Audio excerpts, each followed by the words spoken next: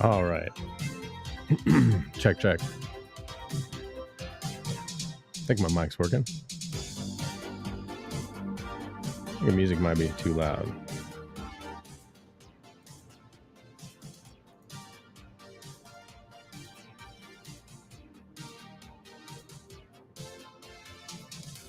Can't really tell.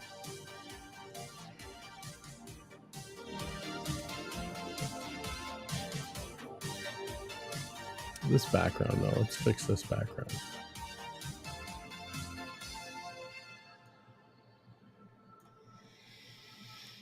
Okay. I'm going to start off with a little bit of inking.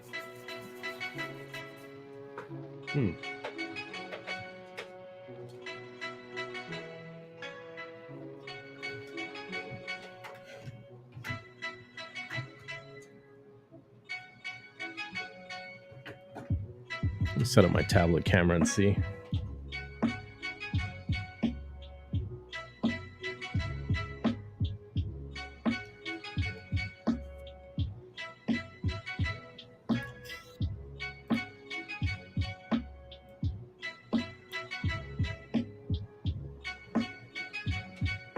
Let's see what we got here.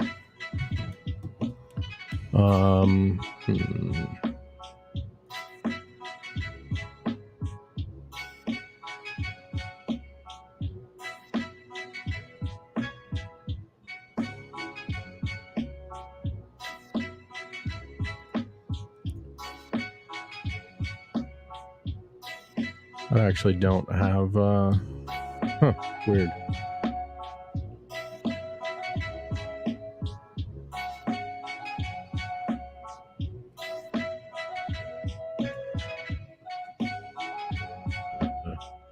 Got it on the fly.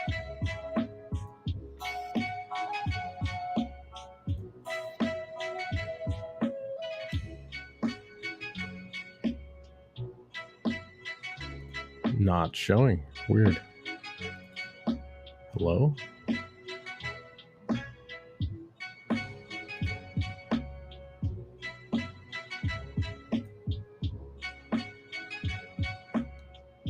Maybe I uninstalled it. Okay, well. We'll have to have it for next time.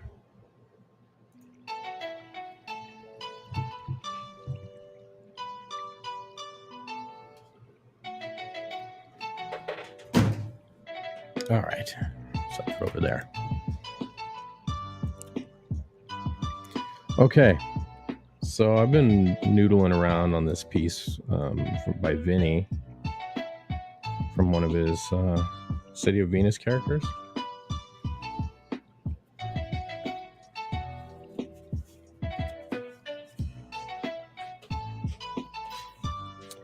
And so you can see the resolution.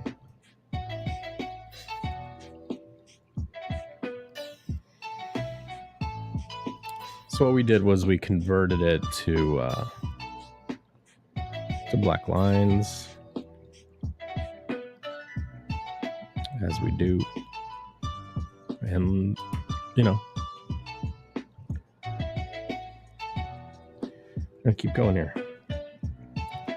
All right, so looks like we got some hair. Oh, you know what? I'll do one more thing. Got the chat up here. Let me open it up on my screen down here.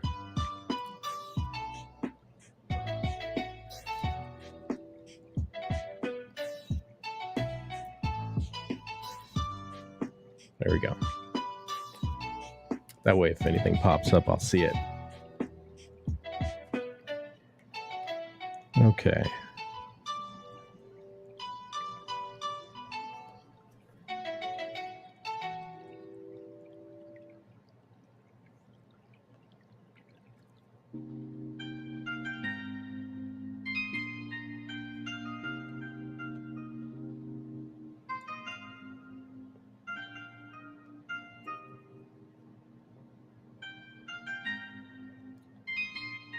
Actually, that's the shoulder. So we need to cut back on that a little bit. Let me get this in place here.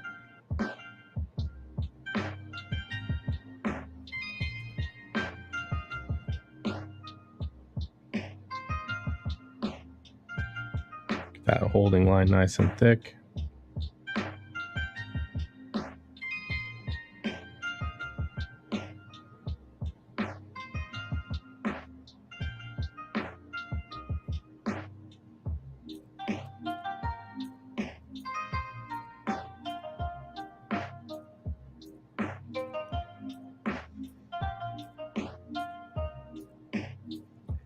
There we go.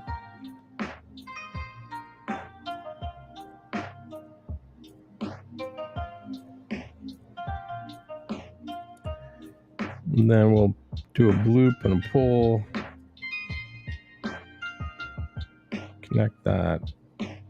Pull out from here like that. Maybe we'll do a little connection point and a fill.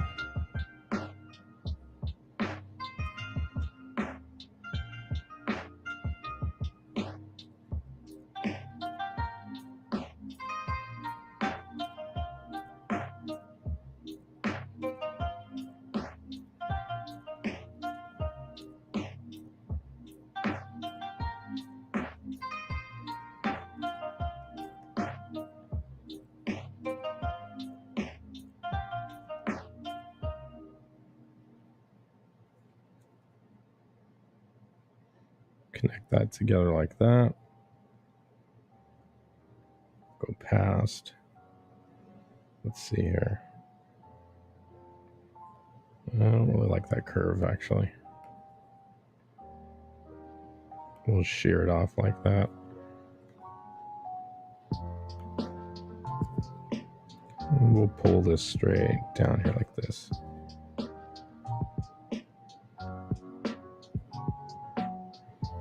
And throw a fill in there.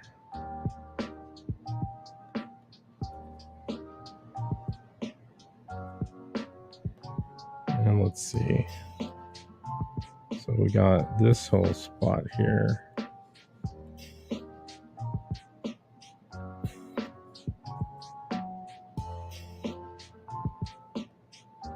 Something like that.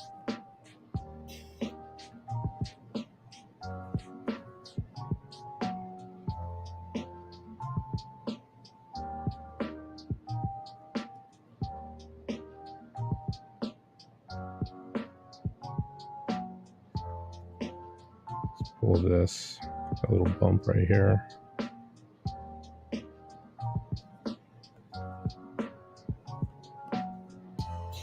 Fill that in, get that holding line nice and thick. Now I'm thinking kind of like the thickness of this line here. So what we'll do is we'll do this. Because you never want lines to be similar to each other next to each other. That's boring. You don't want that. You want thick, thin, thick, thin. You want a mix of line weights to intersect and touch each other. Makes it look interesting. Okay. So let's see.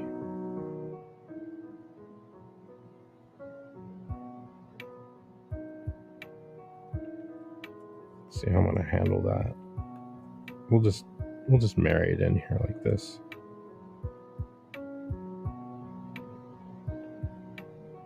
See if that makes sense. Don't want to like that bump.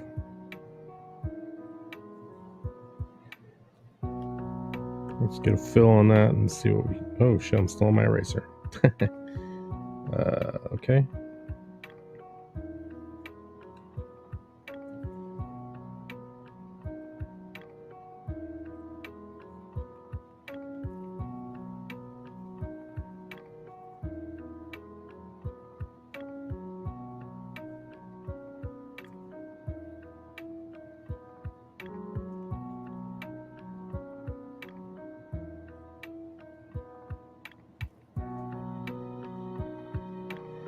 See, that's not good. Having them all terminate at the same place. That's boring. Even still, that's a little close.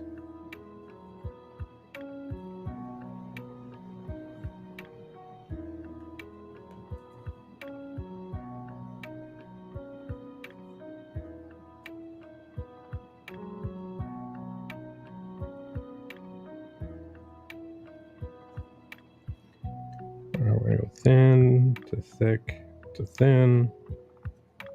We're going to go thick to thin. We're going to marry these guys together like this.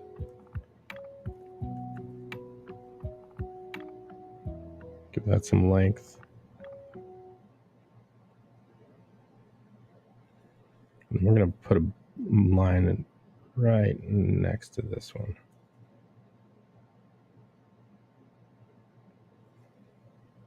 Just to make it look interesting.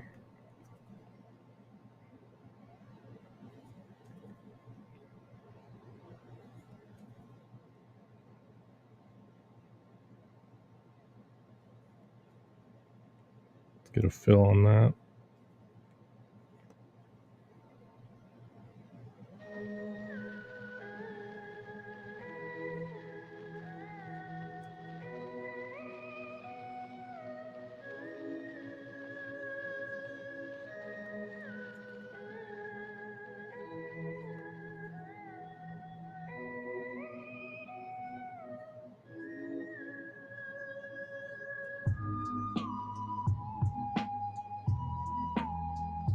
I think we can probably do like this. And then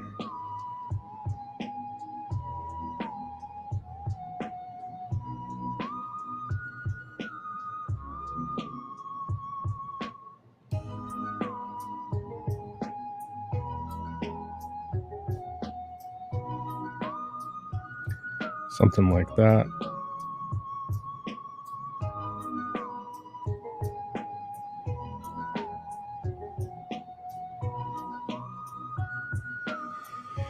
And sometimes you just got to zoom out and look at what you, what it is you're working on. What's up, Johnny Cage?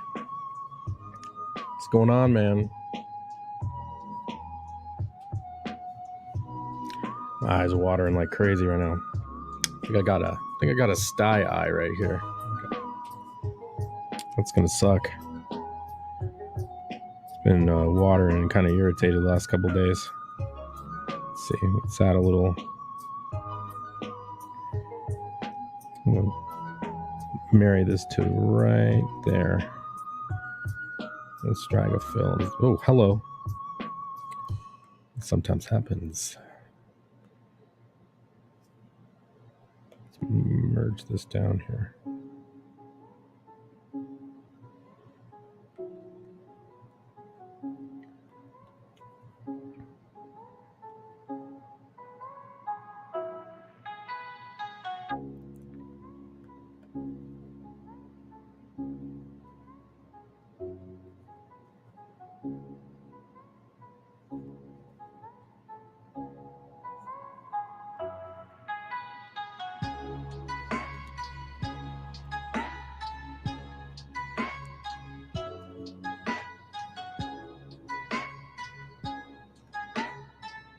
Trying to make sense of all Vinny's sketch lines here.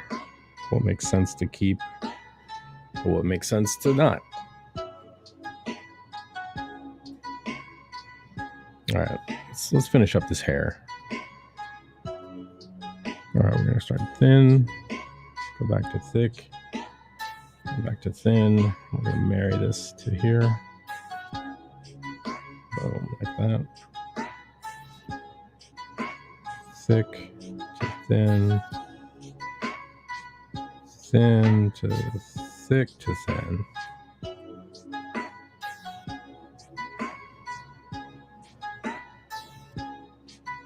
I'm going to do another thick line here. I'm just going to put it right next to it. Thick line. We'll marry those two together.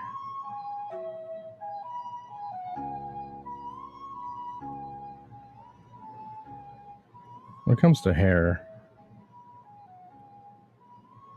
I tend to like not. I don't like to put too many fills. I like to let the colorist do some stuff with the hair. You know what I mean? Unless it calls for it. Or sometimes it does.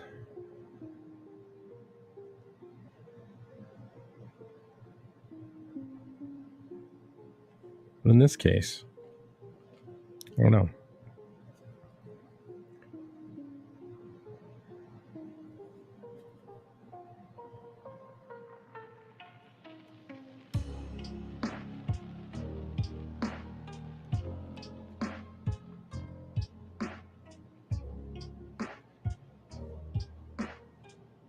I think that handles it.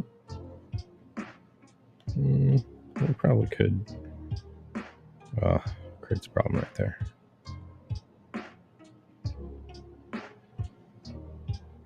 I feel like that should be just a touch thicker.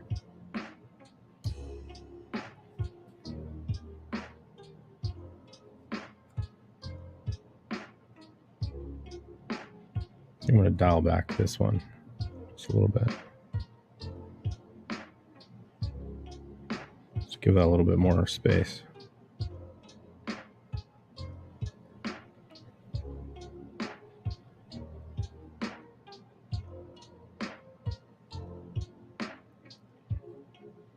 All right. Now let's add some white to cover up the pencil lines. I kind of like to erase as I go. Gives me a visibility as to what needs to thicken up.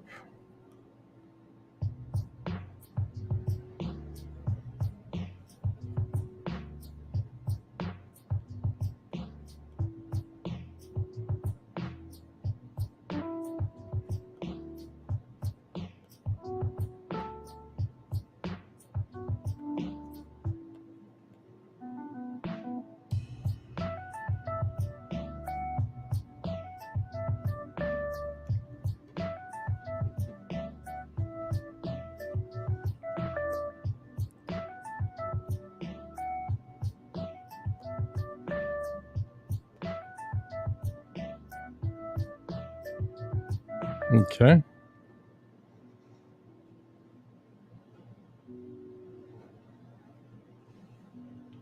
That needs to thicken up. Right there.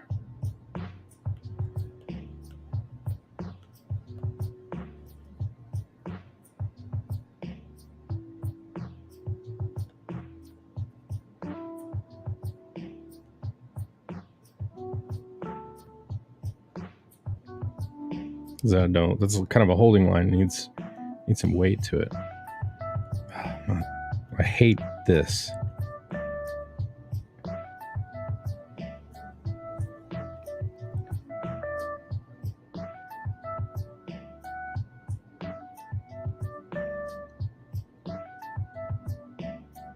I don't like when a bunch of lines bloom out of the same point.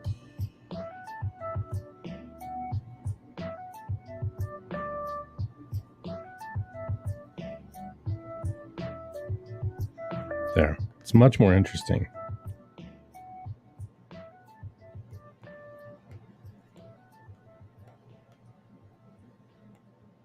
There we go. It might seem minor, but it really is minor. But that's the pitfalls of working digitally. You fixate on small details. You're like, you zoom out, you're like, that's not going to print. You're not going to see that. You're not going to see that at all.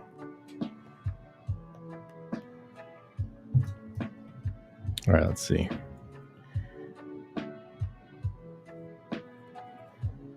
I'll fill that in.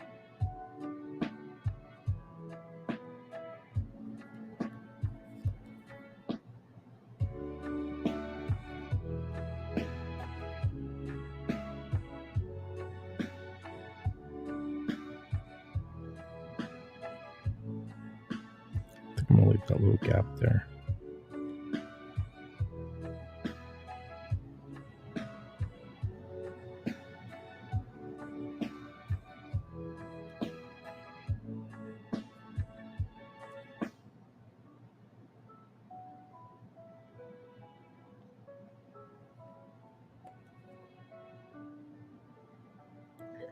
I think that's a rip in the jacket right there, it looks like.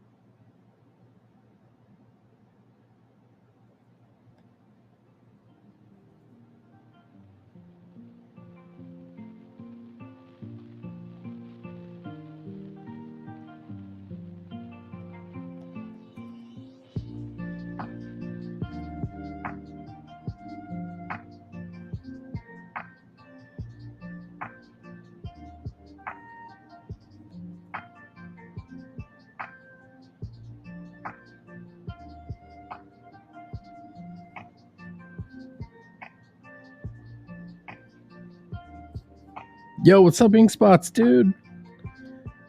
Fuck, man, I feel like I haven't talked to you in forever. Links in the Discord if you want to come in. Or, you know, if you're busy. Understand.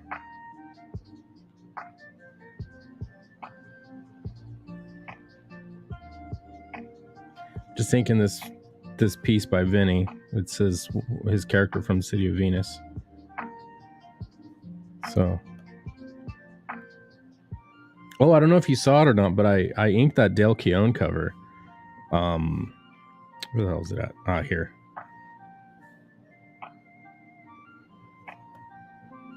Yeah, Joe liked it a lot. So, turned out good. I'm happy with it.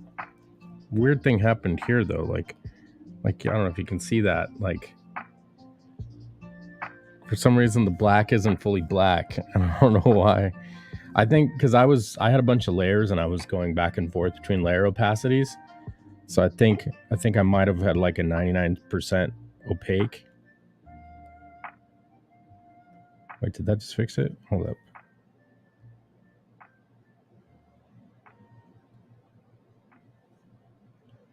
I might have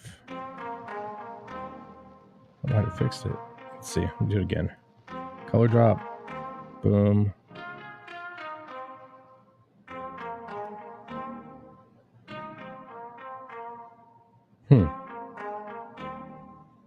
Weird.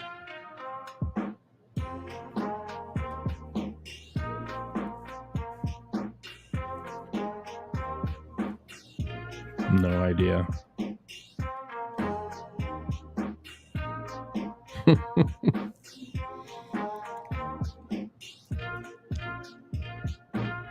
So that was fun. Oh, and then I did this Preston piece. If I still have the pencil layer. Yeah, I do. This is such a cool drawing. I made myself a gritty quill. This right here. So I found from True Grit, they have this pack of brushes, and none of them were just quite right. So I took all the changes I made to the studio pen and applied them to this, but left it bleedy. So like, it gave me like chunky hatches like this, kind of like it would do on actual Bristol. I kind of like it, you know.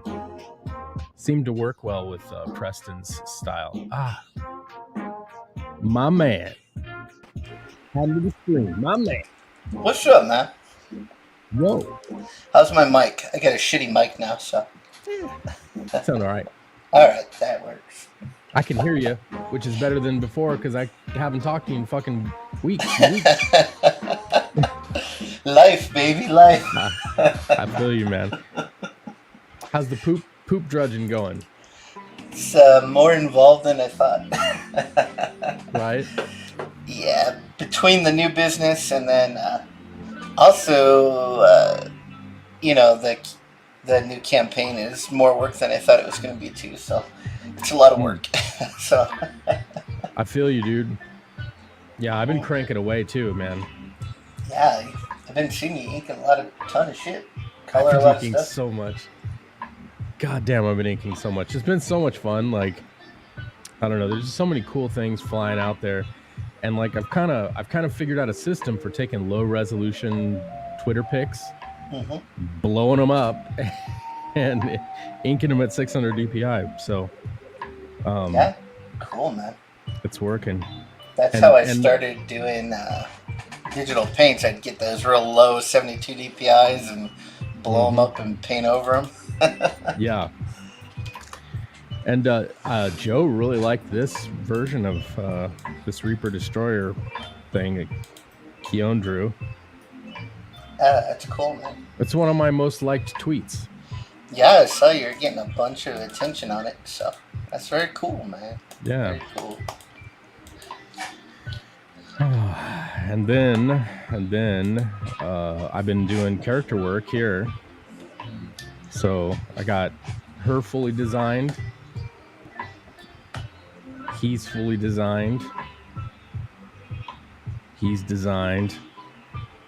He's designed, and now the last one is this one. I think I saw some. Didn't you do some rough color on her already? Yeah. I think actually, she's the same color as her brother, essentially. Yeah. Here you go. Cool. So, yeah, they're both gingers. Gingers and green. Yeah. Yeah. I mean, I guess it's a thing, right? Instead of running from it, I went right at it. They got the Irish vibe. That's right. And so the next step is to add these guys to this sequential. So these are both the ginger-headed kids right here. I'm going to be putting over top of these guys. Cool, man. So been trying to move the sequentials forward, doing character work, inking shit, coloring shit. It's crazy. Yeah, man. Very cool. I've been just trying to stay awake after work long enough to do anything. Oh, God. Yeah. I leveled the top of the mountain, and then I terraced the side of a mountain and put in a whole sewer treatment plant. It was crazy, dude. Oh my God. Took like 2 months. Holy shit, man. That was like the biggest job I've ever done. I was like, I'm not trained to do this shit. Hey, what's up, Bristolian Dave, man? How you doing, bud? And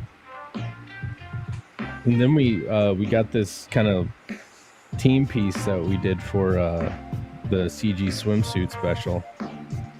I just flatted it real quick for Beacon to color. Yeah, his colors are coming along pretty good. I've seen some of what he did. Looks really good. Like it. Yeah. It's funny, he's taken a little bit of you and a little bit of me and kind of squished them into his style. Yeah, he's doing pretty good.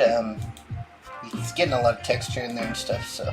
That's what I mean. He's going like, he's walking around the color wheel like you like to do, and then doing some cut and grads like I like to do, and putting them together with his own little spin. And it's really, really cool to watch. Yeah, I've seen his little Tales from the Natverse 2 pages that he did. They look good. They look good, man. And Sim bamboozled me. I'm coloring Planet 69. Of course you are. He nailed me down finally. He's like, come on, you know you want to. Come on. I'm like, I kind of do, but you know. So I made it official. I'm going to do it. Yeah, I've been doing a little bit of everything. Writing, penciling, lots of coloring. Yeah, doing a campaign is a lot different. It's my first one that I'm really involved in, so a lot more work than I thought. So, and then got to do a lot of promotional stuff. So even when you don't feel like it, it's not a hands-off experience, huh? Yeah, it's like, oh, I just got off a 15-hour day of work. I got to go on a stream now. Great. Yeah, it's not an if you build it, they will come scenario. It's a, I just want to play Elder Scrolls right now. Dude, yeah, I've been gaming a little bit too, luckily. I've been finishing up Skyrim before I break down and buy a PlayStation 5. So, Mm. well, I might not buy a PlayStation 5 now because Bethesda is going to be exclusively Xbox. So, it might be the first time I buy an Xbox ever. So, I'm not sure yet though. I haven't decided because I've been PlayStation a long time. So. Well, I was PlayStation for a long time, and then I went Xbox, and I haven't really looked back. I mean, I would say one of the good things about Xbox, and I know this is common to PlayStation a little bit, but it's primarily Xbox, is crossplay function. Stuff that people that are on your Xbox can play with you on the PC, or vice versa. Oh yeah, I've seen something like that. Like they can get like an Xbox controller, and then what is it? If you have a good enough PC, you can just play all the Xbox games run on the PC, right? Well, that, but some of them are natively crossplay. Well, like you open the PC version of it, and you can group with people on Xbox. Okay. Cool. Without having to do any kind of funky business. So, the Xbox a little cheaper too? Than a PC? No, than the PlayStation. I don't know. I haven't priced them in a really long time. I think they might both be around like $500 or something. You're basically buying a computer. Yeah. Well, I want to play Starfield when it comes out, so I got a year to decide though. If Bethesda even releases it, then who fucking knows? It's been 11 years since Elder Scrolls, so.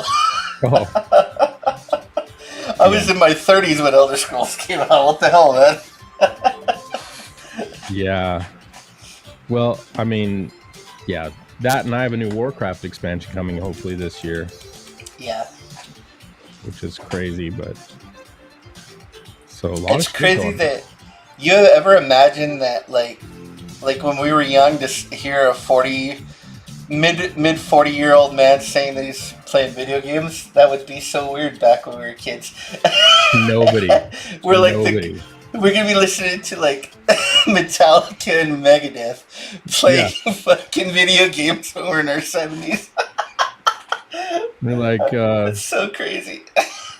Yeah, I mean, I think it was Nick Swartzen did a bit about old people, and like there's gonna be people who listen to gangster rap in their like 80s, you know? Yeah. Your grandmother was a hoe. Who is that Brewer? That comedian Brewer? Jim Brewer? Yeah, and he's like, when I'm old, I'm gonna be like, turn on the 80s. the oldie station's gonna be like Metallica, Creepy Death. Grandpa's weird. Yeah. Oh my god, it's gonna be glorious. Yeah, we will be the coolest generation of old people. I think you're right. For a little while, anyway, because the new generation is just gonna sign a bill to make us into like crackers or something, like grind us up, recycle us. It's gonna be the other iteration of Eat the Bugs. It's gonna be Eat the Old. Yep. Soylent Green, baby, it's coming. Oh, shit. Oh, did you see the robot dogs? I saw it on Twitter. There's like an army of robot dogs that this company built, and I'm just watching these things like all move in unison. I'm like, oh, we're so fucking dead. Why are we so stupid? It's like we never watched a movie ever. These fucking machines. Well, they look exactly. Did you watch the new War of the Worlds television series? No. They have these little robot dogs that like the aliens send to like kill everyone that they do an initial attack that kills most of the world, but some of us survive. So they sent these robot dogs, and they have like machine guns, and they have like this peg that shoots out of their face, and they just like they chase you down, and they just like bash your brains in with it. That's exactly what these robot dogs that they just made looks exactly like the creatures from the show. Oh my god, dude. Like we're so dead. We're so stupid. Man. Oh. Well, that's why they say we haven't found any alien civilizations, because if they get to a certain point of technology, the machines just kill them all, and then so you won't ever find a civilization. That's an interesting theory. Yeah, it's like because the technology always outgrows, and then they find out that they think that they're superior to the organic life forms, and they just exterminate it. So everybody gets terminated.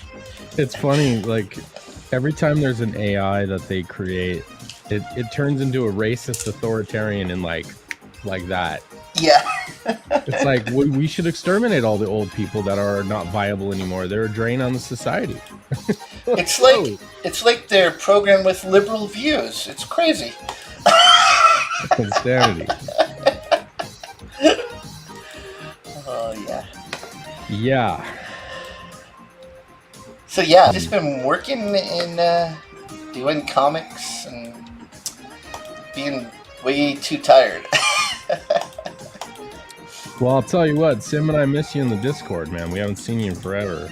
Like, we haven't actually even been in there that much lately either. Yeah, pretty much the only person I've been hanging around is Jason, and we just talk about the comic. You know, we're kind of writing it as we go, just like 10 pages at a time or something, and then we do those pages, and then we talk about the next pages, and yeah, lots of research and stuff. So you're just doing like story jam sessions. Yeah, we'll just get into the Discord. And did this thing, and then the thing did that, and like, okay, yeah, draw it. Yeah. Alright, and then like I'll like draw a character, and he'll be like, yeah, but what if it looks like this? And then he'll like change it around a little bit, like, yeah, it's cooler, and yeah, so things like that. It's fun. It's just it's a lot of work, and I don't know how long I can. Hopefully, it takes off. Because if it doesn't, I don't know if I could keep up like running a full-time business and then like every bit of my free time working on comics. At some point, I'm gonna have to go. I'm gonna have to give it up if it's not working out. So you never know. Yeah. So, we'll see. I mean, you just seen it. I mean, you got two huge projects that just. Made a whole bunch of money, and they weren't like big name guys, so that's pretty cool. So stuff can it can still happen. So it can happen, man. Yeah, I mean, you know, it's definitely in a pullback phase, I think, but at the same time, if you have the right mix and you work hard enough, and the algorithms pick it up, and I say algorithms as in the digital algorithms as well as the people algorithms. If they latch onto it, then you know it can be good. You just gotta find something that hits people right, and then you see Kenneth Rockefort, like his new project finally hit. Like it kind of made what we thought like the first one should have made, and so that's kind of cool too. Even though he was like a big name already, it's like. It's good to see like if people see what you can do, maybe the next project afterwards is gonna hit, and or like your second book is gonna hit and do better. So I think Kenneth's big issue is he's so like he's so like inward, like he's very mellow and unassuming and doesn't like have a big personality, and you know what I mean. When he's on stream, he's pretty quiet, you know. So like people don't really get to know him. I mean, his art should speak for itself. I fully agree with that, but I think that's what finally happened. Like people saw what he could do, and then like, he's a fucking savant, dude. Yeah, he could do it. Everything. Absolutely. His color work is like he's a penciler, a writer, and then I see him do color too, and I'm like, God, dude, it's like I don't know how he gets those colors, dude. I can't color like that. It's just like he makes the digital like. Exactly like his watercolors somehow, and it's amazing. Well, when he colors with like watercolor markers. Yeah, I've seen that too. Yeah, it's like when he does his daily sketch, like on his sketchbook, and he puts it out there on Twitter, dude. I stare at it, dude. I'm just like, what am I doing? What am I even doing? I'm working with binary, on, off, black, white. That's it. That's all I can handle. That's all I'm gonna do right now. Leave me alone. Right. My brain's too full. What's up, Keely Chow? We're just hanging out, doing a little bit of inking and a little bit of whatnots, and you know, shooting the shit. We're catching up. Ink Spots and I haven't really hung out in a few months, actually. Been busy Yeah. doing things. Yeah, I got my license and things kind of went crazy all of a sudden. So I was like, But I mean, to be fair, having too much work in this economy, in this world is... yeah. Well, that's the thing. I sort of have. I'm the only one, that's doing this kind of work in You're my the Bubba area. Gum So. Shrimp boat of shit. I know, that's kind of the thing. It's like I have tons of work because nobody wants to do this work. Yeah. It's very hard. Yeah, I think Mike Rowe proves that on a episodic basis. Yeah. And also I take over the company full time in September, so I got a lot to learn in a couple months. So Dang. Hey, what's up, Purse? How you doing? Happy Sunday to you as well. We're just doing a little bit of artwork here, just digitally inking this pencil drawing. That's one of Vinny's. Yeah. I like chiseling out Vinny's lines and turning them into like this, my style. Because he has real like soft and thick line work, and like I like to chisel it out and make it like tight. Yeah. Well, that's the kind of line work you use when you want to paint over it, so it kind of all fades into the painting. So. Right. Yeah. Yeah. So I'm making it look more comic book arty, whereas his drawings are ready to be painted over, like you said. Yeah. Looks good, man. Thanks. I can't perfect my craft, Yeah, I gave up. I've been trying for years. I can't ink. I'm not good at it. I don't have this steady enough hand. Yeah, I mean, it's something that, like, I don't know. It's hard to describe.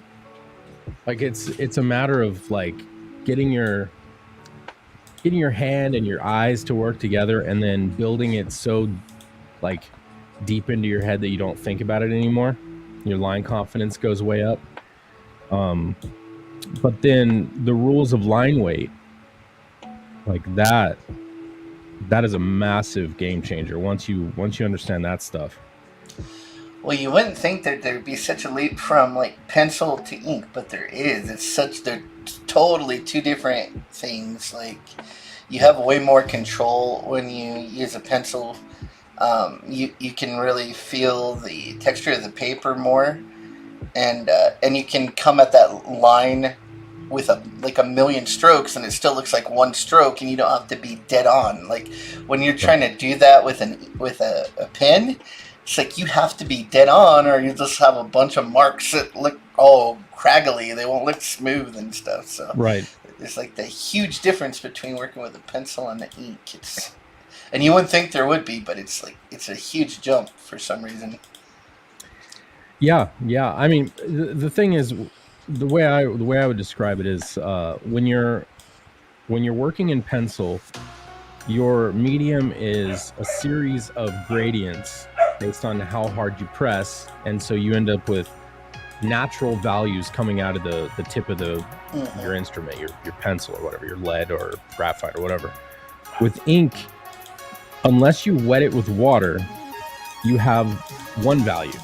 And so your values are created by line frequency and line overlaps. Like the weight of the line, how it varies from thin to thick or thick to thin, and how many lines next to that line in a row form the gradient. And so you have ultimate control over expressing gray values by how you choose to manipulate the lines in succession, how you choose to have them overlap and cross hatch, all of that. So, pencil is, you don't have that. You literally spit out gradients. Yeah, I stopped even really doing the comic book style. I just, like, because I'm drawing the supplemental to our comic and so I'm putting in like the shading and everything, and I'm just sending it to him and go, you just do your thing, with the ink, you know, because it's, you could see where I was going for. Now you just do whatever your style of inks over the top is and make right. Yeah, so So I'm sticking to my lane. I'm good at doing gradients, and like you said, doing rendering out with pencil or with digital, and then just shooting it over and let someone else do the finishes over the top. So it's like Well, you can and see what I was shooting for. yeah, Jason has that sort of a kind of a Sam Keithy style to his Yeah, inks. yeah, they're very textural too. Like he uses a lot of just splatting and Yeah, because he's partially blind too, and a lot like some people would call what he does. Some of his stuff he does mistakes, but I think it like adds to the character of the piece, and then I'm able to take what he does, and then I kind of add my little flair when I add the color to it. So, right. and he's leaving me a lot of space. Like I'm doing all the backgrounds are painted and stuff. So it's kind of fun to see what the combo of like when you're working with someone else. It really is kind of cool to see what the combo comes up with because it's not all you, it's not all them. It's just like this weird mixture, and so sometimes it works. Yeah. Well, it's kind of like when me, you, and Sim get together. Yeah. It's fucking. It looks like something you need to pay money for. Yeah. I mean, for real. Yeah, when it gets all polished out. Yeah. So, I don't know. Well, I mean, I hope you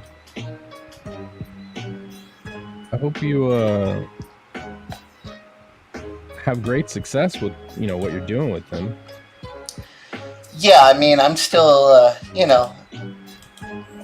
I want to do Metal Mayhem Rock Boy, but I'm kind of hoping because what we're doing right now seems to get a lot of attention. So if that does well, and then because we're all insecure about our work, like, is it going to sell? I don't know. When it's out there, like the audience, the people are going to decide if you're going to succeed or fail. So you just kind of got to see what happens.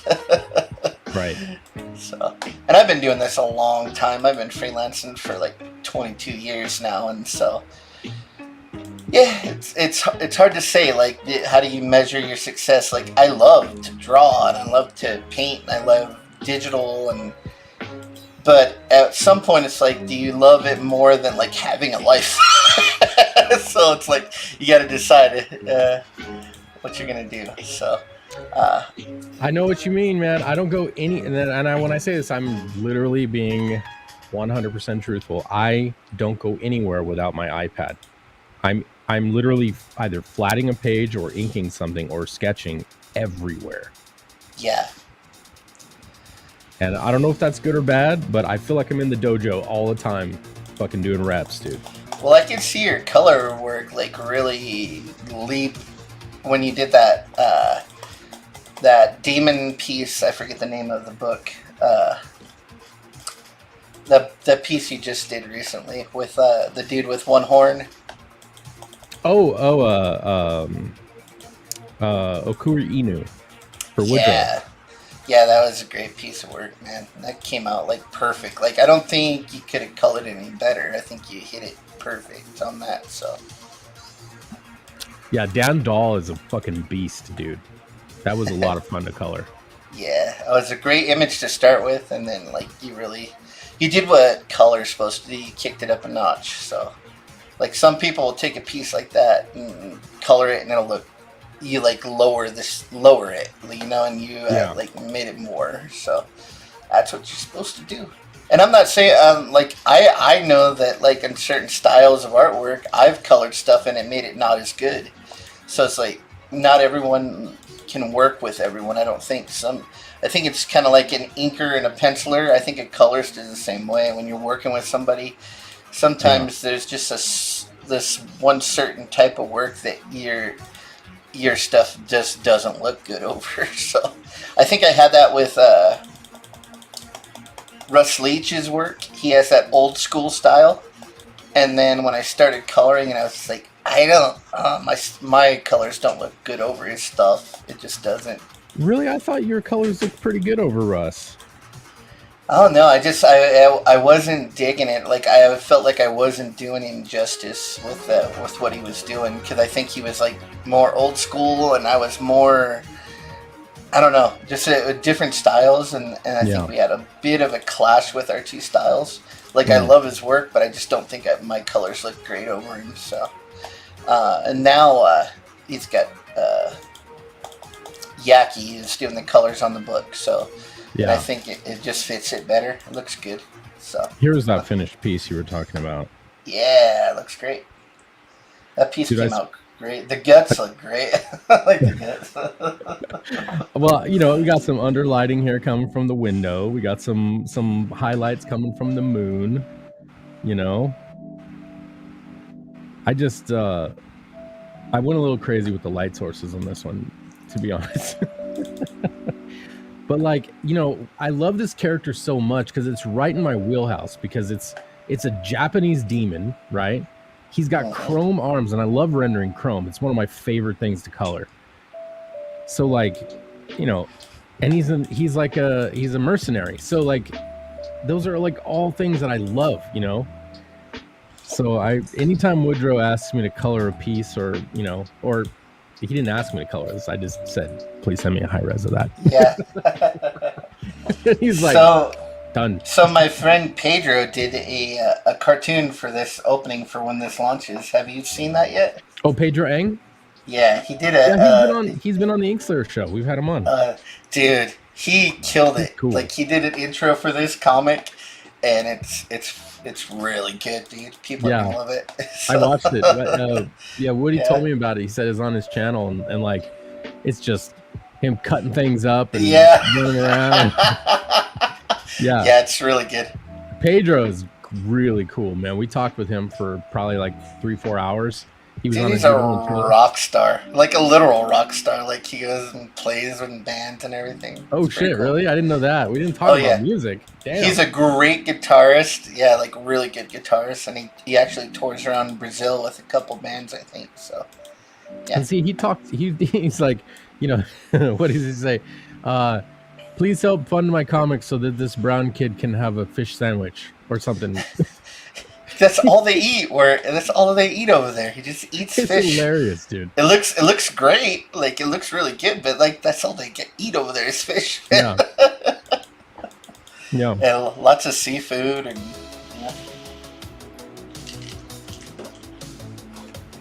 yeah, it turned out great. We've done a lot of art this year, man. It's only June. I feel like I've done more art this year than I have in my whole life. It's really crazy. I'm getting pretty fast too at coloring. Like I was having a problem there for a while with speed while I was working with Cash Grab.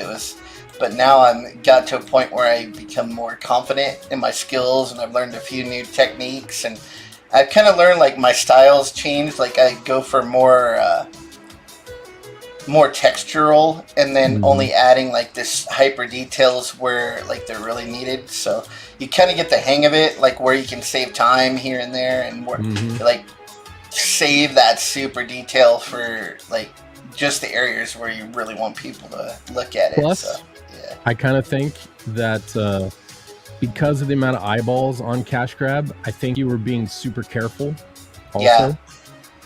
So since it was your first big Comicscape project, and it was a big book with a lot of eyeballs, I think you were going a little extra on every page, Yeah, now I've kind of with what I'm doing now, I'm just really I'm doing what I like, you know what I mean? I'm not taking everything so literal. I was taking if I was going to paint a sky, I would paint a night sky or a day sky.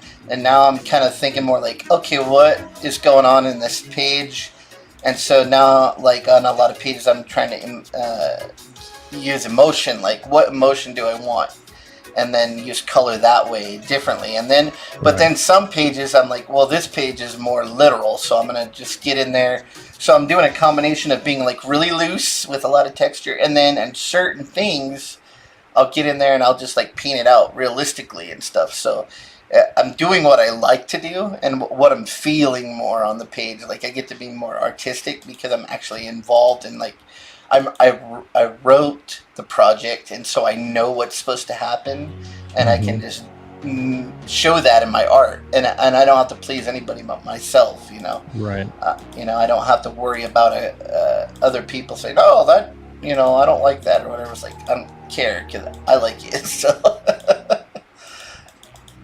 yeah, it's Yeah. different I when it's mean, your own thing. when it's your own thing, it's definitely a little freeing. So And I've been doing a lot of traditional too. Like I've been doing traditional acrylics, watercolors, a lot of just traditional penciling, all kinds of just. And I think getting back to like the traditional a little bit, and then taking what's great about traditional, and then scanning it in and combining that with the digital. mm, I think yeah, it's kind of nice. You get textures that you can't get digitally, and you get a certain look that you can't get just going all digital. So yeah, yeah, mixing, it's not an easy thing to mix traditional and digital together.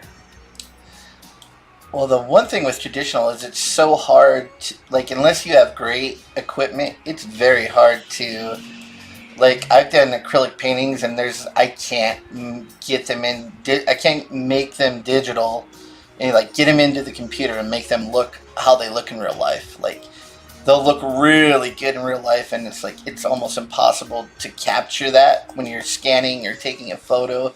Like Mm. it does not translate well unless you hire like a professional photographer to like do it right. So So, did you get your color mix figured out eventually, like with the amount of retardant to paint, like so it doesn't insta dry on you? oh yeah, I got that figured out, and I'm using what they call open acrylics, and Hmm. so they just stay. Basically, they have a special formulated retardant in them that just keeps them wet longer. But even with those, I had to learn how to paint faster, Hmm. and then you really got to spritz with water like every 20 minutes, or your stuff will still dry up because. I'm in freaking Arizona. It's just too hot here. there's no humidity. It just Yeah. sucks all the water out of the paint. So I like close my door, and I just get a lot of water vapor in the air. Get a humidifier going, and it keeps stuff a little wetter longer. That's the only way to really paint. I don't think you could do plain air painting very well with acrylics in Arizona. So too hot. But yeah, I learned a lot about acrylics, and what's cool about acrylic painting is it's sort of like Photoshop. You just work in layers. Like if the first layer don't look right, let it dry, which only takes a few minutes, and then do another layer on top. So that's kind of how I think about it. And now, like when I'm working digitally, sometimes I'll try to smear paint with my finger or something. 'Cause it's such an it's weird. I'll be rubbing the screen like, oh wait, I can't blend like that, or I'll be painting acrylics, and I'll be like, oh, I need to save, and I'm like, oh yeah, it's physical media. I don't need to save. You're like, it's already saved. I'm I better struggling with save this this. part. Yeah, I found that I did that the other day actually when I was drawing on a piece of Bristol board, and I double tapped with two fingers to undo. And I was like, can't do that. Where's the undo button? Damn it! I actually try to pinch and zoom like on the paper sometimes. It's a thing. I think what holds people back in traditional is that it's such a permanent medium, but also it's not as permanent as people think. There's been very few times when I haven't been able to fix mistakes. It's just learning how you fix those mistakes. Like, and then once you learn that, like, it's like there's nothing that can't really be fixed, and if it is, I just always make sure I have a copy of what I did so I can just start over. It's not a big deal. It doesn't, because physical media seems to be actually faster than than digital because you can't zoom in and dick around. You have to, you're zoomed out already. Yeah, I think I found that to be true. I waste a lot of time on mundane, minute details that are never going to print. When you're zoomed in, you're like really shaping like an edge, and you're like, oh shit, I gotta really shape this corner. And you zoom out, you're like, oh fuck, okay, that's tiny. Well, that's always the thing, though. That like you have to, I think, when you do digital, because somebody is going to take this little tiny piece of the image that in print you're not going to see it that well, but if you did it digitally and you put it on Twitter, someone's going to zoom into that 1 inch by 1 inch square and show every little detail in there, and then someone's going to be like, oh, that don't look very good. Yeah, that's because it's supposed to be freaking tiny. You're not supposed to be looking at it that close. Right. That's what I hate. Like, someone will always take like a page that I did and they'll like zoom into like the smallest panel on the page, and it doesn't look very good. I'm just like, that's because it's not meant to be looked at like the size of a piece of paper. It's like less than 1 inch tall. Yeah. That like is on the comic. It's not going to look like that. But yeah, we've been. It's been interesting trying to figure out how to get people to sign up for your mailing lists, and it's a whole process, and trying just to present your stuff out there looking well. Sometimes you'll throw something out there and it just doesn't look good. So design is a big thing, and like stuff I never really thought about before. So yeah. Yeah, it's like when I start thinking about like creators who've done like multiple projects, like a guy like Vinny, who's put out like a dozen projects, dude. I'm just like, fuck, dude. Yeah. How do you deal with it? I don't know, man. I'm still like, and then you're thinking like, because either way, like if you don't do good, it's gonna suck. But if you do really, really, really good, it's gonna suck because you gotta fulfill that. You gotta print, fulfill, sign all them books, and it's like, I think that's what Cecil's going through right now. Like he had the opposite problem. He did really well, and now he's got like 13,000 books that he has to sign and draw like 400 sketches or some shit. It's like it's a good problem to have, I guess, but still, it's like I can imagine like what he's feeling like. Oh shit, I kind of didn't think this through, and now I got to do all this stuff, and how do you keep track of that and all this stuff? But I think if I ever did that good, I probably would hire out fulfillment to make sure it got done right. But you have to do your research on that too to see who's a good fulfillment service and who's going to fuck it up. So, yeah.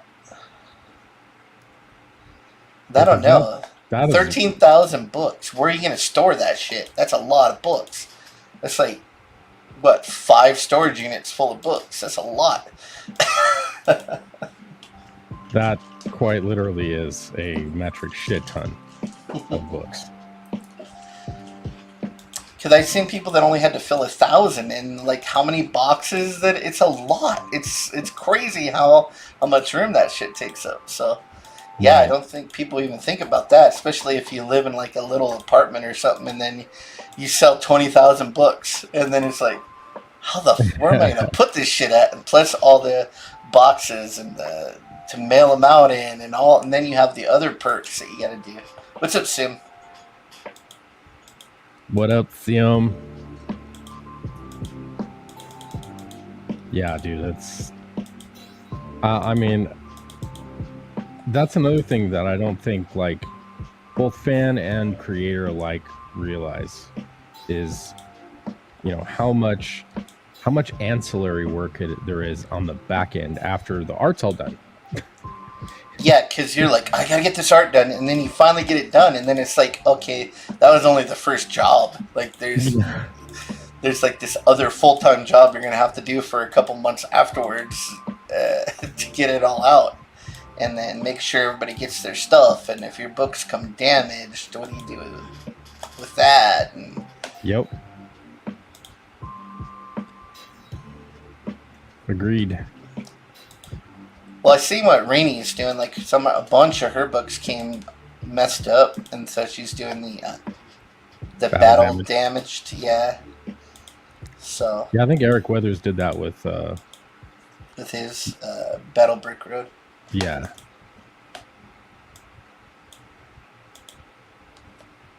I think that's a good idea. Yeah, because you're always going to have a pretty decent percentage of damaged books when they come. It seems like. I think who was it? Someone had like boxes and boxes of damaged books that came. Oh, it was Replicator. Solution. Oh, with a replicator. Okay. Yeah, and they're just like tons of damaged books. I can't even think of the nightmare that after you wait all that time for your book to get printed and it comes and then they're all fucking damaged. Ugh, that would be a nightmare. Yeah, it would be. Especially if they came from like China and then you're having to deal with them to get them to reprint them and who knows, they may give you the middle finger and say, nah, you got them, they're yours now, you know? Like, Milo! Like, motherfucker. Give me my books. Yep.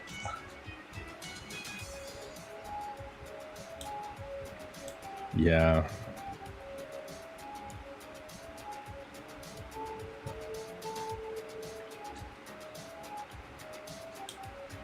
Well, I'm kind of with the genre that I'm playing around in. I've got a ready-made, weeb following that once the shit drops and people get their teeth into it, I can see it blowing up. Yeah. Because the script readings that I've done for the weebs that are friends of mine, they're like, I need this. I need it now. I need more. So I've gotten really good feedback on the story itself. As long as I don't fuck up the art. Yeah. Which, I mean, I'm pretty happy with how the character development's coming along. The style feels right to me. There's definitely some things I can do better, and I'm working to get better at that. So, yeah.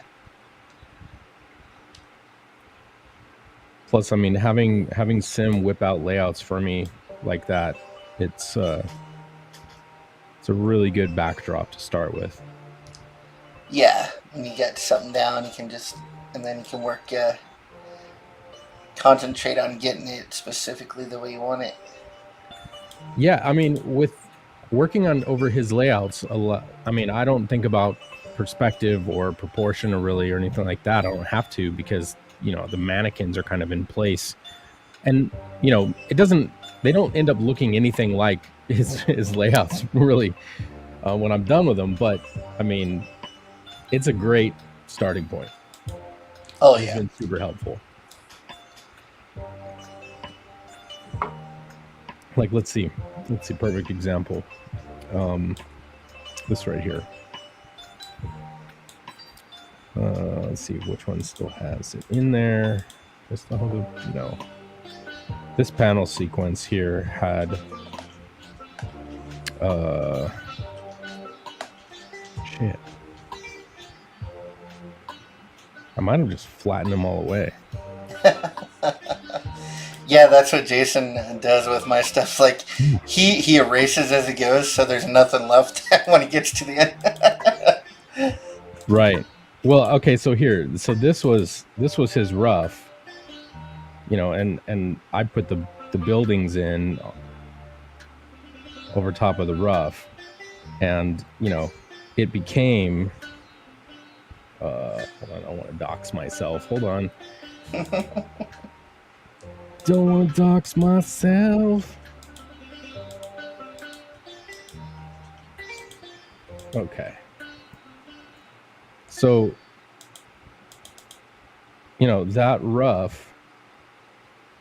this rough became this. So yeah, I mean, it's structurally there, but the pages or the faces and stuff, the style the backdrop all changed. Yeah, it looks like an animated movie. Looks good. That's the style I want, man. That's exactly what I want.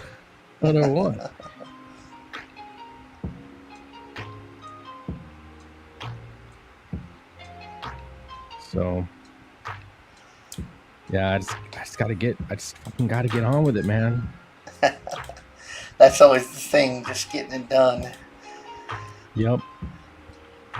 Well, it's not the easiest thing when you have a day job too. So, like I said, you got a full blown family too with kids and everything. So yeah, you have to manage the time. Sim says, "Lucky I'm in Canada and I got printers galore here, and 3 of the biggest ones." I mean, yeah, that is proximity to good printers is something that not everyone has the luxury of. So yeah. I mean, that is the only good thing I ever heard about living in Canada. So.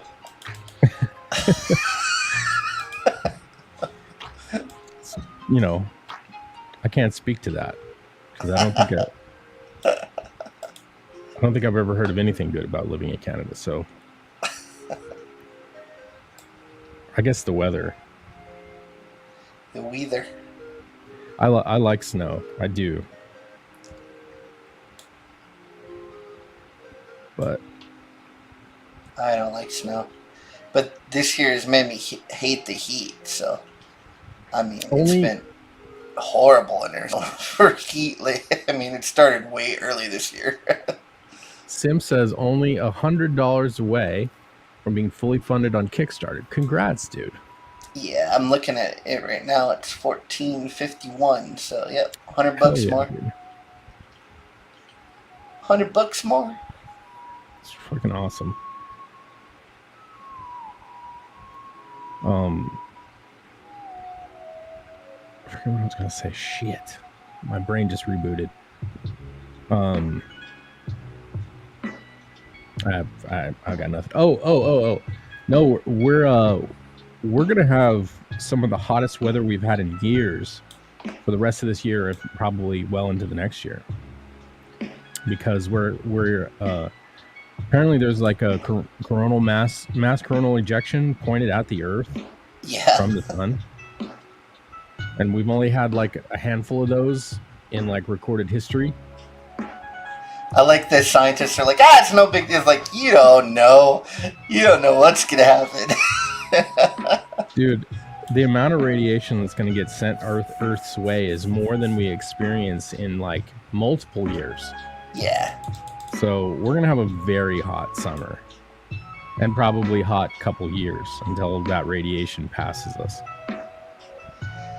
Yeah, I mean, it started way early, and then all last month, I'd get up early to go to work because I was like, I'm gonna get this shit done before it gets too hot. And it would be like 80 degrees at 7 a.m. in the morning, dude. And I'm just like, what the fuck?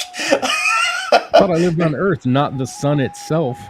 Yeah, and then I almost had a heat stroke one day. I was God. I didn't even kind of notice what was going on. And then I'm like, wow. And I sat down and I was like, wow, I'm just dizzy. And then I drank like 2 full gallons of water. I was like, yeah, it's too hot. Dude, that alone, that can give you a massive fucking headache too. Drinking that much cold water while you're in the middle of like being fucked up by the sun. Yeah. Yeah, but I didn't feel good for a couple days. Oh, shit. Well, I was working, I was putting in these big old leach fields, but there was no shade at all. It was like direct sun all day, just beating down on top. And I had to spread all the sand by hand and make it levels. And so it was just you heard of the shovel, right? Yeah, no, I used the shovel. You're like, not my hand. It was the side of the a mountain, so smoothing sand out with your palm. I actually was, dude, because for the some of those systems, the ground has to be perfectly level. So I had to take this big long level, and then I bolted it to a 2x4, and then I was just using that to make the ground perfectly level, and still didn't turn out perfect at the end, but it was good enough. But you should get yourself a tamping screen. Do you have one of those? Tamping screen. I think that's what it's called. Guys who like usually you'll see them in people that pump cement. Oh They'll yeah. have like this. It's like a flat screen with like a handlebar on it, and they basically it just tamps down the freshly sprayed mud so that you can begin leveling it. Yeah, when you have water involved, it makes it a little bit easier Oh yeah, than okay. like dirt, because water kind of naturally, like anything with water in it, kind of naturally levels itself out. But yeah, sand is a little more of a pain in the ass to Yeah, get it just perfect, because right. you get it perfect, but then you have to walk on that bed of sand to install everything, and then you screw it up again.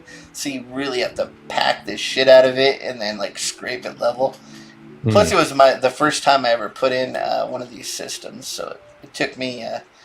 Plus, it was on the side of a mountain, and usually you would use a little skid steer to like bring down buckets of sand. Right. But since it was on the side of the mountain, we had to bring it down by hand in wheelbarrows, and it Oh just God. took a fucking, like I said, 2 months to finish it. So it was a huge ass job. And then Yeah. I messed up the property lines, so I put the septic tank in the wrong place the first time. Oh So really? then we had to dig it up and move it, and it was like a Hmm. big deal. Yeah, I put it like you have to be 100 feet away from the well, and I didn't know there was a well there because nobody told me. And I put it it was only like 10 feet too close to the well, and I was Huh. like, oh fuck. Now I was like, can I get? So I tried to get the county to give me a like they'll do an as built and in a because it's downhill 100 feet from a well. It's 90 feet from the well. It's not going to Right. contaminate the water. It's not even. But they wouldn't give me one because the lady at the county was a big old bitch, and she's like, Oh. "No, gotta dig it up, and move it." And I was like, "That's gonna cost like $4,000." And she's like, "I don't care." So then I had to drain all the water out of the septic tank, and then I had spent a bunch of money to bring fill in because it has to be special fill. So then I had to take all that dirt out and save it and try not to contaminate it. Then bury the hole, which was a pain in the ass because I already hauled the other dirt out.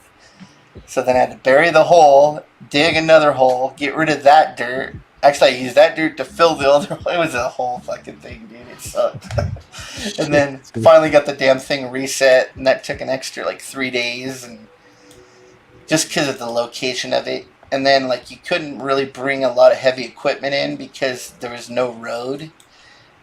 So we had to make a little road, and we still couldn't get close enough. We had to still like haul material in by hand for like a quarter mile, just like walk it in to the job site.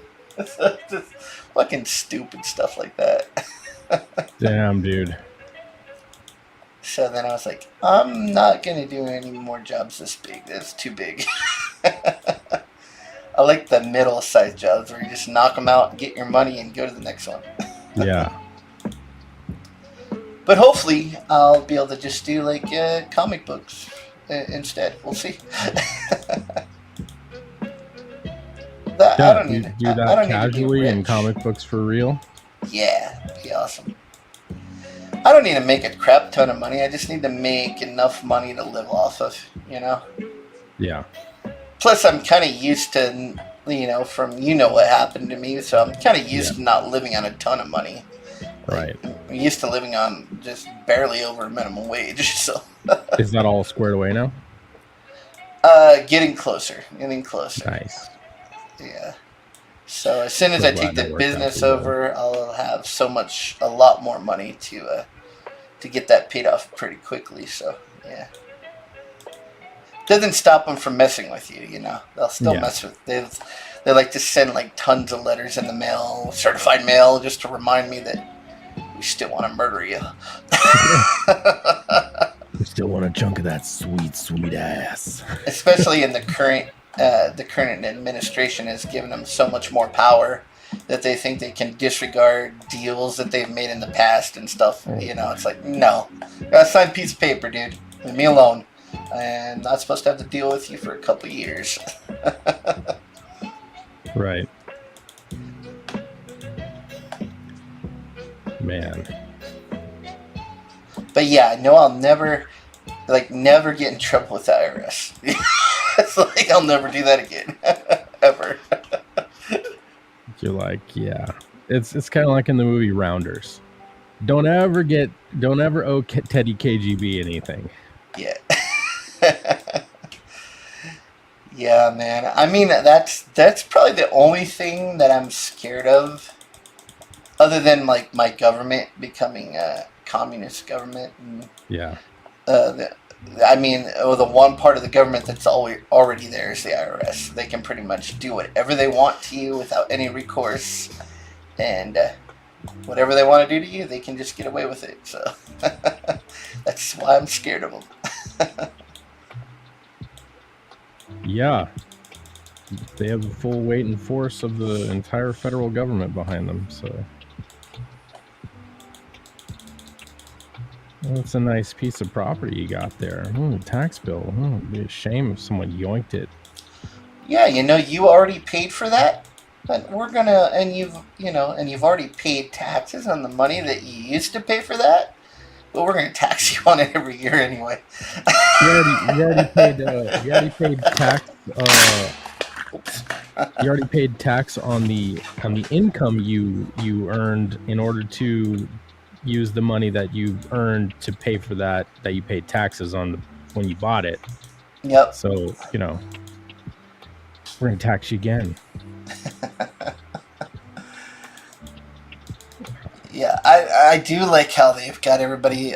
They programmed the whole generation to be so lockstep in what the government and the IRS can do to you. It's like, oh, you're a criminal. You didn't pay your tax. Well, should I be paying those taxes to begin with? Think about it. It's like. Well, I mean, who's going to arm Afghanistan if we don't pay our taxes? I mean, come on. The Taliban needed some new gear. All I want to say is it's always good to take power away from the government, give it back to the people. The government does not need, and they're not supposed to have the power they have today. That's supposed to be in the hands of your state. That's what it means. We're United States, but the power for social issues and things like that are in the hands of each individual state. That's right. The government does not have the power that the government overreaches in almost every single area where they're not supposed to.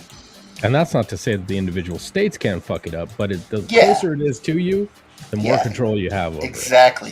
If there's a politician in your state that's causing a lot of trouble, you can just vote him out, and then the next guy can fix it. You vote in the guy you want to fix that problem. It's not so easy when it's on a federal level. The federal government's supposed to keep the infrastructure up and defend the country militarily. That's really it. That's it. They ain't supposed to be doing anything else. So.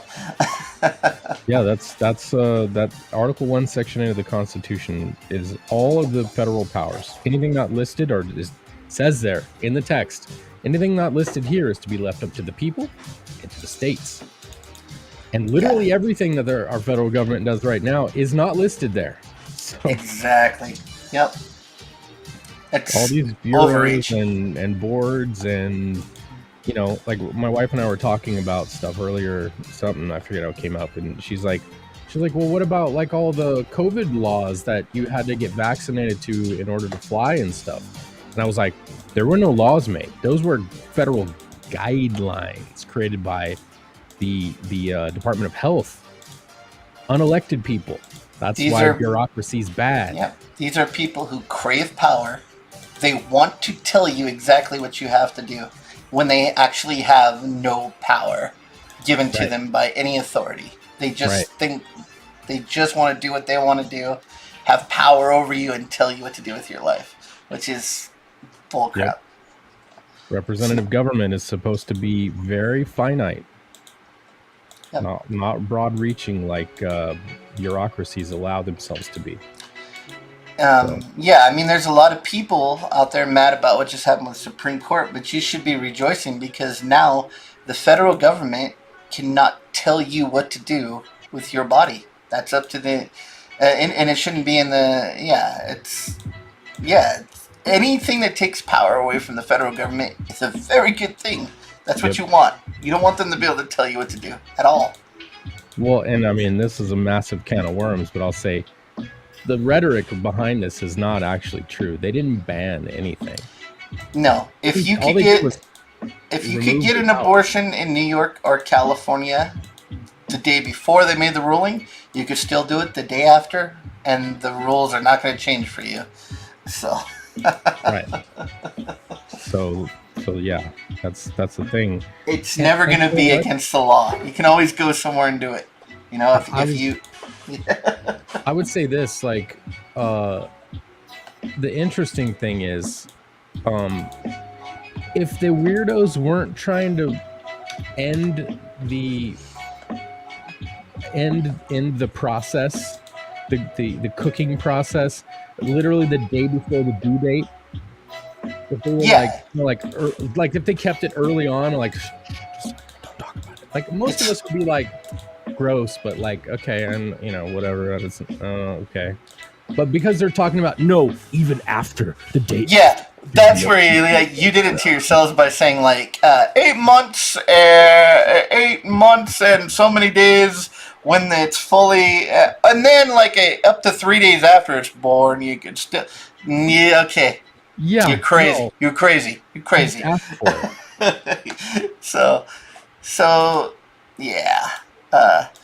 At this point, and I'm just saying, as far as me, I think we should just split the states up right down the middle and make two different countries. I don't think there's any way that the two sides could ever reconcile and be in agreement because of how crazy it's gotten. I don't see any kind of reconciliation, no middle ground anywhere, because when they don't listen to facts and they just make up their own facts. So, what can you do? If people don't even use common sense anymore, they just use talking points. So Yeah, it's like you can't argue with that. I don't know. I'm just, yeah, it's, I don't know. It's hypercharged, man. I'd be good, man. Just have me a conservative state, and then they can have their like crazy thing over there, and then they just end up buying everything from us. We'd all be rich. It'd be like living on an Indian reservation.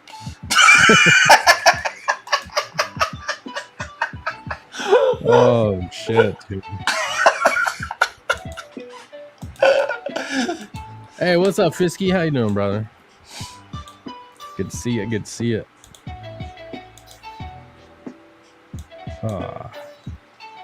Just inking up this piece for Vinny's character here. Doing the thing. Yeah, we got all political. Yeah, I mean, dude, you and I can just we can spiral. It's very easy. We live in a crazy. It's like when you feel like you're the only sane person in the room, it's hard to just keep your mouth shut. It's like I definitely try on Twitter so hard not to go there, but it's like and just focus on business. But it's it's crazy, crazy thing. Jim Cox says there will never be a conservative state as long as they allow non-contributors to vote. This is an interesting thing. I mean, at one point in our country's history, unless you owned land, you weren't allowed to vote. So, I'm not saying that I like that idea, but I'm saying that if you had skin in the game, you might have more of a... I think if you're living off total government assistance and you're not having to provide for yourself at all, I think that's a conflict of interest. Because aren't you going to vote for whatever keeps you getting that check coming in the mail? Yeah. Chris says, I live in a conservative state, but work in a blue state. Oh, yeah. I got a brother-in-law that does that. Yeah, he lives in Idaho and he works in Washington. So, Oi. Because he's right on the border. So. Yeah. It's black, or what's your race? Erase. You were erasing ink lines? Come on, man. No. Like cheating. Seems like cheating. Oh, you're erasing the blue line. I got it. Yeah, no, I have a white layer that I put over top of the original pencil, and then I white out above or below what I've already inked, so I can kind of see where I'm at. You know what I mean? What needs to get thicker, what needs to be adjusted and whatnot. So Yeah. so we do it. And it's good to see you, Jim Cox. Seeing you out there in the Twitterverse. So, Flashing man. around, doing your thing. If you're on welfare and reproduce, you should be jailed for tax fraud. Damn. That's a hot take right there, brother. I'll tell you. Yeah, my brother-in-law lives in Coeur d'Alene, so yeah. But yeah, Coeur d'Alene. it's beautiful there. Yeah, probably where I'm gonna retire if I can afford, if I can still afford it by then. It's become a huge. It's so beautiful there, dude. It's pretty much the only place I've liked in the winter, just because there's like a lot of stuff to do there in the winter. They have like all these ski resorts within like 50 miles, and just there's a lake right there. It's beautiful. Like the whole town, like the whole side of it is right beside this giant lake, that 27-mile lake or whatever. It's just beautiful. Question: can you hear the music? Yeah, I can hear it. Is it too loud? No, it seems to be perfect. Okay, all right. Yeah. I have no way to audio monitor it because I have it coming through the Spotify web player rather than the application, so I'm not getting I don't get an EQ feed, so I can't see how loud it is. Yeah, that's one thing that StreamYards really needs is like an EQ. You should be able to see your audio levels. Yeah. Like right now, my good microphone got destroyed by our new puppy, and so I'm using the microphone on a webcam to talk, and so I have a studio microphone, like a really nice one, but I need to get like a soundboard and mixer that I can plug into the computer so I can use it, because I can't hear myself talk or anything. It's when I have because you don't have a monitor in your ear. I have my headphones on, but I still can't hear through the headphones my voice. Oh, shit. So you sound muffled to yourself then, huh? To me, yeah. I don't know how I sound at all, and so it's really weird. That's the worst. So chat, this was that Dale Keown cover that I inked the other day. Put it out there on Twitter if you haven't seen it. So Joe actually really liked it a lot. He DM'd me and said he liked my take on it. So I was really pleased to see that. It's a risky thing to ever do anything over Dale because he's like one of those guys, like everybody likes what he does so much, and then like you always run the risk, like you do anything over him, and people be like, "Yeah, you touched a Dale Keown piece." Shut up that. And so I know Jimmy Reyes did one as well, and like. It's an interesting take as well, but one thing that he did that I kind of like cringed, and I no disrespect to him, he put his name inside of Dale's little banner here at the bottom. He put Reyes right inside there, and I just was like, I wouldn't even assume that I would put my name inside of his little banner there. No way, dude. No way. But hey, that's he chose to go that way. I couldn't do that. No way. I would feel so weird. But I'm looking at his right now. I don't know. I think I don't know. I didn't like, he did a piece of my work before, and I didn't like the take he took on it either. And I don't like what he did on this particular Dale Keown thing. Like this is the sort of thing that, like I was talking about, I think it doesn't look like Dale Keown to me anymore. It looks like I don't know, like I don't know. It doesn't look like Keown though. Sometimes I think that you just get that with some inkers, like they look really like I think Jimmy looks great over Finch, like really good over Finch, but I don't like what he did over the Keown piece. I don't think it doesn't look like Dale's stuff. So it's pretty hard too, because when you're taking his, I mean, that was drawn in a way that is very difficult to ink. Yeah. So when I looked at that, I'm like, okay. Well, he uses gray tones, right? What's that? He uses a lot of gray tones in his stuff. Yeah, side of the pencil shading. Yeah. But see, that's where our inker brains have to flip it from pencil shade to line work. And And so like when I look at this up here, I see he's indicated some crosshatches right there. Okay, so that's an indication I can use as kind of a backbone. And then I look at how it gradates away, and I see other series of crosshatches too. So I'm going to boost those up, and I'm going to make sure that they're there, because he's indicating like white to gray and then to black. So you got to figure out like what lines stay and what lines go, and some of these high contrast areas where you have thick individual interior holding lines for the shapes. I want to make sure those read. I want to make sure those show. And then, you know, stuff like this is clear to me. Like, this is a gradient. This should be, there's no black there. There's a thick line. And then this radiates upward from a slight ambient occlusion up into gray to white. So when I took my approach, I kept the line work light in certain places and tried to boost his rendering, but not put too much. And, you know, in the mask here, like these tiny little lines, I wanted his shading to be represented in fine little singular or unidirectional lines to build up the shape of the mask. Yeah.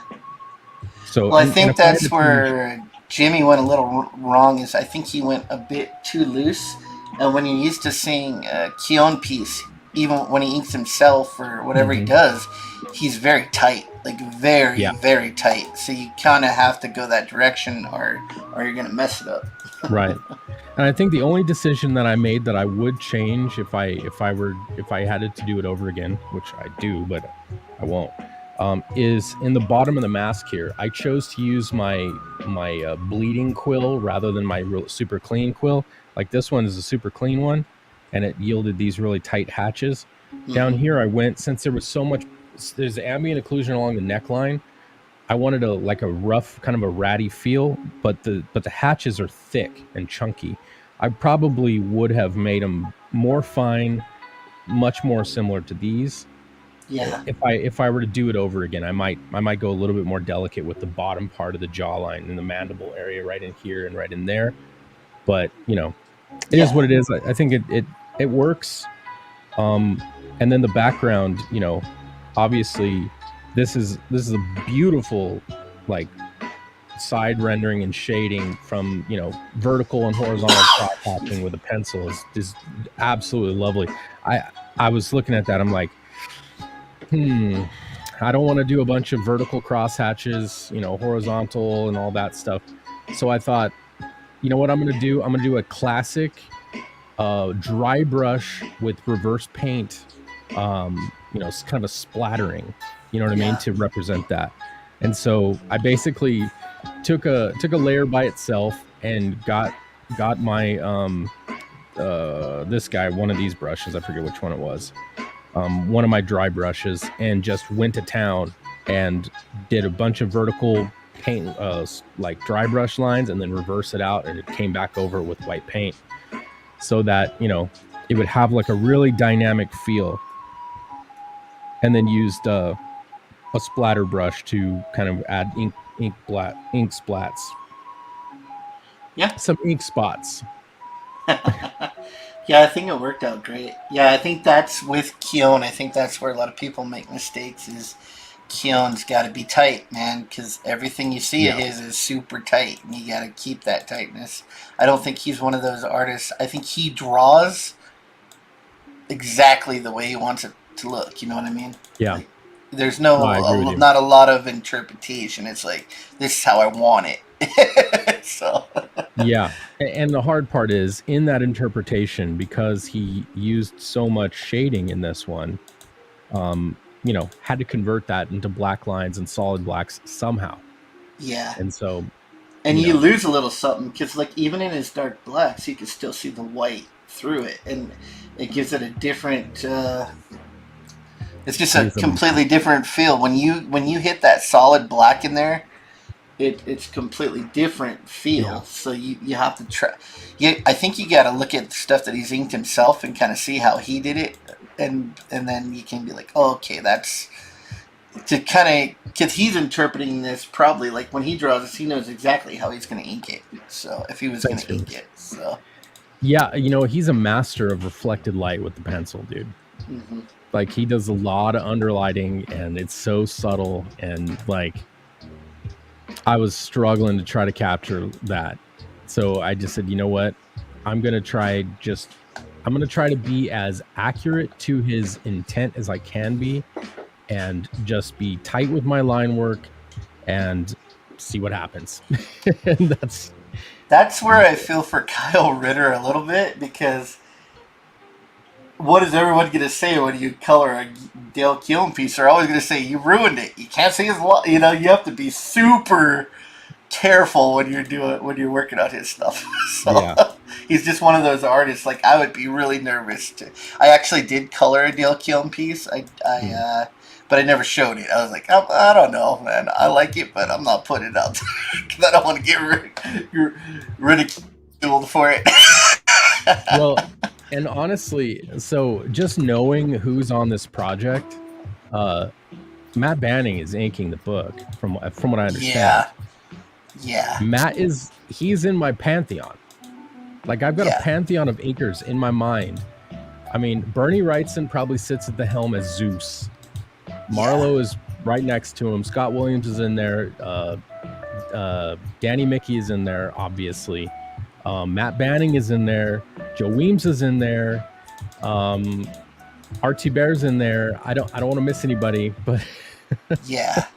Even Will Spertasio's in there. You know what I mean? So Jonathan Sabal, like a lot of these Extreme Studios image inkers are like, that's my lineage. That's where I come from. I feel like inking is like trying to translate Navajo. By an ink talker. Right. It's like, I don't think people don't give them enough credit, because it takes a lot to interpret what the penciler meant, and then not only put your own style into it, but also make sure when it's done being inked, they can still tell it came from the penciler. So yeah. Well, like, looking at this, there is no mistaking the fact that Vinny Tartamella drew that. Yeah. Like, I didn't want to go away from that, so I try to use delicate lines to just accentuate Vinny's intent. I'm not trying to remake it. I'm not trying to reinvent the wheel here. I just wanted to feel comic booky, but exactly like Vinny drew it. So that's my approach 99% of the time. I'm not trying to, remake stuff. Like when I ink Sim, I'm just connecting lines and, making pretty hatches and stuff. Just, I don't want to redo or reimagine anything. Ooh, that needs to be thicker. Hold on. I'm gonna have to take off. My wife just brought dinner home, or not dinner, lunch home. Dinner. So lunch, Cracker Barrel, baby. Oh, okay. It's probably breakfast. We get up late today, so. Oh, it's 2:00. Holy shit! Yeah, it's definitely not early. Anyway, good to talk to you, man, and try to be around a little more. So. Okay. All right. Well, when we're in the Discord, later. Don't be a stranger. Come in and not watch anime with us. Yeah, I'll do that. Talk to you later. Bye. See you, bud. All right, here goes my man Ink Spots. He's been super busy with his own project and business and stuff. He took over a plumbing business and working his ass off. So, but yeah. So now it's just me doing all this line work and whatnot. Wish my tablet camera was functioning, but for some reason it's not showing up whenever I add it. So that sucks. Because then you could see what's going down with my wrist and hand and stuff. But I don't know. I just like showing the way the sausage is made. You know what I mean? Where the fudge is packed. That kind of thing. Because,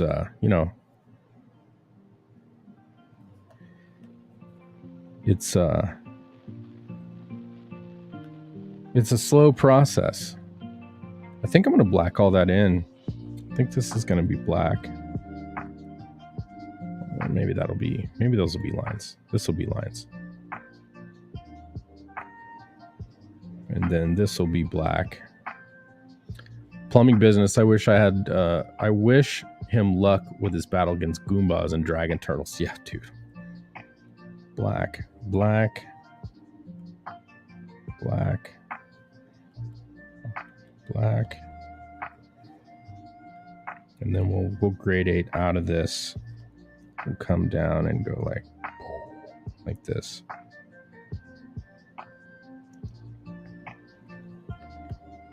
That's how we'll handle that transition there.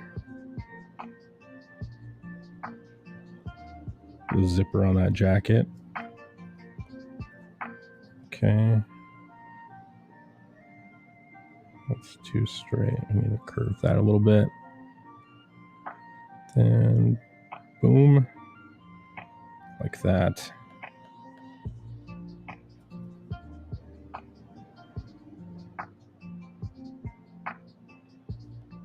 We're going to do like a little flag here. Like that.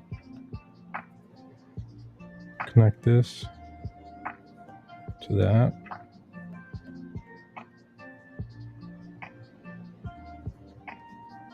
Like this. Boom.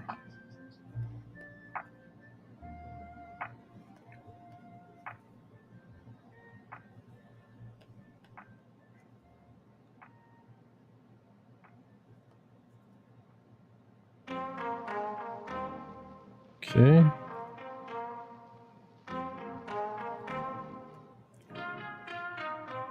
Complete that line.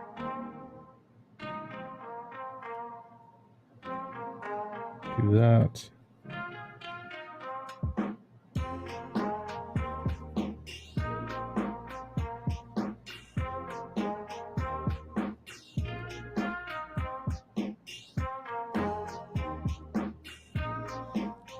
All right.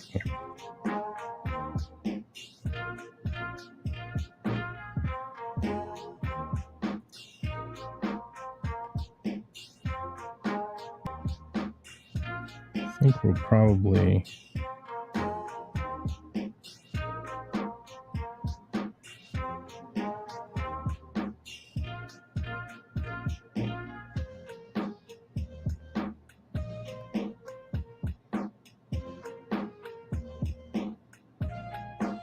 too similar.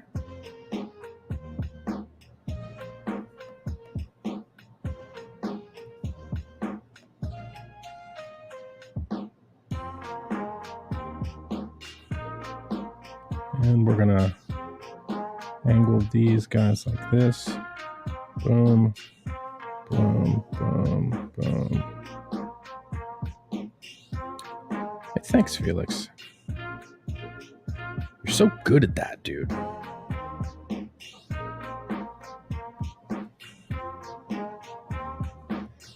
gonna make these teeth something proper here. Just wanna fill this in.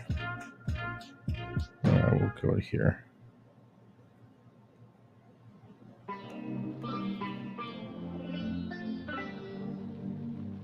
Let's fill in these negative gaps.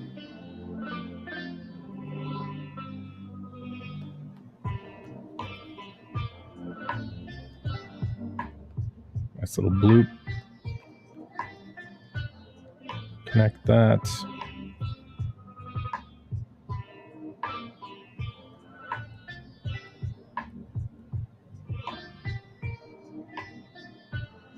Zipper teeth.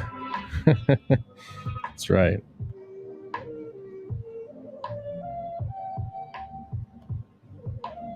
Okay.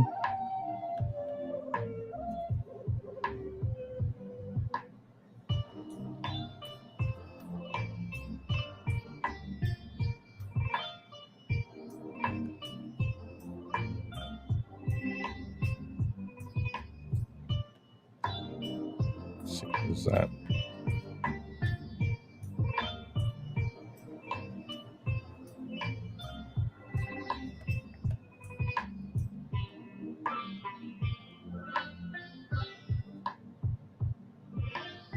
you want to come in, Chris, and hang out? Shoot the shit? You said you were on your phone, so I assume not.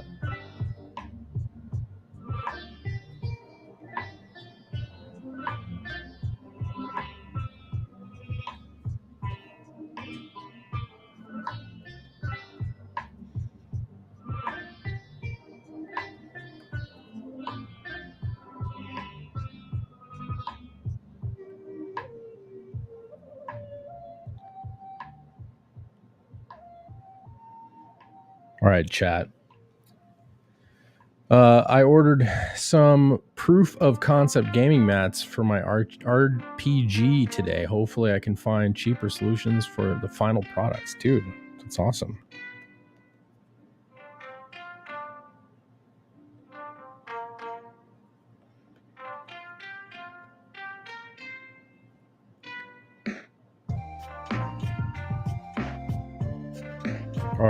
All right, chat. Today, here is your basic Japanese lesson for today. Okay? Got to get to the gym at 6:30 in an hour. Let me see about jumping on. Oh, okay. I will copy. We shall go to boom, paste, boom. There we go. If you want, no pressure. All right. How do you say excuse me in Japanese? Sumimasen. Sumimasen. It's excuse me. And how do you say you? Anata wa. Right? Anata wa.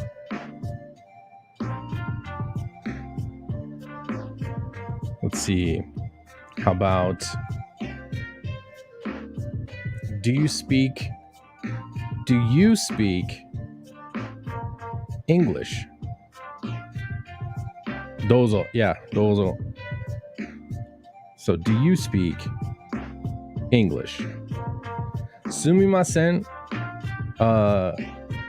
Ego ga wakarimasu ka? Wakarimasu means to speak.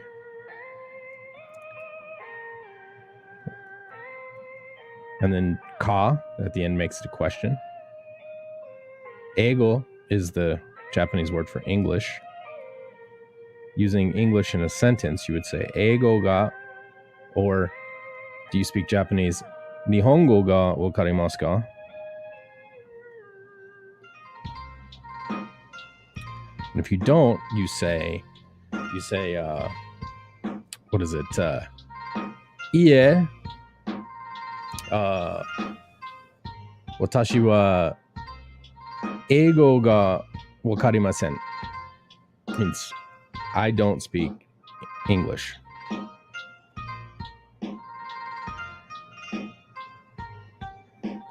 That's your Japanese lesson for today.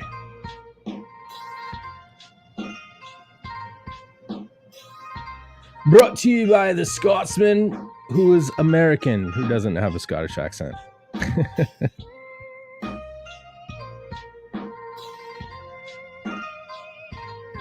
I've been trying to brush up on my Japanese. Because, I mean, I'm going to need to talk, effectively whenever I pitch this to Madhouse and make my manga into a fully animated, anime movie. Gonna have to do that. I don't want anybody speaking for me, so I got to brush up on my Japanese. Plus, my mother-in-law, she's jealous because she's Japanese and I speak more Japanese than she does.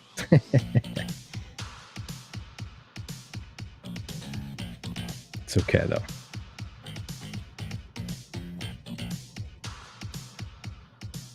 All right.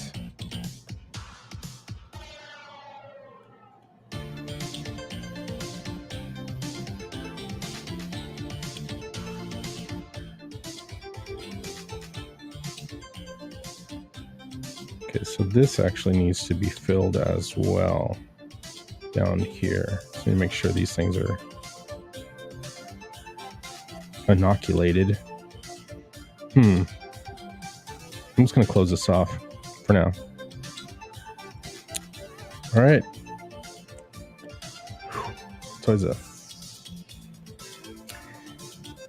Yeah, we don't like that. We're gonna.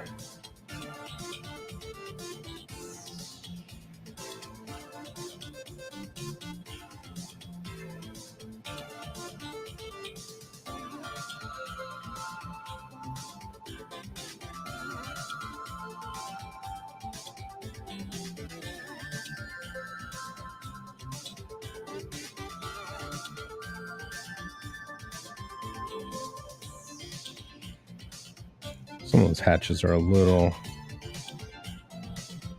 Need to shape them up a little bit.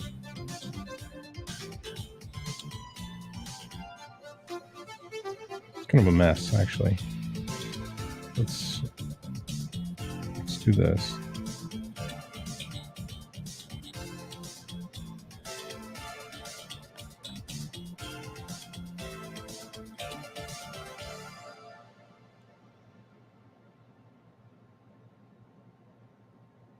There we go.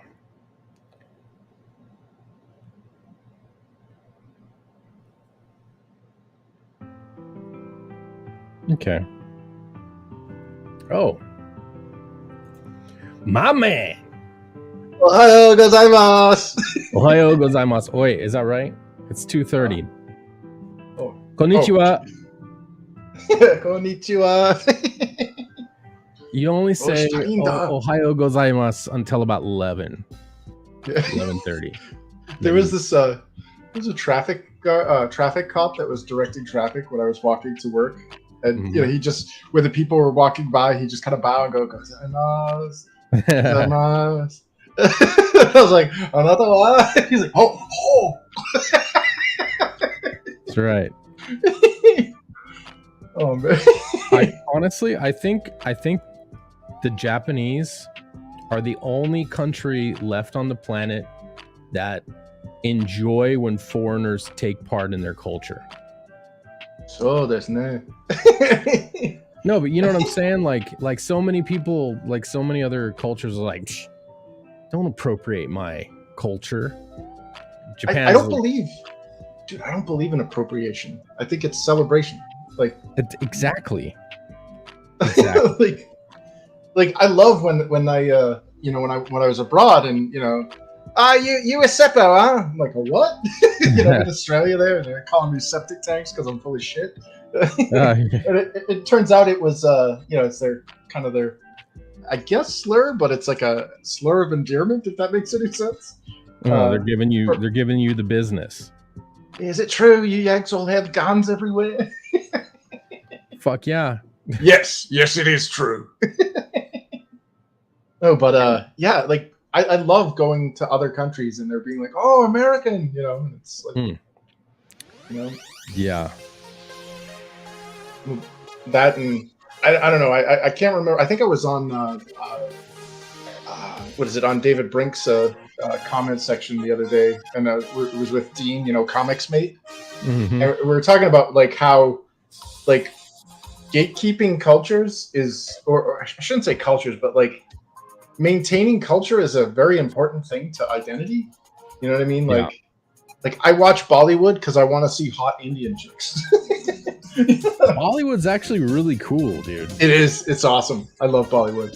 The same thing goes with like have you ever heard of Korean Segyu? No, what is that? So it's like it's awesome. It's period drama, but it's like set in like the Joseon period, or like kind of like medieval. It's like medieval fantasy without the magic or the like the dragons and stuff, but it's still got kind of like a wuxia-esque like stuff to it too, and it's like got drama mixed in. Yeah. And like when I tune in to watch Segyu, I want to see Korean stuff, you know? Right. So I don't know. And same thing with manga and anime. Like I love it because it's so Japanese. You know, it's another culture that I get to celebrate. You know, what's funny is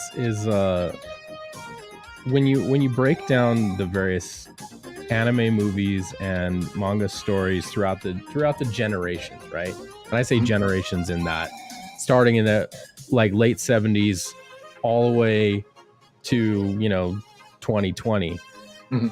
There's common tropes across all of them, but when you go really, really far back, they are so dark and so adult. Yeah. And like unironically, like Dragon Ball is a shonen manga. It is shonen. That is for boys who are 5, 6 till about 15, maybe something like that. Formative years. First season of Dragon Ball, Goku's touching Bulma's vagina. Going, what is that? I don't know what that is. I don't have one of those. And she's like, what are you doing? Yeah. I mean, he's full on, he goes swimming to catch his dinner and he catches this massive fish, gets out of the water and he's naked. He turns around and pisses in the river. Yeah. His little winky's out. You know what I mean? Like, no fucks given.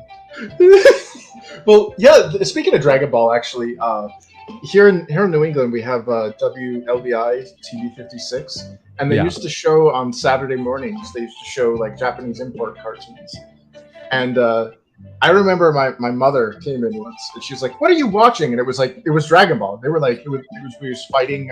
He was fighting some Namek or something. It might have been Piccolo. I'm not sure because he was evil at the time, but he was fighting him. And my mother's like, I think I was like all of about maybe 10 years old. And she's like, I don't know. This is a lot more violent than like I'm used to. I don't think this is appropriate for you to be watching, at like 9, 10 years old. I'm like, oh, come on, Mom. This is fine. The next scene, like right after I took that breath and said that, they're in this like arena and you just see the entire crowd going, Satan, Satan. Oh, like, enough of that. Okay. No, so you were probably watching the Cell saga, and that wasn't Goku, that was Gohan fighting Cell. So yeah, it was like an arena. Right, Hercule Satan comes out and he goes to fight Cell and gets bailed out because he has to keep up his appearances, but like he's like that pro wrestling fighter. Yeah. Kayfabe. Yeah. And she's like, yep, enough of that. Gotta change channel. Oh, so that became the forbidden fruit, and I had to watch like everything, like Dragon Ball, because of that. Yeah. Damn, dude. Although I remember. Do you remember? So the Americans got like there was a Japanese like kind of like a Star Trek-ish or Battlestar Galactica-ish thing called Battleship or Space Battle Cruiser Yamato, and they renamed it Star Blazers here in America. Mm-hmm. And they kept the plot. Like the plot is the most darkest. Like you listen to the lyrics, it's like we basically have a year to find this planet, and then if we don't, we're all gonna die. Our Star Blazers. Yeah.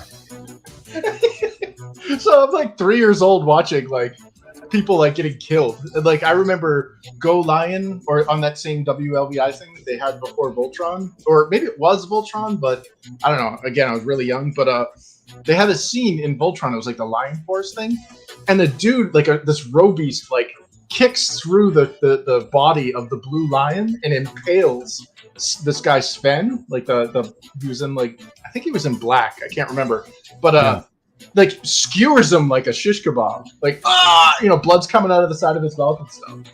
And I'm like, he's dead, man. And like they had like a funeral, and then like the princess had to take over and all this stuff. And it was like, I'm this little kid going, wow, this is really messed up. And then I remember later on, somebody's like, one of my friends was like, oh yeah, but on Fox 25, they had that same episode, but like he didn't die. He just went into a coma. And I'm like, how do you go into a coma from that? Yeah. How do you get kicked through your body and get your chest caved in and you coma? Yeah. So yeah, I love the fact that like Japanese cartoons for kids, they gave 0 Fs, like just like, yep, this is violent, but deal with it. Yeah. Well, and because of that, I mean, I think a lot of us who grew up watching that kind of hyper violent anime, we're desensitized to a lot of this shit to the point where like we're bulletproof. We're hard to offend. We like, you know, I don't know, just we're built different. Yeah. Well, I mean, like the schoolyard rules were much different. I mean, bullies were a necessary part of the ecosystem. Like, in a way, why, yeah. why are you wearing that like that little handbag? What are you, like a tulip? Shit. You know, like society would correct itself. Now we've taken that out of the ecosystem and we've watched what happens. You know, like weird stuff thrives. Yeah. We let it go. We let our control over everything go, and like now it's gone too far. So why do you got nail polish? You're 8 years old and a boy. I like the way it makes my nails look. Or what did it wasn't Chris Rock, it was Kevin Hart. He's like, man, I'd smash a dollhouse over my son's head. Remember that shit? Yeah. Trouble for that. Well, you imagine that, like you go outside to recess and like the kid just sees the whole schoolyard as final round. That's right. Oh man. Yeah, I don't know. I just there were those little corrective measures that, you know, they kind of like dude. When growing up, man, I was the dork. Obviously, I was I was dyslexic, so I was a dumbass when I was a kid. If it wasn't for Dungeons and Dragons and all the nerdy stuff, I'd probably still be illiterate and be, you know, not too swift on the uptick when it comes to that. But I just remember, like, we had this one kid. I'll call him Brian. I won't give his full name or anything, but he sounded like Michael Jackson. And I just remember, hey guys, I heard you're into Dungeons and Dragons. Want to come over to my house and play some Legos? Oh my god. Yeah, we beat his ass. Oh no. Poor dude. I was like, I may be a dork, but I'm not that category. Damn. But yeah, that was. I think that was nature correcting itself. I mean, yeah. I mean, at some point, I mean, there were, things that he just didn't say. Yeah. Well, I remember when he fought, he would bite his lower lip, and when he punched, he would have like his outside thumb clenched and like looked like he was knocking on a door violently. Oh god. You know, meanwhile there's kids in headlocks giving DDTs and stuff. Yeah. Yeah, he poor bastard. Oh, by the way, this was high school. God damn. Yeah. I mean, we must keep things pure. Well, we had one kid who dressed up as a wizard. Oh, okay. Well, He was in wizard robes. Hey guys, what's going on? We're like, let's get that. what's his name? Harry. Yeah. You're a wizard, Harry. That's right. No, in a way, I kind of miss that stuff. You know, like as messed up as it was at the time, the 90s were definitely a better time than what we're in now. You know? Yeah. I did something the other day that I kind of regret.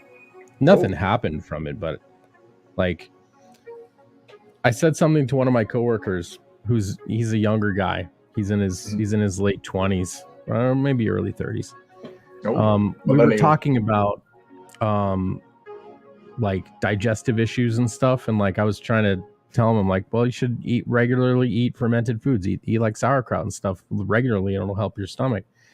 And he was like, oh dude, I just can't, like, I can't eat certain things, like it just makes me instantly throw up. And I'm like, dude, just try, just see what you can do. So like a weekend passed and he came back to work like the next Monday, and we were talking and shit, and he goes, oh, by the way, I got some sauerkraut. Just want to tell you, I tried it. And he like did this pregnant pause, and I'm like thinking it's gonna be like, yeah, you did. Instantly threw it up. It was horrible. I dry heaved, and I'm like, you are such a pussy. And then after I said it, I realized I'm like, oh, he's not from my generation. I can't say that to a guy like that. Oh my god. Well, sauerkraut. I mean, that's like fermented cabbage and like. Yeah, it's like German kimchi. It's good. Yeah, it's good for you, dude. Have you ever had winter kimchi? Winter kimchi? No. Yeah.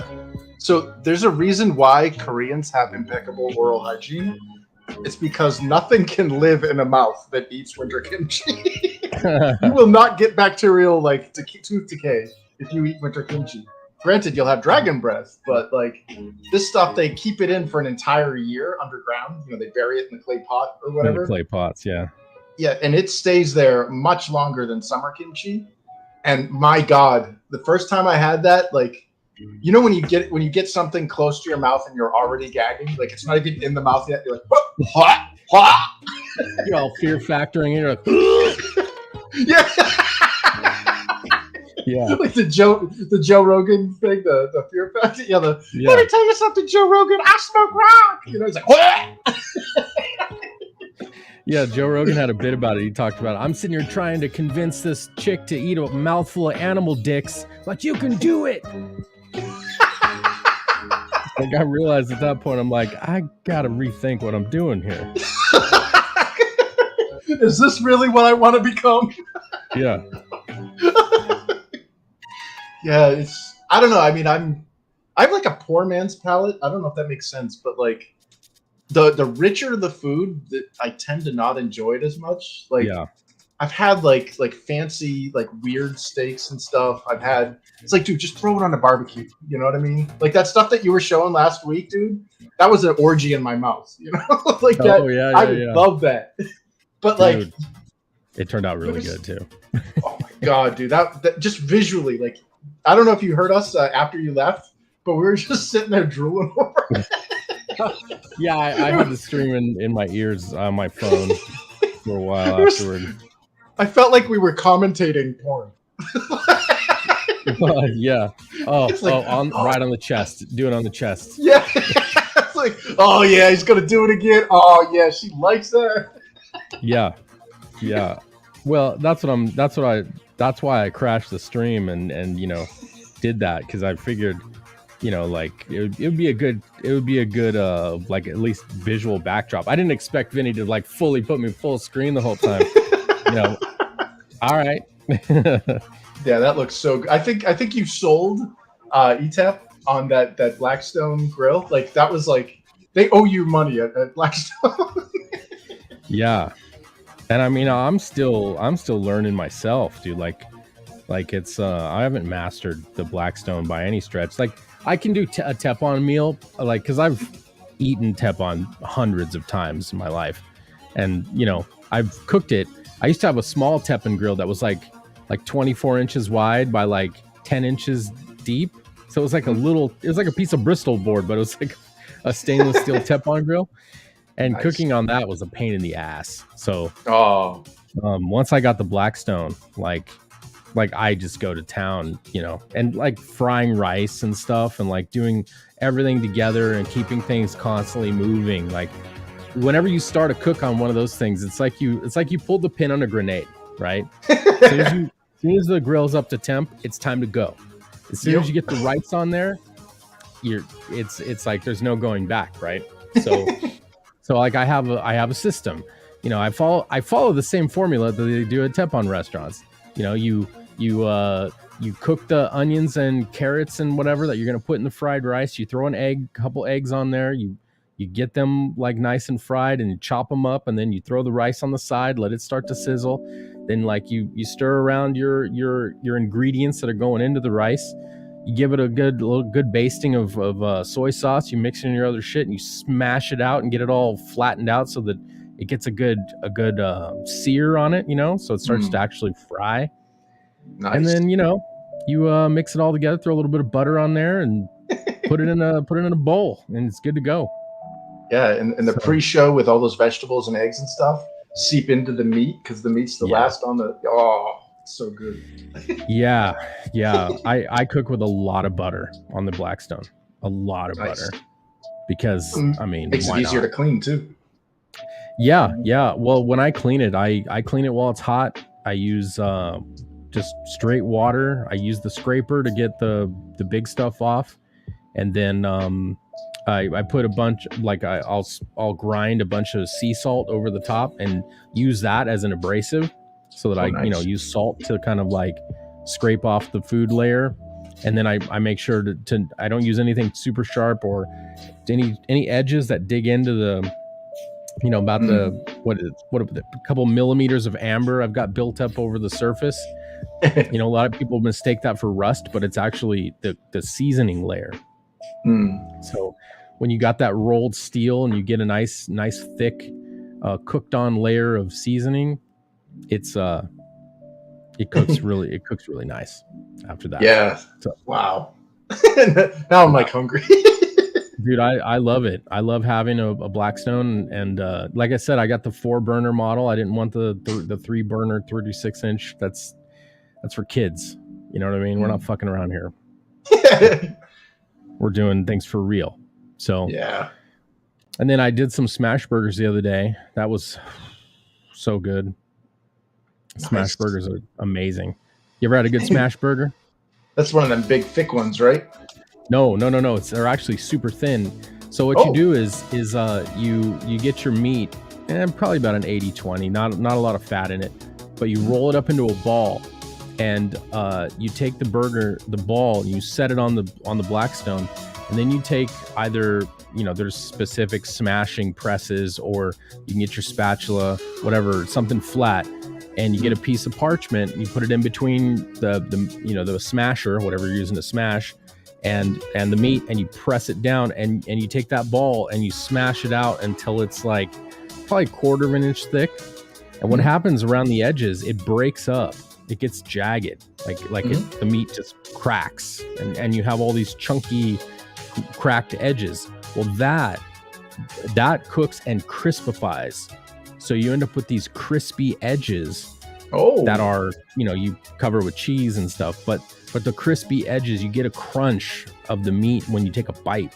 It's so nice. Texturally so good. Yeah, that sounds good. Yeah, I like to shred lettuce and cut really thin slices of tomato, pickle chips, to give it a little bit of tang. Nice. I use Munster cheese because it is the best cheese. Fight me IRL. I'll go to the mat for that one. It's got 386. Yeah, so I hate that, actually. I'm gonna erase that. So cooking smash burgers on there is it's good stuff, dude. But the Blackstone, dude, like it's funny, when I first got it, I was not overcooking, but I definitely was cooking things too fast and too hot. And so when I was cooking eggs on it, my eggs would end up being instead of bright yellow, like if you're doing an omelet or a scramble or something, instead of bright yellow, it would be like, I don't know, starting to blacken a little bit, not blacken, but you'd get some brown on it, some grill, and light fluffy eggs should be light and fluffy and bright yellow. So I did a lot of watched a ton of YouTube videos. There are so many channels dedicated to the Blackstone griddle and other outdoor griddle cookers. Nice. And there's one channel that I've followed. It's this chick, I forget what she's called, Grill Betty or something like that. Griddle Betty. Anyway, she does the most amazing eggs I've ever seen. And the way she does it is she turns on 2 of the burners off to the side and lets the residual heat from those 2 burners, she puts them on low, heat the other side of the griddle, and she pours her eggs there on literally just residual heat, and slowly moves them around with the grill scraper, like a big flat thing. And she ends up with these super bright yellow, perfectly fluffy just amazing looking eggs, dude. And I'm like that foamy consistency almost. Well, it's bright yellow, dude. There's no browning at all, but they're perfectly cooked and they're light and fluffy. I mean, she puts a little bit of half and half in there, and actually she cooks on the surface with ghee. You know what ghee is? No, what's ghee? Ghee is clarified butter.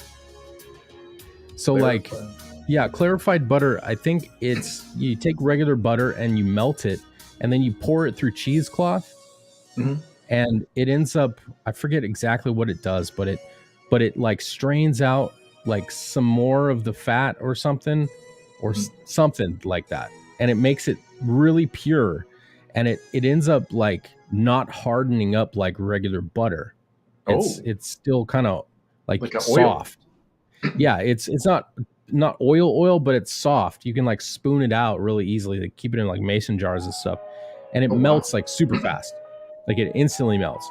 So she uses ghee to cook her eggs on, and it's I don't know what difference that makes, but it sure shit looks cool. Yeah, I think eggs are like one of the perfect foods out there. You can do so much with them, you know. Yeah. It breaks my heart that I don't have land because I'd love to have chickens. I wish I had chickens too, man. I want chickens so bad. Like, imagine that every day. Just more eggs. Yeah. Well, I what's funny is I saw a poster one time. I forget, it was like a US propaganda poster from like early 40s, late 30s, something like that. And it was basically saying it is the responsibility of every American family to keep and maintain laying hens. Oh yeah. I could see that. Part of it was don't be a burden on the country by needing farming. Mm-hmm. Grow your own damn chickens and maintain your own egg supply. Yeah. So, pre-war or after World War I, pre-World War II, there was a lot of talk about your average individual families like keeping hens so they had eggs, and keeping a single cow, growing your own corn, things like that. Not a massive farm or a massive garden, but something to like to lessen the strain on the food supply at an individual level. And I think we lost a lot of that, Yeah. just because people are so busy, people work a lot and they don't want to grow stuff. I mean, there's something amazing about something as simple as having tomato plants in your backyard. Keeping, like, I have a cherry tomato, or no, not cherry tomato, a grape tomato bush. It's nice. Lasted 3.5 years now. Oh wow. And just because it never got cold enough to kill it, and I pretty much just kept it up, and it keeps living, and it is dumping grape tomatoes off of it, like literally grape dumping tomatoes? Them off. Yeah, they're tiny tomatoes. They're little tiny ones. So it's and it's great, they're really good to just pop in a salad whenever you like tear up some lettuce. You grab some grape tomatoes off your bush and like throw them in there, boom, Nice. I don't know. I think that the more people get involved in their own, like, sustaining their own lives and like taking responsibility for feeding themselves, the better off we are, Mm-hmm. Oh yeah, I agree. After the 100th time we either had a fire, a plane crash, or some kind of catastrophic failure at food processing plants this year alone, something's up. Something's up. That's not normal. That's intentional at this point. Someone's doing something. And simultaneously, at the moment we're having that happen, we're getting bombarded with all of this imagery of like, hey, you should eat the crickets. Like, what the fuck are we doing? I'm not eating bugs. Are you serious right now? Yeah, that's not happening. I saw that story about a new facility in, like, I think it was in Europe or France or somewhere. Yeah. They're like, oh yeah, we've got a new cricket facility opening up that's going to facilitate feeding for your pets and for humans. And I'm like, I ain't eating crickets. I don't care. Like, I'll figure out a way. I will eat people before I eat crickets. Well, crickets will eat crickets. They are a carnivorous and cannibalistic creature. Oh yeah. Well, one of my friends had anoles, which were like kind of like geckos, and I remember Okay. feeding him. He had like mealworms and crickets that he used to feed him with tweezers. Yeah. And as a little kid, I was like, ah! Like, I don't want to touch the cricket. It's like, use the tweezers. And, like, dropped it in there. And like, You know, I'll tell you what. I have survival training. I went through scouting, you know, when I was a little boy. Nice. I didn't quite make it to Boy Scout, but I went through all of that. I lived in Colorado at the time. So, you know, we literally would go to our scoutmaster's house, and when we would do our camping excursions, kick open his back gate and walk 100 yards out into the woods and just and camp like right there. So, you know, I know how to get fresh water. I know how to kill and field dress an animal if I need to. I can survive in the shit if I had to. You know, starting fires, I know how to do that. I know how to, you know, make solar stills and collect water. I know what berries to eat and what not to eat, you know, a lot of that. So I'm not worried about if I got lost somewhere. I'm pretty sure, unless the conditions were too hot, you know what I mean? Heat is one thing it's hard to overcome. Like, you gotta, like, you'll start making bad decisions pretty quick if you get overheated. So it's that's a dangerous situation. But if you're off in like normal wilderness type of situation, you know, I know how to make shelter and know how to keep dry, you know, that kind of shit. Not a lot of people know that anymore or can keep themselves alive. You know what I mean? Yeah, we're so dependent on others.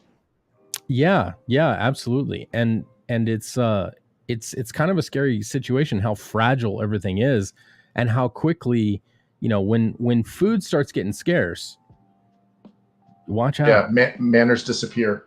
Watch the polite out. society we live in, yeah, it goes away the moment people aren't fed. Yeah. All I have to say is that rabbit is tasty and as long as you separate them as necessary, replicate well. Yeah, exactly. Yeah, they do. Well, there's a reason why there's the saying hump like bunnies. Yeah. Rabbits will multiply rapidly. No, there's a Brazilian churrascaria that I go to called Greenfields. And it's the one I go to is in Long Beach, California. And LBC? Yeah. And you walk in and you sit down at your table, and on the table there's like a wooden dowel that's about, you know, an inch and a half in diameter, about 4 inches tall, and it's painted with red, green, and yellow, and or red, yellow, green, or whatever, something like that. So when you sit down at the table, as long as that dowel is pointing up with the green up, that means bring me meat. And the guys walk around with they walk around with a wooden cutting board and a saber poked into it with meat on it, right? A spit that they literally just took out of the smoker. And they walk around and they've got a knife on them and some tongs, and they ask you, would you like some brisket? And I'm like, yes, I would. So they hand you the tongs and they get the knife and they start to cut a piece, and you reach up and you grab it with the tongs and they cut it off and you set it on your plate. And they bring all kinds of meats around. They'll bring like chicken hearts and, you know, so other things, or you're like, ooh, I don't know if I'm gonna have that one. But they bring rabbit as well. So I had rabbit while I was there, and it was really, really good. It was a little gamey, it tasted like kind of chickeny. I mean, chicken, like generic protein. But it's garlic and pepper, you know, salty garlic and peppery. So, you know, all the meats kind of taste similar to that. Sounds like those Brazilian places. Yeah. It's Obrigado. Churrascaria. And there's a lot of R's in there. Like, it does not even spelled like you would imagine. It's like like CHURRISCARIA. I think it's how you spell it. Because in Brazilian Portuguese, the R is a H sound. Really? That's why, like, old UFC, Royce Gracie is Hoist Gracie. Never knew. Wow. Yeah. Yeah. Holy crap! Yeah. So you pronounce in Brazilian Portuguese, like R is our H sound. So Like I did Brazilian Jiu-Jitsu for Rica. so long, I learned a little bit of Brazilian Portuguese. I'm not good, but like I can understand kind of generally what they're saying because our competition team would come up and train with us from time to time. Oh damn! So yeah, obrigado. Yeah, Man. I know how to say. I know how to say. I would like 2 cold beers, please. You say por favor. Eu quero 2 cervejas geladas, por favor. Oh, that sounds very similar to Spanish. Well, see, Portuguese is like if Spanish and French had a love child, and it just came out a little sassier. You know what I mean? Portuguese. Some Português. accent they grow. Yeah. Eu falo português pouco. Wow. Yeah, I can speak Spanish, but like I am so helpless with Portuguese because it's same only different. You know, like you were saying, there are letters that don't make this. Like after looking at Irish Gaelic, you know, and going, wow, the crime that they've committed against the Roman alphabet, like that's the revenge. Like I'm now wary when I see words spelled because I'm like, I know how it should be pronounced in my language, but I'm not going to take a stab at it. Jim Cox says, how do you say look at that badonkadonk in Portuguese? Mira mira ala. I don't know how to say that. Mira Maybe Johnny Cage can help us. Oh yeah, that's right. Yeah. Damn. Yeah. Yeah, my artists are they both speak Portuguese. One is actually in Lisboa, in Lisbon, and the other one is in actual Portugal, not Brazil, huh? Yeah, well, yeah, and the other one I believe is in Brazil. So we have the Brazilian and the European Portuguese. Yeah, those languages are not the same. No, they're not the same. Dialectically, they're different. Yeah. So Google Translate just screams when you type in stuff. One of the funniest words that I ever learned in Brazilian Portuguese is the word something. So like if you say I want to eat something, you say eu quero comer alguma coisa. Alguma coisa. I mean something. Alguma coisa. Huh. Yeah. I think that's right. Johnny Cage will correct me if I'm wrong.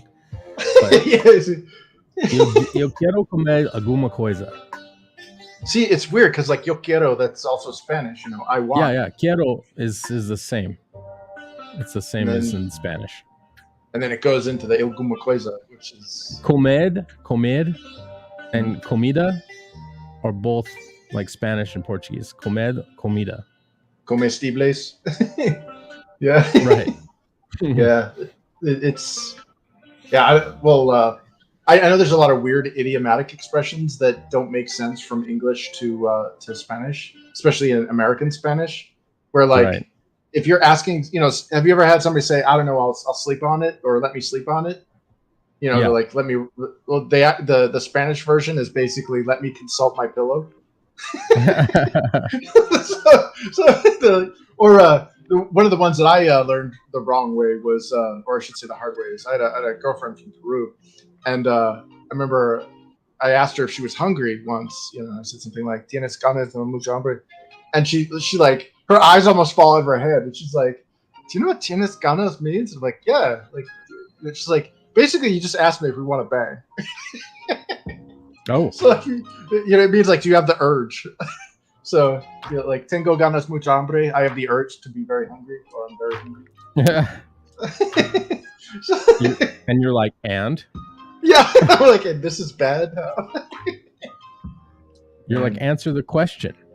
yeah, same question. It still applies, but it's not something you say in polite company. You know, her parents are there, so. Right. Suffice to say, I wasn't a big hit in that family. Yeah, I mean, we've had there's a lot of colloquialisms that kind of lose their palatability over time.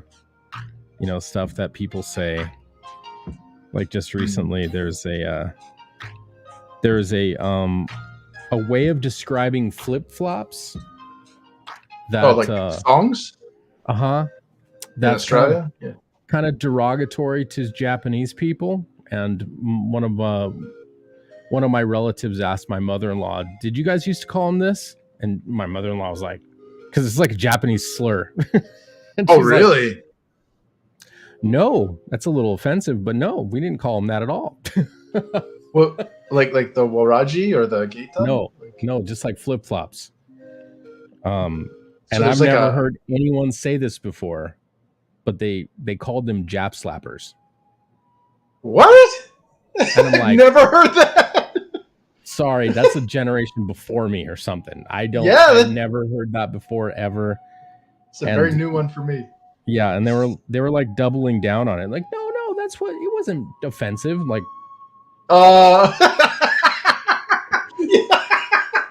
you're not going to win this one. You might want to bail on this one. It's like that scene in Clerks where he uses a certain slur. Yeah. I beg your pardon. Yeah. There they found him. Balls resting on his lips. He finally made it. Well, I had maybe it's a Californian thing, but I had a coworker, Korean as well. He was telling me that so dark colored bread, like brown bread or whatever. We like over here in New England we call it pumpernickel, but apparently in California or like West Coast they call it squaw bread. Oh, squaw bread. Yeah. Yeah, and squaw is like a kind of a slur for like female Indian, Native American. Yeah, like it's kind of like how like the British, like how in Arabic when you say son of, you add the word bin, so like a man is son of, but like when you say a daughter of, you say bint. Oh, okay. In the UK, you'll hear a lot of people use the term bint as like a slur for women. They're like, "Oh, she's just a balmy little bint," and it's like. That sounds really bad. Yeah. So I'm assuming that squaw is also kind of in that category where it's like it is an authentic word, but used by you know what I mean, like used as a like almost like a slur for women. It sounds one Tumblr click away over from cunt. Yeah. It sounds like to use a Scottish colloquialism. Calm down. Oi! What is it? Australia there? They call you mates cunts and you wait, where did that originate? I've heard and used the term. I don't know where it came from. I've never heard it before. And I was quite enlightened to hear it. We got Frankie in here. What's up, Frankie? Hey. I'm inking one of your brother's drawings, by the way. Hell yeah. His lovely lady from City of Venus. I don't know her name. What is her name? I didn't. Let me look it up. I will. So I'd love to put that in the promo piece. Were used, but I didn't know the origination. Oh, okay. Yeah, I don't. I missed your explanation of the subject. Wasn't paying attention. Oh, yeah. It was a relative of mine. It said something like they were talking about things we used to call stuff, and flip-flops were called that apparently when they were growing up. And like my mother-in-law is Japanese, and they were asking, "Hey, you guys called him that, right?" And she's like, "No, we didn't call him that. It's kind of offensive, but whatever." Well, it's like I'm surprised they didn't say like nip slippers or something. Yeah. Like, yeah. I actually had to look up the origins of those slurs because, like, when you get that stuff thrown at you, you're like, why? Like, what does that mean? But like, when the Japanese were called nips because Nippon is Japan, Japanese. So, which isn't even it isn't even an actual like amalgamation of it's Nihongo, right? Well, that's Japanese, but Japanese the country language. Nippon is Japan. That's why we as Westerners call it Japan in error because it's Nippon. Nipponichi. Yeah. Yeah. So, were they a Japanese invention? I don't know. The thong sandals? Yeah, I think they came from the Waraji. I imagine, yeah. Well, the Geta. waraji sandals are like they're made out of like fibers and stuff. Yep. They look like Yeah, that's wicker. Yeah, they would measure. That's how they would measure miles in walking. They would say, "Oh, that was like 6 wawaji," meaning that it took your shoes wore out 6 times before you got to your destination. Damn. Leave it to the Italians to use food items as slurs. Hey, listen here. Listen here, you twisty bread. Oh my God, it's a bagel. Yeah. Oh, yeah, one of those bagel eaters, eh? Okay, so I am looking through Sea of Venus, and I'm seeing a bunch of names, and I don't want to say the wrong one. So, like I know Jessica's the main heroine that you see on the cover. Well, I think this is her. No, she's the girl that actually kind of saves, or I can't say. But, spoilers. Okay. Yeah, I don't want to give too much away, but yeah, she's a badass within her own right, but she's not Jess on the cover. Okay. Let's see. Maybe that's let's see. He gave me a clustering of images. I just snatched this one off and blew it up. Yeah, she's got like a red, like leather-ish jacket, and she's got brownish hair. He's saying Trista. Frankie's saying Trista. Okay. I'll take your word for it, brother. I haven't read it, so I think if anybody knows, it's gonna be Frankie knows. I'm sure Tartamella is probably a much better source than you. Yeah, I'm gonna trust the Tartamella in the chat. Yeah. You know, because it's all about family. Yeah. When you hear your family. Vin Diesel meme right there. Mark Vincent, or no, what was his name? Mark. I can't remember what his real name was, but I remember when I worked for the first startup video game company that I was in. He apparently had pitched a video game idea using the guys who created the engine for the company. He was like, I want to make a game based on my character Metalcore. They're like, no, seriously, who the fuck is this? Sound like a Muppet. Yeah, that's so Vin Diesel's real voice does not sound like Vin Diesel at all. Like the Riddick voice that he makes, that is a fake, like. It's Trista Meatballs. Trista Meatballs. Okay. You got to make the hand gesture. You got it. You got it. I can't not. You know what I mean? It just happens. It's like an autonomic response. It's like holding your breath when you're watching TV and there's like an underwater scene. You're like, oh, please go up for air. I'm turning blue. Yeah. And now, have you read the Sea of Venus yet? I have not. It's a good book, man. It's I can't wait. I guess that's his next in Vinny's rotation of books, like after Shadow of the Kraken. Yeah, he's been saying that. I gotta read Shadow of the Kraken too. Like I've been chomping at the bit to do it. I just keep like doing artwork and shit. Yeah. Man, yeah, he hooked me up, dude. He ended up giving me a beanie. Oh, so now sick. I Tim Pool it up. Yeah, I've got a nice Shadow of the Kraken beanie that I wear now. That's definitely going to come in useful in the winter. Being follicularly challenged. Yeah, well, you being out there in the New England area. Yep. Where it's wicked cold out there. Dude, it's wicked cold. It's hard to breathe. Hard. No, just breathe harder. Oh, I'm coming out of the booth. Making my chest burn. Did you ever hear that Adam Sandler CD? They're all gonna laugh at you. Was that the one where he pretends like to be that like pedophile mom? Like, just play with your cock and balls, mama. What? You don't want to lube your brother's ding dong? No, that was. I don't know what was going on with that shit. He had a song called "My Little Chicken." Oh, no. it goes, I love your feet. I love your breasts.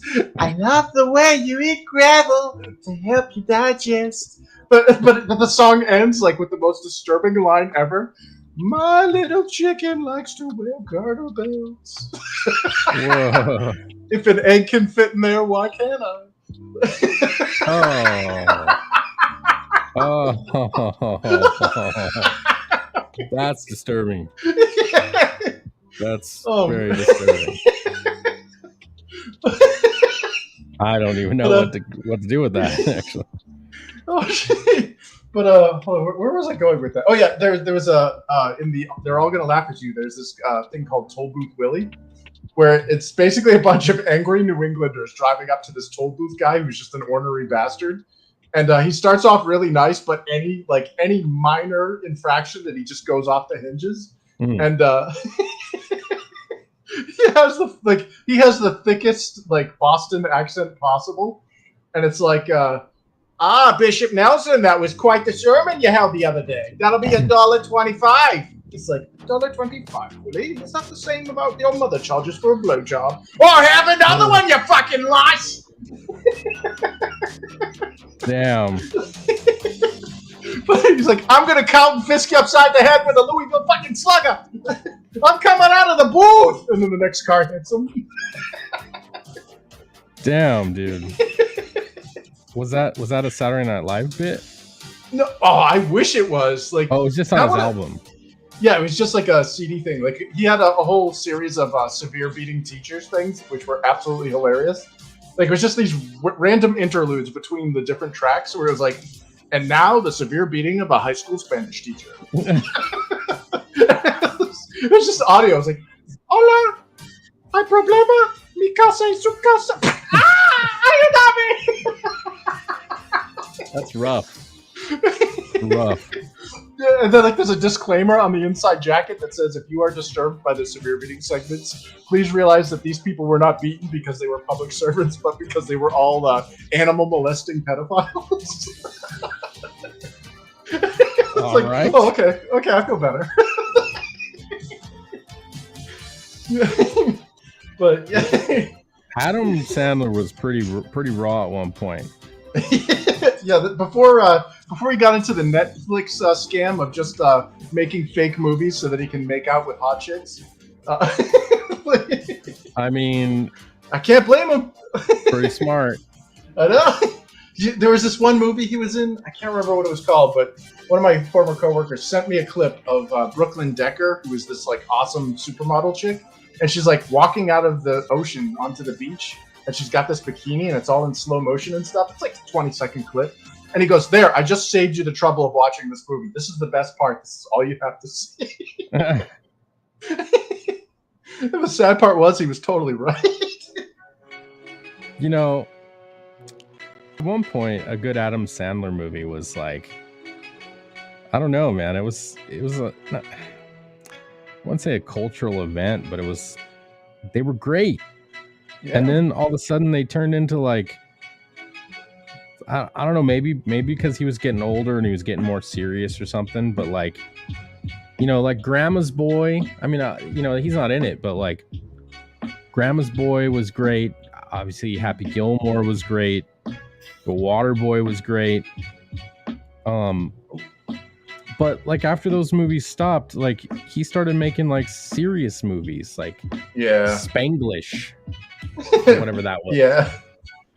What was that? I don't know. The remote control movie was interesting, but well, Kate Beckinsale as a wife. Okay, I can understand where he's going. I mean, there are worse things, right? Yeah, she's all dressed up in this Indian Halloween costume. I'm like, God damn. It's like the typical cosplay you see on Twitter now. Right. Damn. Oh, you're supposed to be in a cos. Oh, okay. Yeah. Jessica Nagiri. Okay, hello. Oh, dude, yeah, she was a cosplayer that one of the games that I worked on used.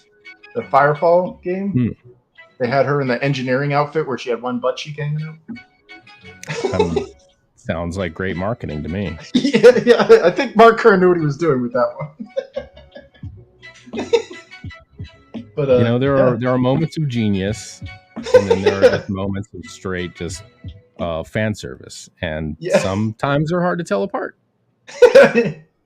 Yeah, I don't know. I mean, I look at like a lot of today's like modestization of female characters, and it just seems really weird where they only confront female characters and leave the males not like adjusted. Oh, because they're just power fantasies. Like, I don't know, man. I'm pretty sure that you talk to a chick or a gay dude, they're gonna be liking what they're seeing. Like, not my cup of tea, but you got women that look like nuns, and you got dudes in a loincloth. I'm seeing a problem here. Right. Well, remember when the first Magic Mike came out with Tater Chanham? That's what I call him. Because my wife's in love with him. Oh no. Yeah. It's okay. He can't. Everybody gets one. Yeah. He can't compete with me. Yeah. Poor guy thinks he can try. He can't grow a beard like this, so Plus he's not a ginger. He's already genetically disadvantaged. So what? He can dance like a hip hop stripper. Whatever. You know what I mean? I'm bringing in a cool 6 figs. You know what I mean? Relax, lady. You don't need that hip hop stripper dance shit. Daddy's gonna take care of it. Yeah. So, but when Magic Mike came out, that was also the year that Ted came out. The first Ted, with Mark Wahlberg. You remember that? Oh yeah, love that movie. There's a shit on the floor. So I saw this meme and it said, "This is an odd year. In this year, women are going to see a movie about a stripper and men are going to see a movie about a teddy bear." Life is strange. Yeah. Although, granted, the teddy bear movie had some pretty. I mean, it was more symbolic of like how silly the whole trope is, but Yeah.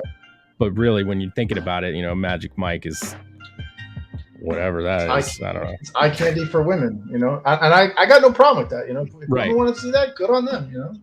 Yeah, whatever. But whatever floats your old man in the boat. Whatever boils your bean. Yeah. But yeah, it bothers me when there's this whole we've seen these fabricated terms by Marxists in the last 20 years. The male gaze, like these aren't real terms. These are academic terms created by people who want to sow discord in our culture. Right. And we're looking at the male gaze. That's called sex. And I'll tell you right now, I know plenty of women that want to see hot chicks too.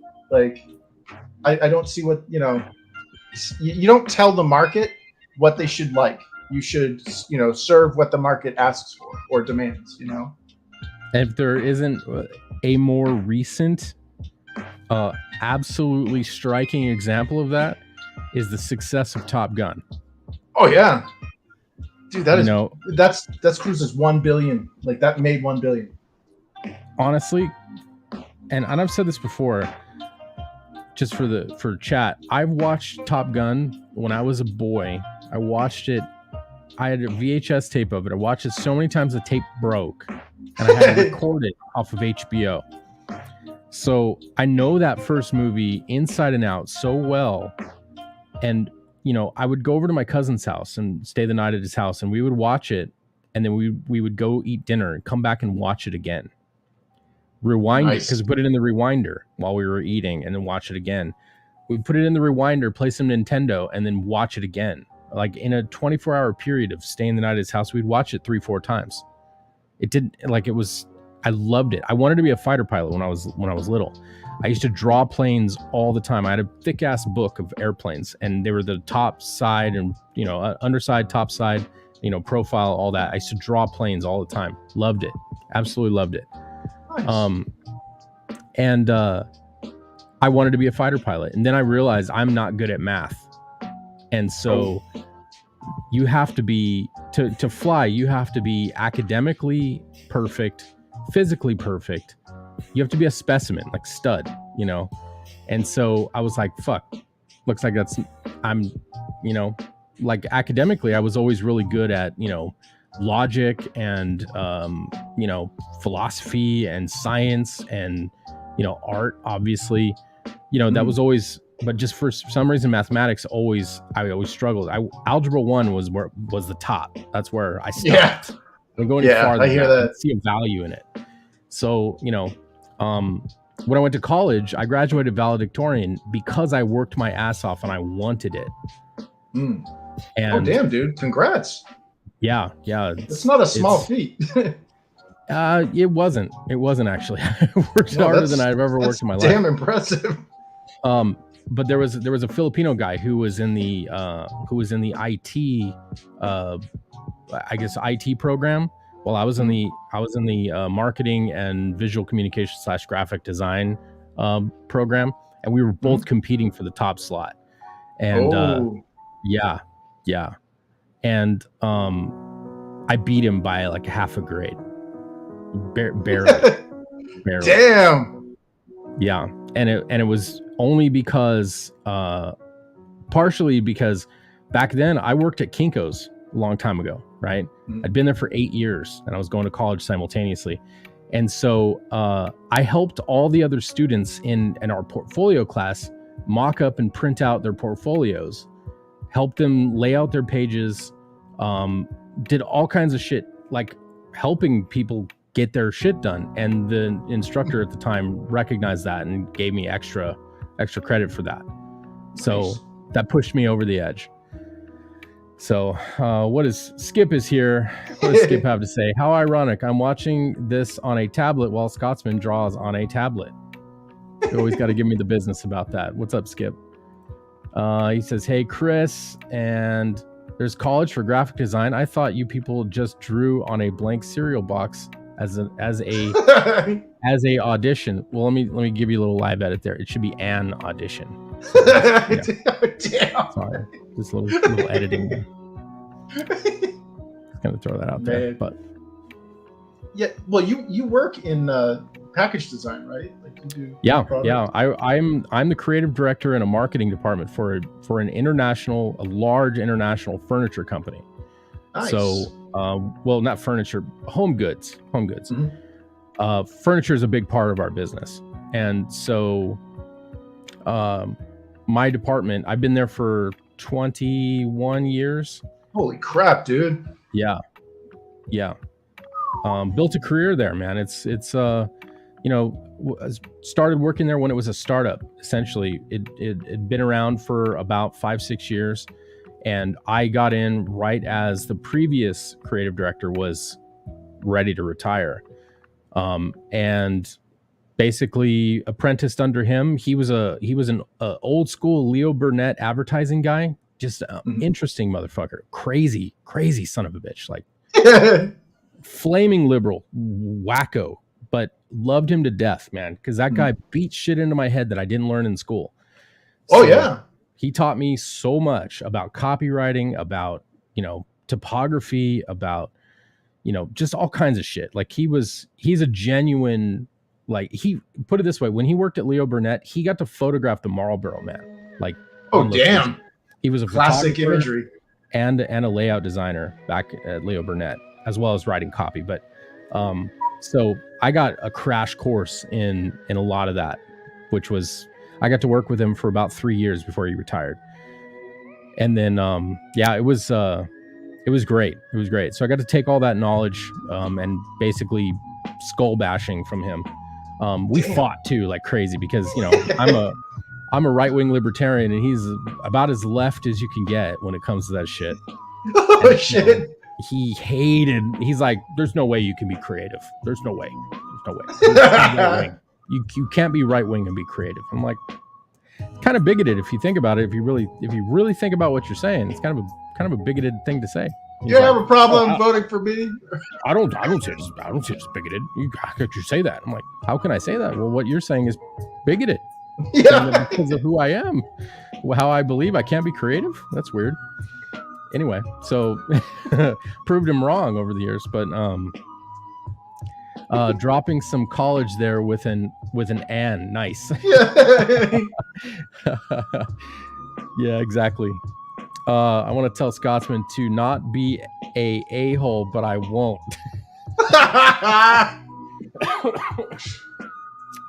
Nice.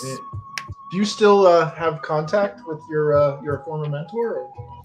Or? Yeah. Actually, we're friends. We're definitely friends, but we couldn't be friends for a long time. Oh, yeah. And I don't mean because there was bad blood between us, but because like I sent him a friend request on Facebook, and we were friends on Facebook for about 3 days. Oh damn! He saw your shit and unfriended you. Yeah, I know that feeling, man. You know who I am on Facebook is radically different than who I am on Twitter. You know what I mean? Yeah. I am all business on Twitter. On Facebook, I'm a little bit more open up. Yeah, I'm a little bit more libertarian. Space. I wear that on my sleeve a little bit more. Yeah. So, but you know, my wife, she tells me probably shouldn't post that. So she's the angel on your shoulder. Unless you want to be on the stream, wife, I don't know what to tell you. I heard the word my wife. Yeah, your what? My wife. What is your wife? I said things I post on Facebook. You're just like, yeah, you probably shouldn't post that. I have a question for you. Yes. You know the mats that you've had before for the floor that are like tumbling mat kind of things that are the jiu-jitsu mats that I had? Can we still have those? No, you threw them out when we moved. Yeah. Any of them? Nope. Why didn't you keep them? You're interrupting my stream. Nani. Say Tonga Tokeda. I could take more coffee though. That'd be so good. No. You would. I need a waifu to do that for me. Kudasai. Thank you. There you go. We almost got the vocal presence of Mrs. Scotsman. Would that be Scotswoman? Or correct. So that's no. Listen, you got to put a little bit of bass in your voice sometimes and say, "I need more coffee." You don't be the first to crack either, because you know it won't work. Nah. Did you see the video? What's that? There's a video going around about Michael Jackson saying that they caught his real voice on audio, and apparently, "Hey everybody, I'm Michael Jackson." Isn't his real voice at all? It's fake, yeah. He's like almost deep. He's like deeper than me, yo. Like his friends were like even saying it. Like there's video clips where they're like, "Yeah," he said, "I was with Michael and they're at a party." He's like, "Man, I can't. I'm glad that motherfucker left or whatever." And he didn't say like, "Oh, I'm really glad that motherfucker." And he's like, "I'm glad that motherfucker left." Like I had to do a double take. Damn. Yeah, that would blow my mind. Yeah, exactly. It's like, wait, where did that come from? There's only two of us in the room. If I shitpost, my wife will retweet it as a complaint about white privilege to get me. Oh, damn. Yeah. That's a thing, huh? Did you know that YouTube censored that comment? What? Shitpost? That one? No, that one you just highlighted that Skip. Like it's not visible. Oh, really? It's not? Yeah. No. It's because he used the word white privilege. That's one of the trigger words. Oh, I see it in my feed. Yeah, I'm looking on my phone right now. Are you in live chat or top chat? I'm in live chat. Really? Yep. Because where's it at? Oh no, wait, I'm sorry. It just updated. I think it's so yeah, I stand corrected. It's there. I see it.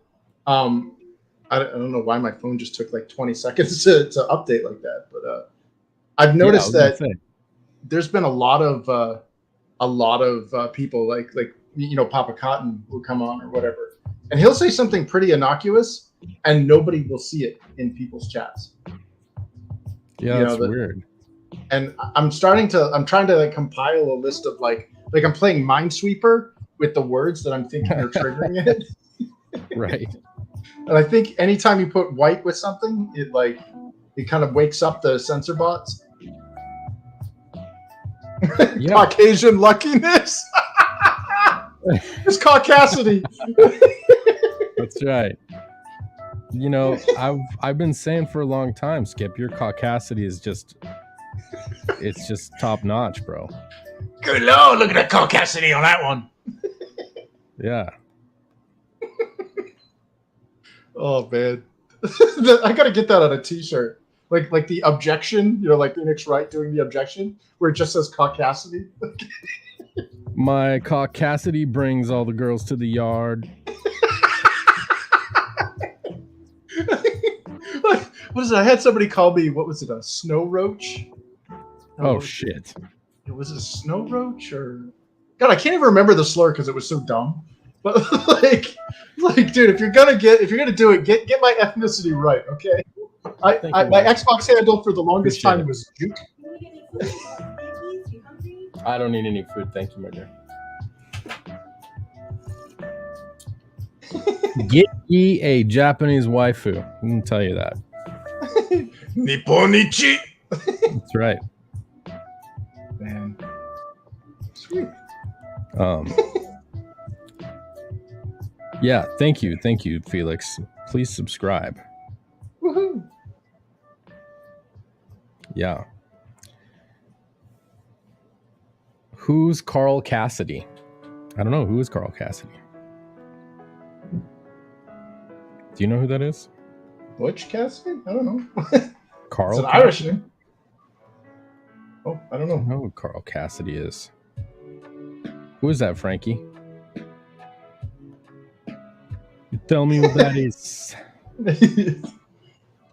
I need an identity with this name. That's right. Man. Oh, I gotta go in about 5 minutes. Go. Okay. Going to the gym, right? Yeah, dude, my fat ass. I overate this weekend, so I'm gonna have to go on the hate mill. Yeah. I'll tell you, dude. Like fat shaming is a very helpful tool. I don't care what the body positive people say, but like that has probably been what has helped me stay on the treadmill more than anything. Is anger. I could imagine like the people around me hearing me bubbling under my breath. Keep going, you fat fuck. Yeah. Now, question: Are you Lightfoot or are you a Stompy? Well, it's an elliptical. I'm a Stompy. Okay. Especially On when the I treadmill? get fatigued. Yeah, if I'm on a treadmill and I get fatigued, it definitely sounds like combat boots pounding on that thing. But that's why I get on the elliptical because it works your upper body too. Right. And generally it's either that or the bicycle, like the what is it, the incumbent bike. Those are my two favorites. Oh, you like to sit, huh? Yeah, well, because if I'm watching TV, because that's what I do is I distract myself because I hate running. Like it's a terrible thing to do. So you want to distract your mind away from what you're putting your body through, and when you're doing it for 27 miles, 2 hours, and or almost 2 hours, you want to make sure you're not there. So whatever you can do to brace yourself when your body starts failing, because like it will after the 10th mile or so, it's all psychological at that point. So you're pushing yourself through, and you just get like, I got to use that anger of the fat shame, be like, fucking motherfucker. Some people are like watching me, like having like an exorcism on the bicycle. Gotcha. Okay. Skip says, Scotsman, why do you hate paper? Why do I hate paper? I don't have any hatred towards paper. I do have hatred towards not being able to ink wherever I want. So, because of that, I can go to a restaurant and sit there while I'm waiting for my food and ink some pages. I can sit in the restroom while I'm offloading a grumpy and ink some pages. You know what I'm saying? Like, I don't ever have to stop. So, this picture was made while I was pounding out a chili shop. Right. I was mid growler and I laid out this nice, beautiful series of hatches. See that long black thick line? Yep. That line got a little heavy because I was pushing one out. Those goggles? Yeah, that right there was 2 weeks worth of broccoli backed up. Right. That's right. I had to Swiffer my insides. You know what I mean? My neck lost an inch. Exactly. Exactly. You know, it's rough on some people, but I try to take it in stride. You ever see that South Park where they were measuring turds by 15.6 Keurigs? Jim Cox. There you go. My boy Jim's got my back. Skip Edwards loses an electronic device, and now he has all this paper virtue. Yeah, you tell him, Jim. You tell him. Yeah. I've gotten blurry. Hold on. Nope. Autofocus. Configure video. Oh no. I don't know why OBS does that shit. Where it's like it doesn't matter how many times you turn off autofocus. Every time you start OBS back up, it turns it back on. Anyway. Oof. Yeah. Skip's a digital bigot. Man. I was gonna say with paper, there's no undo. There's no, like you mess it up, it's done. In my opinion, that it stinks. Agreed. Well, not like that, but like you can be digital and you can print it to paper. But when you're paper, you have to scan it to digital, Right. and it usually loses fidelity. So. It does. Now, I'll say this: working digitally, it is negative because you leave a lot of money on the table when it comes to people who want to buy original art. Yeah. If it all exists in non-physical form, then yeah, you're gonna miss out on a lot of possible revenue from people who want to buy your art, which fully recognize that, fully understand that. But you know what I mean? I would rather get the work done, and like having the ability to work everywhere helps me to do that, because my work schedule is shit sometimes. Man. Like I took Thursday and Friday off, and I didn't really get to take Thursday off because people found out that I was off Thursday and Friday and literally loaded up my team and my queue with about a week's worth of work to get done by the Friday. So Wednesday night, I got to work. I got to work in the office about, I want to say about 8:45. I didn't leave until almost noon the next day. Wow. Yeah. That sucks, man. But by me doing that, we I don't know, we made a sale. So it was a few $1 million worth of revenue for the company. But at the same time, it was about 30 hours or so of my time. Yeah, ouch. Because I would never ask my team to do that. I'm not that type. I won't do it. I'll do it myself. Like some bosses would make their people fucking do it, and I just won't do it. I'll do it myself. That's the difference between a leader and a boss. That's why people who want to be bosses make terrible leaders. Yeah. You know what I mean? Like, I would never ask somebody to do something I wouldn't do myself, and if it's really bad, I'll just do it myself, because I don't want to put other people through shit. Yeah. Well, not like that, but like I know with like a lot of companies who are trying to start pushing their return to office policies and stuff, and we're looking at record churns now in companies. People are like, "Oh yeah, I don't need this shit," and they're just leaving. So like when you're pushing that kind of shit on your employees, and you have a boss that's apathetic to it, it's like, I don't care, do it. It's your job, Yeah. You're gonna have employees that just are like, later, I'll go somewhere else and probably make more money. Yeah. You know? Oops. Yeah, I'm not a fan of that shit.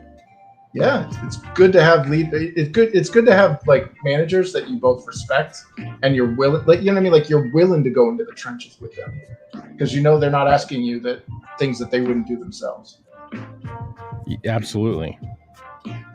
You're more likely to fight the good fight Yep. when your leader is there, like at your side. Yep. God, I've had so many like horror stories with producers when I was in game development that were like, "Yeah, we're doing a developer crunch. You guys can't go anywhere or do anything for the next 9 months, and you're gonna be working 90-hour work weeks and 6 to 7 days a week." And oh yeah, I'm going on paternity leave. See ya. Yeah. Like, yeah, okay, F this. Yeah. Fucking dickheads. Yeah. Well, it got so bad that there's this one guy that I worked with. Dude's a veteran in the industry. Like he had more years in the industry than probably anybody that I know combined.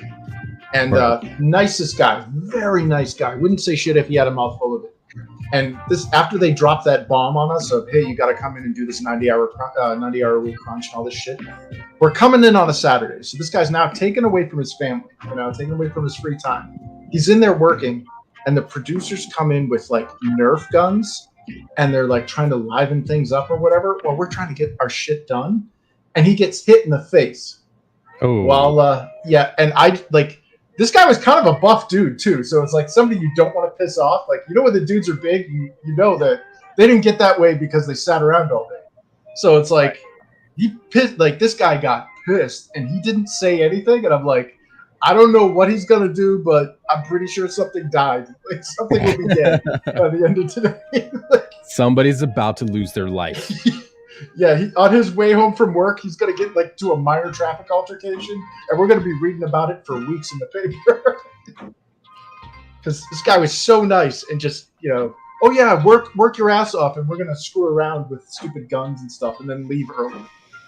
Yeah, I was like, move. Holy crap! Not a good move. Yeah.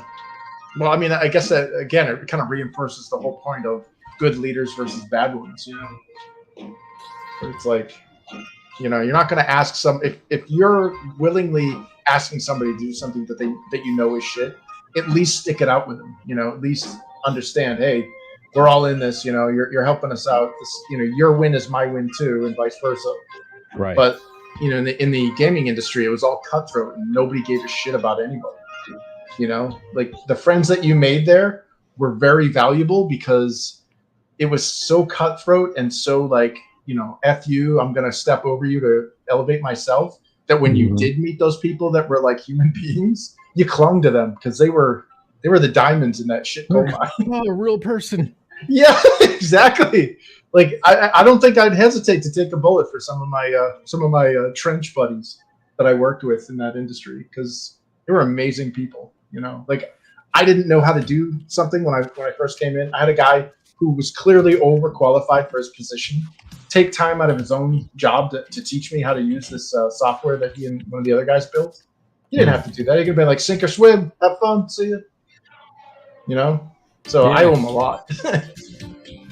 Sink or swim, fuckhead. Yeah. Oh shit. Well, on that note, I have to get going. I gotta go scare somebody at the gym. Alrighty. Well, thanks for having me on. Thanks for hanging out, man. Sweet. All right. I'll talk to you later. You gonna be on Vinny's later? Yes, I will. I might pop by. Awesome. All right. You got some more barbecue-licious. Not tonight. Mother-in-law cooking up some stuff for us tonight. So. Oh, nice. Yeah. Best cooking, somebody else's. Pork chops. I'm gonna do pork chops. Yeah. Nice. Yeah. Can't wait for that. Yeah. All right. Well, with that said, I'm going to get going. Be very hungry. I'm swearing at myself on the treadmill. All right. Good See you later, Jim, sir. Thank you. All right. Bye-bye. See ya. All right. There goes Fisky. Chris Fisk. The man. One of the men. One of the many men. More I say that, the gayer it sounds. I mean, or whatever. So now we're gonna do some teeth on this jacket. I'm gonna kind of improvise here a little bit because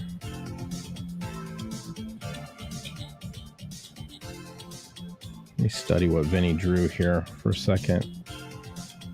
I think we can pretty much have carte blanche here on what to okay. So it looks like, you know, you got your little tooth with a little underside, a little plane facing the camera. And then as it rotates around, it's kind of the same. All right. So we're just going to church them up a little bit. Make them squared off. So we'll do like that. Cut it, do this. We want them equidistant as well. Oops. You know, I'm going to do it on the main layer where I can just drop fill. All right.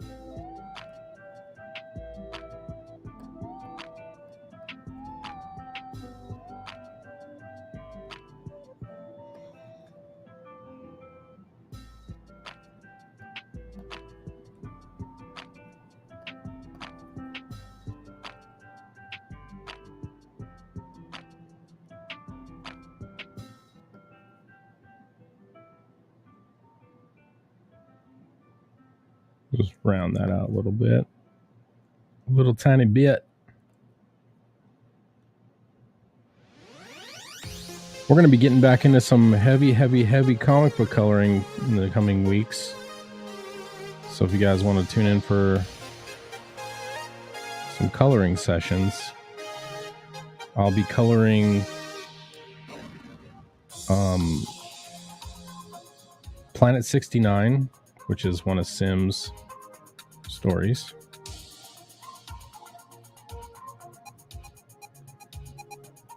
And looks like Xenotype 2 with a new artist. So it'll be interesting. We'll be doing that live.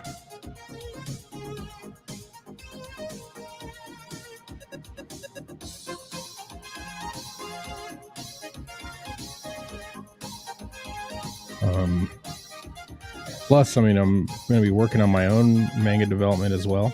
So we've got a lot of shit going on, friends. Lots of it. Plus, I might be taking on some inking projects too. And people have reached out, asking for rates and whatnot. So that might be a thing. Stay tuned for that.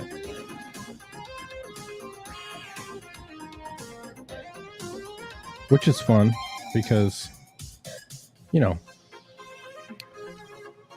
I love inking. Inking's really important to me. Even though Skip gives me shit because I do it digitally now. See what what Skip may not realize, and you know, I don't want to make him feel bad. I'm not trying to make him feel bad. So Skip, if you're still here and you're still listening, I'm not trying to make you feel bad. But I'll say this. One of the reasons why I don't ink traditionally as much anymore is because my eyesight sucks. It's going. And being able to ink digitally, I'm still able to ink at a high level and feel good about it. But inking traditionally, it's just really hard now. Like, my eyes go blurry, and putting ink on paper, when your eyes cross and go blurry because your vision's starting to get shit because you're getting older, it's not fun. It's sad. It's sad. I'm an old man. Much older than I appear.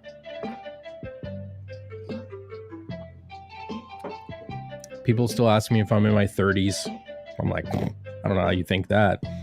I'm gonna be 47. That's 3 years away from 50 for basic math. For anybody who wants to do basic math really quick, I'll do it for you in my head. 3 years from 50. Yeah, and so my eyesight isn't as great as it once was. Your manga looks awesome, Scotsman, and so does Liam's new Kakashi Murder Dolls. Thank you, Felix. You know, Felix, you are always so positive. You're always so positive, and I appreciate you. Like, I don't know if you get enough respect for all the work you do in people's chats, but you deserve more than that. So, appreciate you a lot. My eyes are getting blurry. I just walk into stuff, right? That's what I'm saying. Like, you know, my eyes are, I don't know, even with glasses, like I have some, I think they're right here. Yeah, I have some glasses, but they're a very light prescription, and they don't do much for me. You both have ruined regular manga for me because your books are so much better. Thank you, man.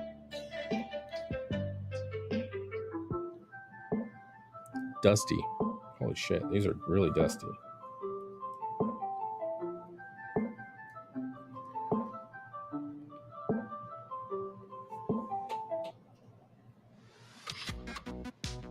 Hate it.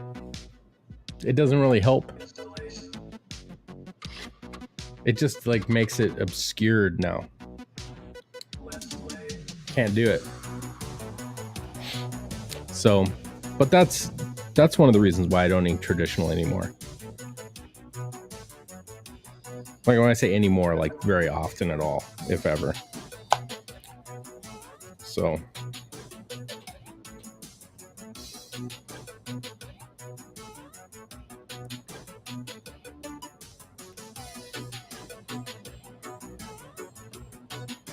I need to finish these.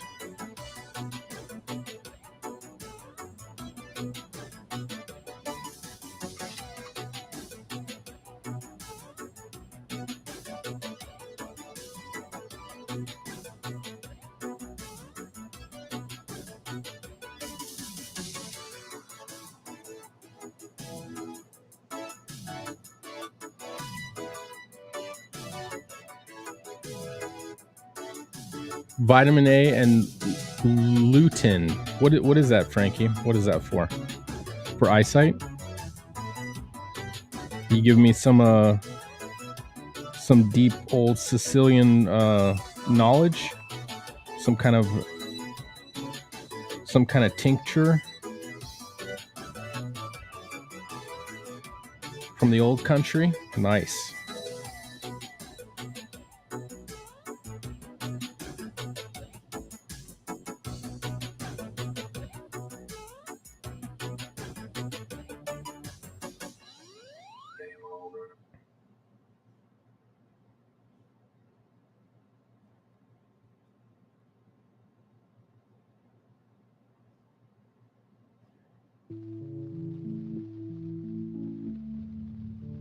That's too thick.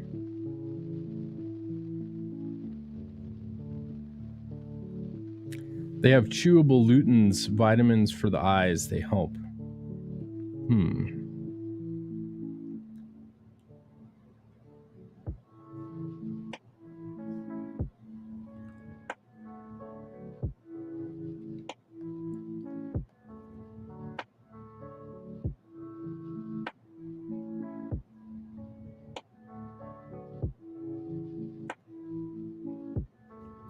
Lutins. I'm gonna have to remember that. Which really sucks, doubly sucks, is because like when I was younger, my eyesight, like I have 2015 vision.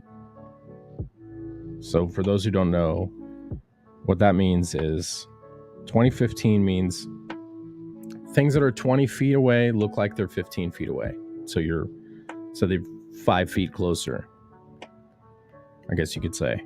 The simplest way to describe that. And I went to the optometrist. I think it was 2021, or maybe it was late 2020. I don't remember. And she tested my eyes, and I still have 2015 vision. I had 2015 too. Yes. So it's like, you know exactly what that's like to, like I was an eagle eye. I could see things so far away. But then my close-up vision started fucking going. And, that's a depressing thing, man. When that starts happening.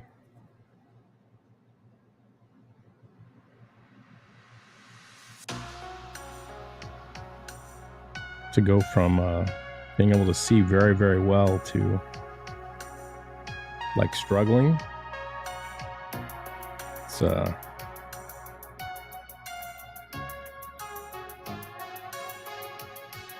It's not cool. I'll tell you that. Not cool. Let's see. Where's my light source at? So this is a cast shadow. So light is coming from... So we got a cast shadow here. On the right side of the nose, cast shadow there. So light source is like that. So that would mean that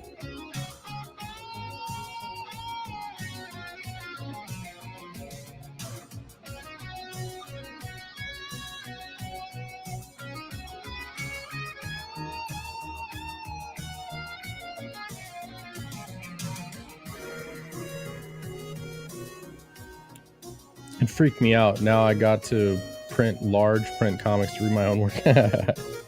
Right?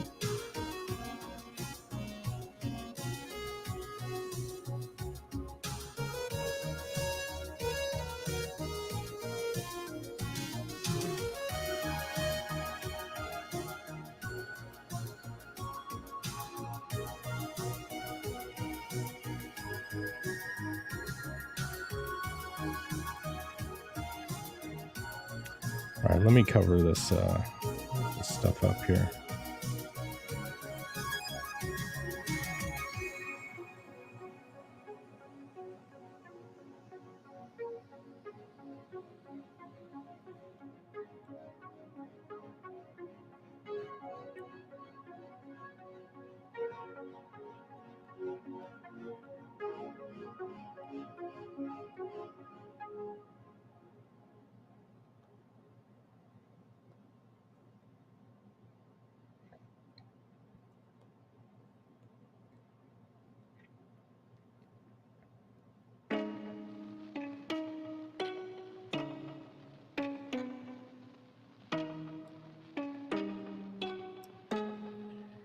I think he's indicating that the zipper kind of turns, actually.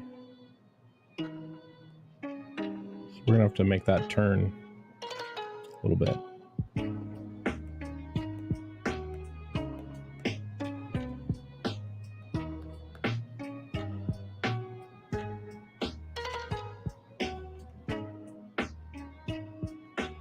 Let's see. How would that turn? So we'd slope that like that.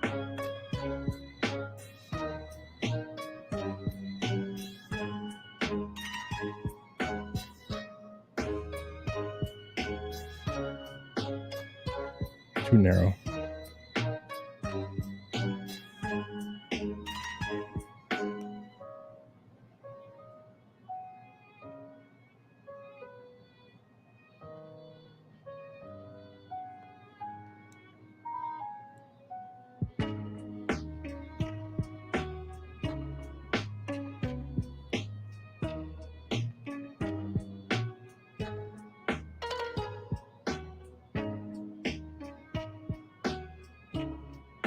So it turns away. I think it probably should be opposite, actually.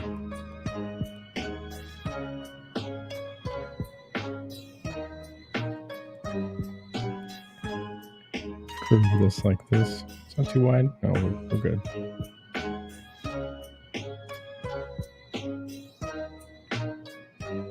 So this.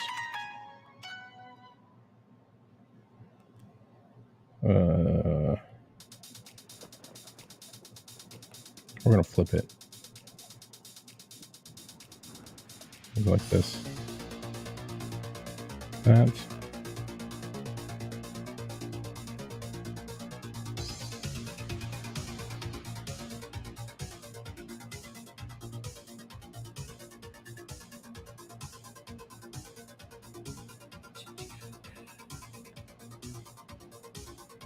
It's too narrow.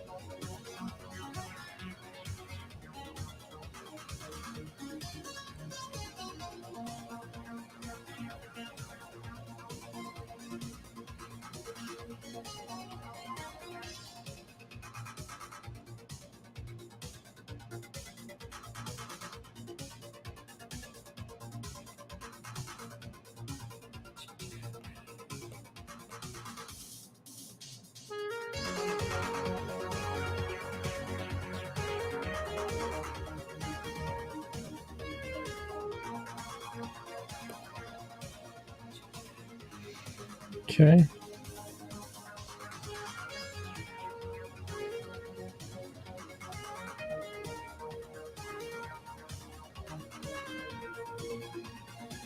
Got DMD picked of the vitamins. Okay. Let's see. Let's see, Frankie. Okay. Luton and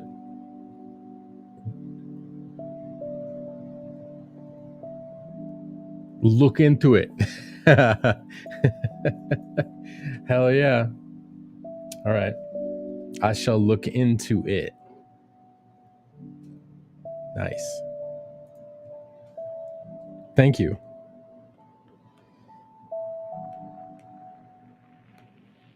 We're going to do this.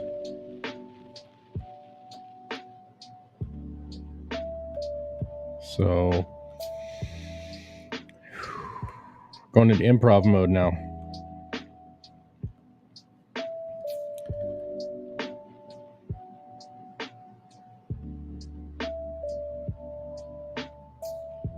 So we're adding a top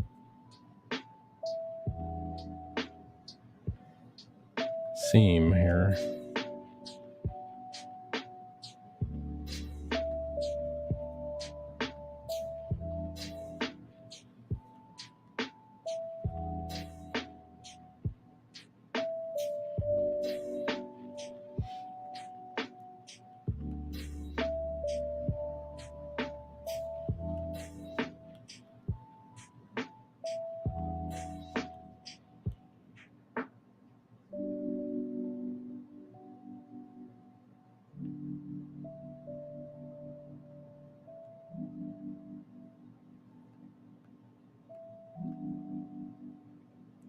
God, that feels really long. That's what she said. I'll say it.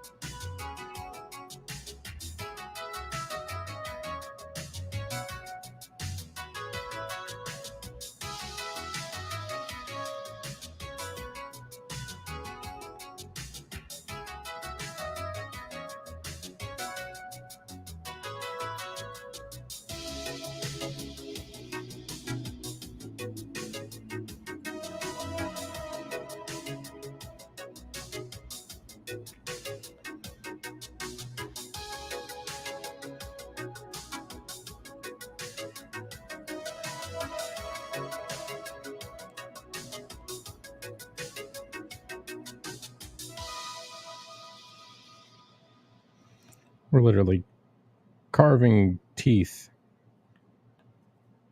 zipper teeth, out of nothing.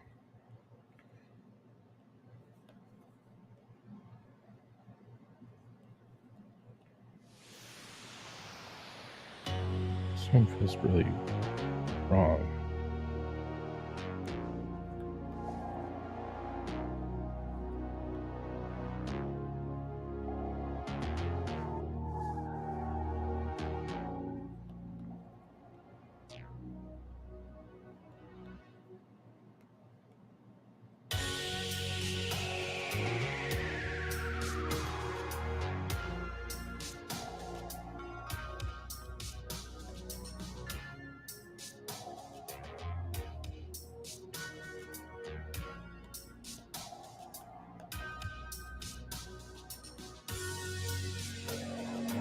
Should be like way shorter.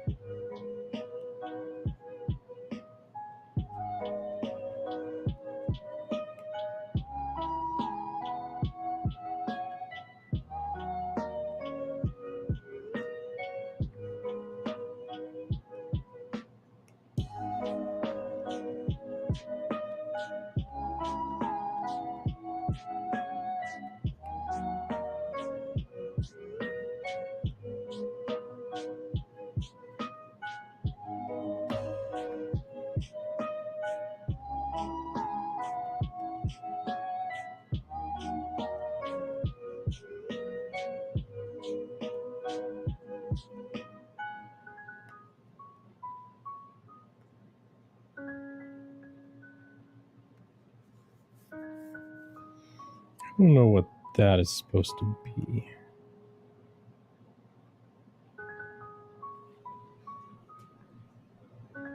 Looks like it's supposed to be edge of the jacket, actually.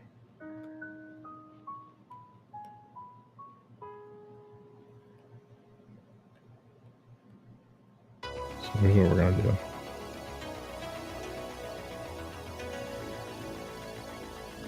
This.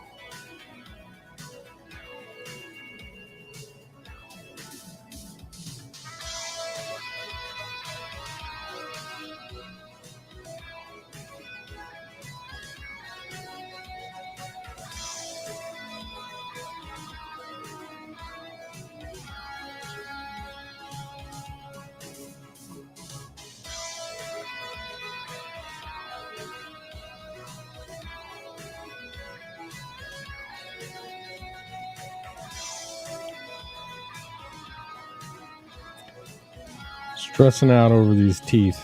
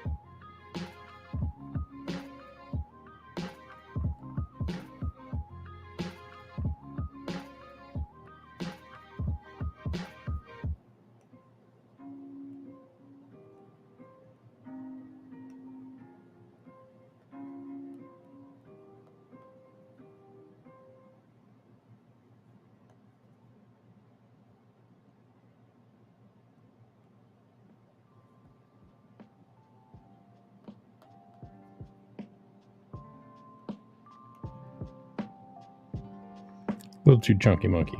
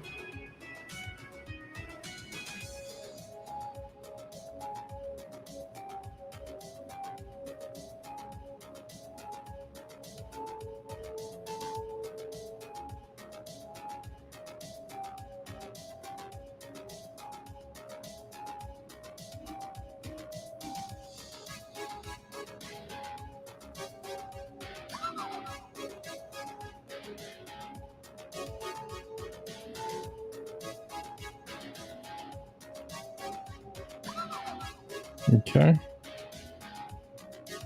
That's done.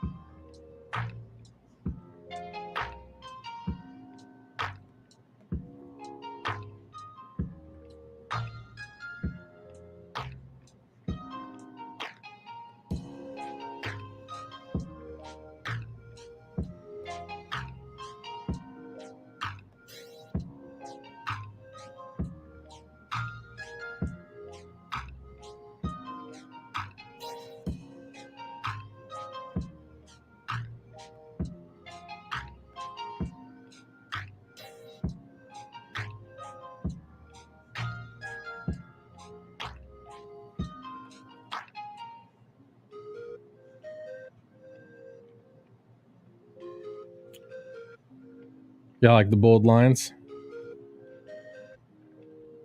Yeah, sometimes you gotta bold up the holding lines.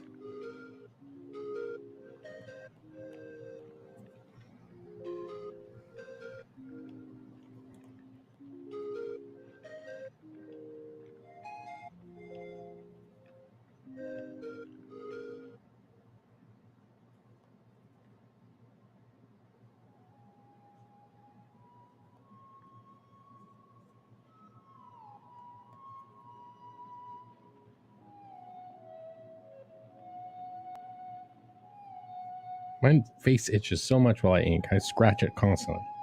Like a crackhead. Fucking.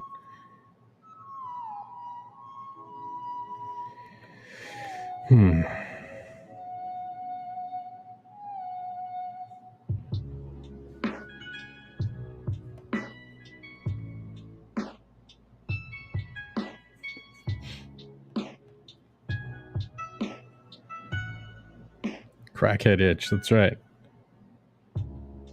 Y'all got any more of those pencil drawings over there?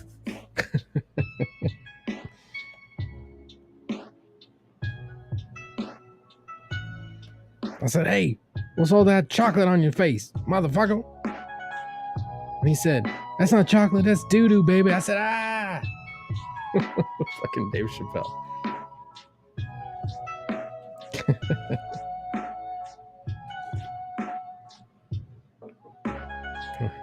What's up, Chuck?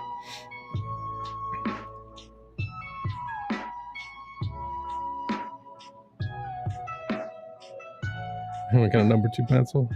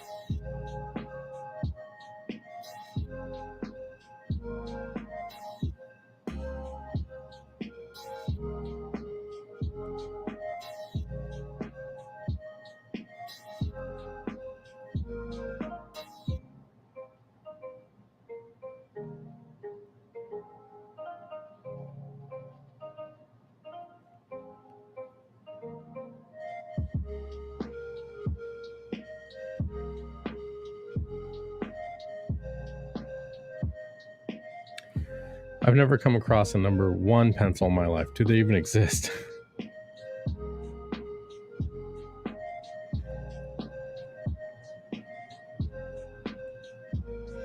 I don't know. Number 2 pencils are kind of shitty.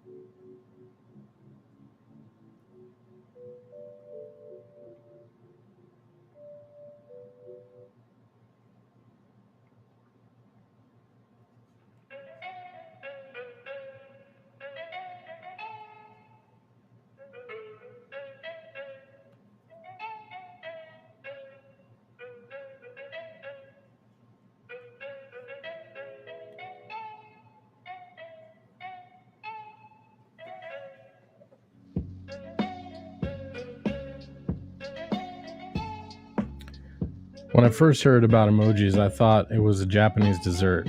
They sound delicious. Emojis. Agreed.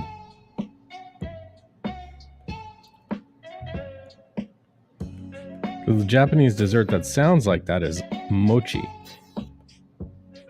which is like rice dough. Like sticky rice dough.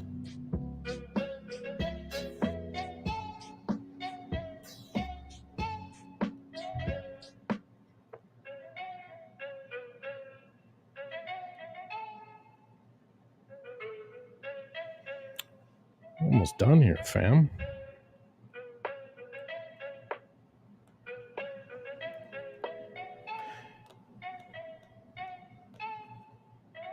Oh, hello. Wrong brush. I've seen them, haven't tried them yet. They're good.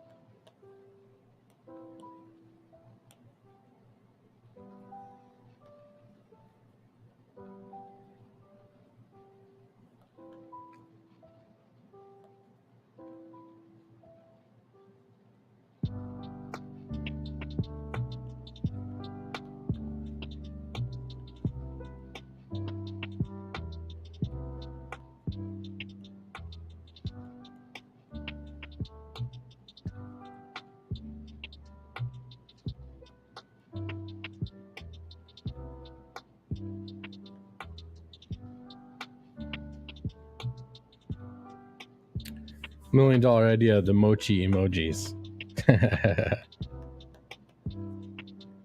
Pretty sure they already exist.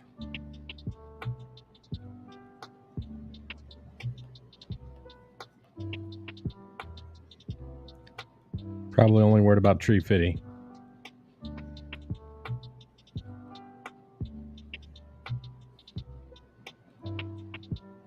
Oof.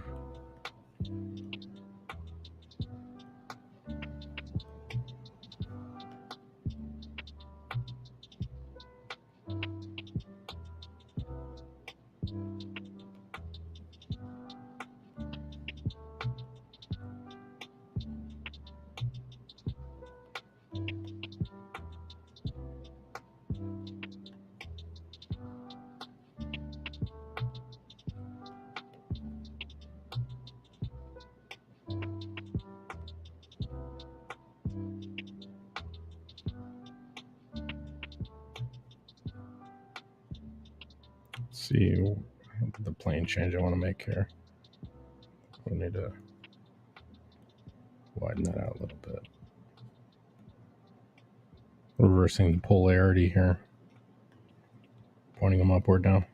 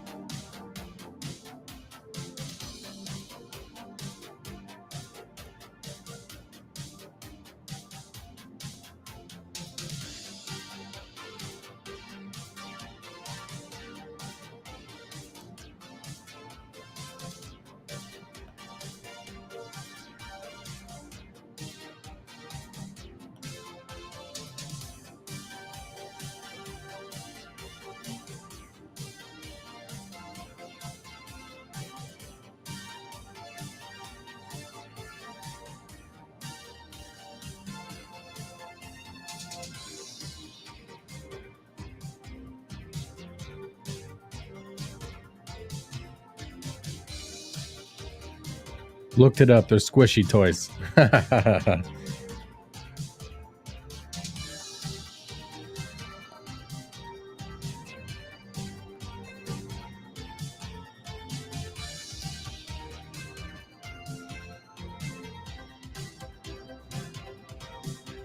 Well, good thing they were toys because, you know, could have, knowing Japanese, like, there could have been other kinds of toys. If you know what I mean.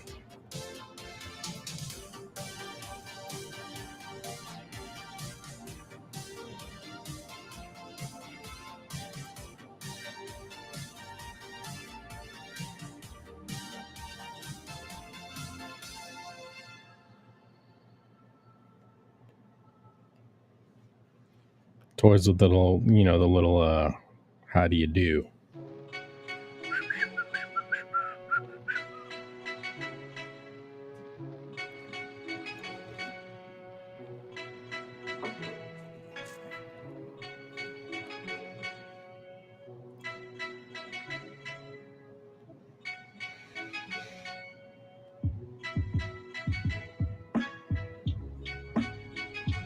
I think that whole sleeve is in shadow, actually.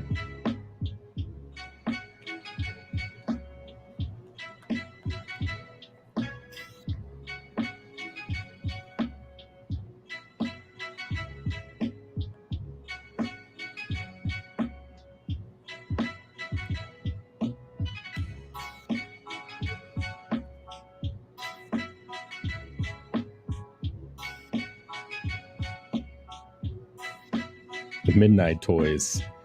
Yes.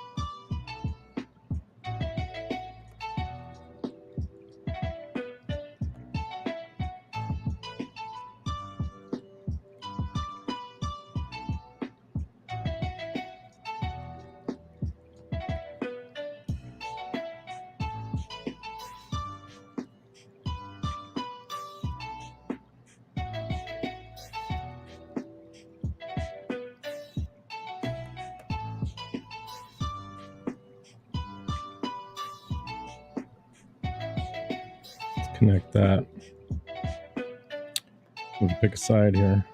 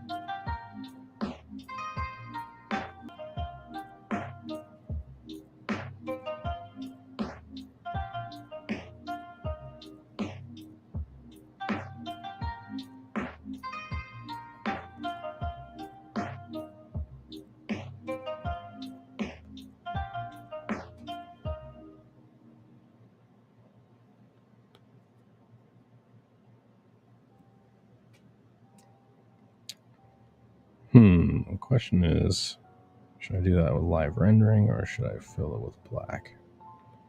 I think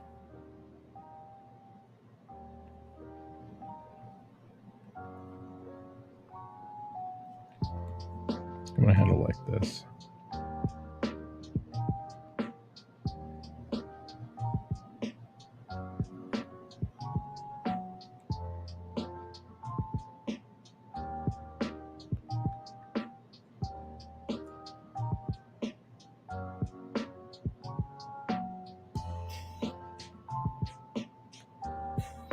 Okay. Here we go.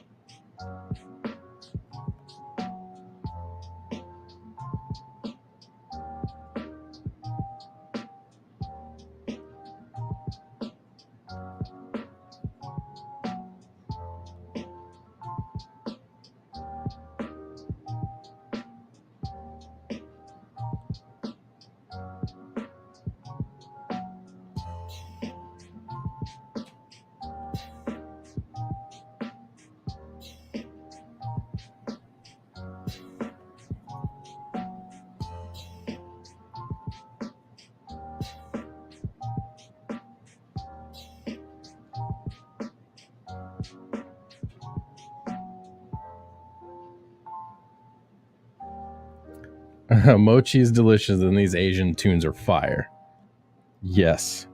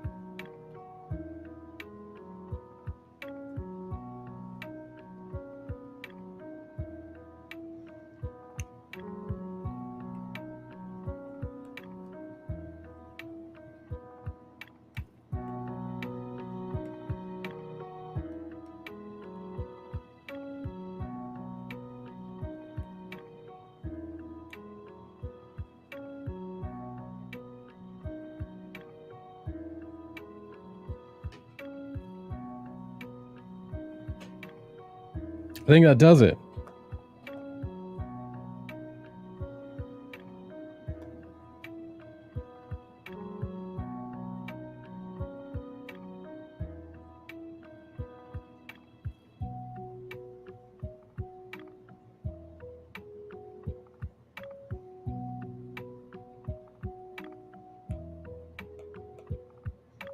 Merge down, merge down.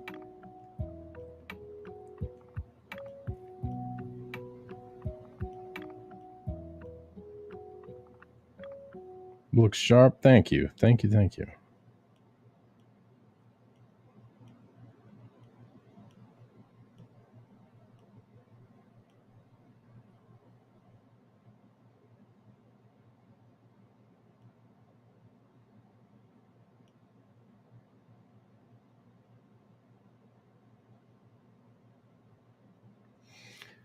Now it's for, now we got to fine tune it. Now we got to like thicken up some things here. Where it makes sense, we got to add a little bit more heft. I think in the collar here needs, oh, hello. Wrong color. Black. Boom. Okay. Right here, we need a little tiny bit more shape.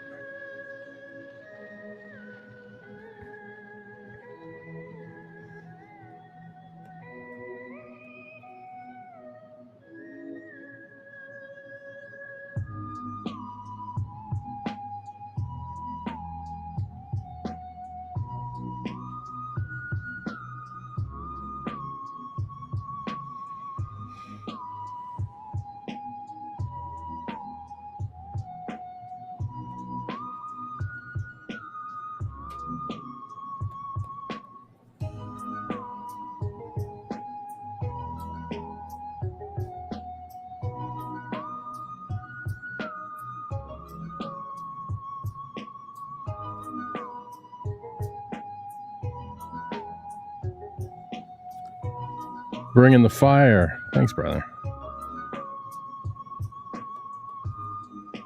I try. I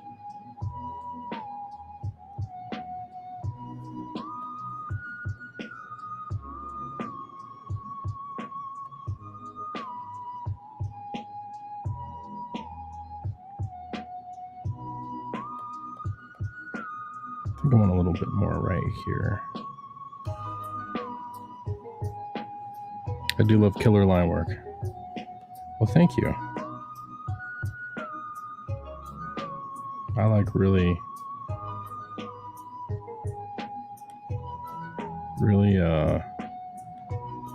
clean line work as well. Got a little tiny bit that's showing up there.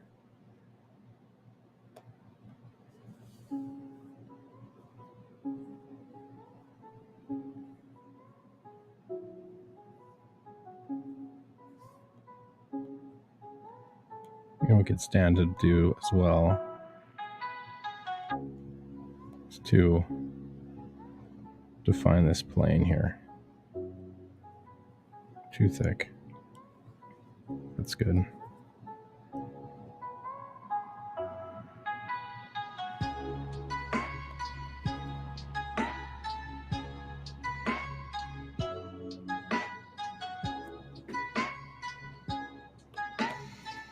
Hopefully Vinny's happy with it.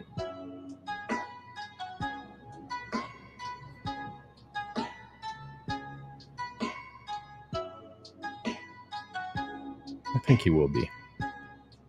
Hey, thank you, Felix. Indeed.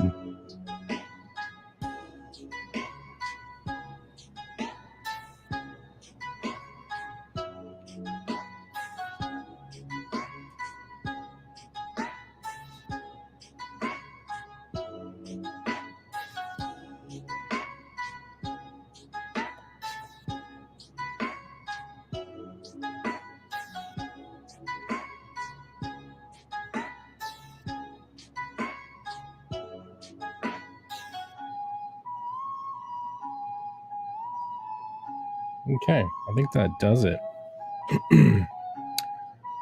When does Vinny go live?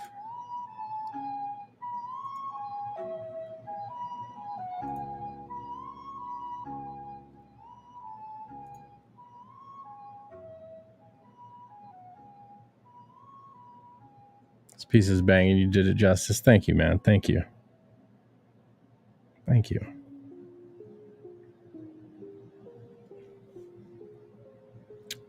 Um, 9 p.m. So 6 p.m. So an hour. He goes live in an hour. Okay. These are the types of pieces that I'm so uncertain whether color would ruin them. Damn shame how Vinny got done dirty.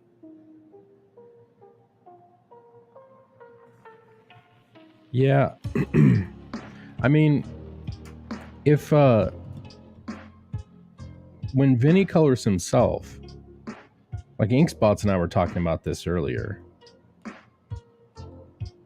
like he draws with the intent of painting over his lines. So his line work is intentionally, sketchy because he's going to paint over it, right? He wants the lines to blend and blur away, not to be defined and sharp like you would do with normal comic book art, like regular old line art, because he has a painted style. When I ink him in a way that makes it look like comic book line art that would be flat colored and, like you would see in your typical comic book. So,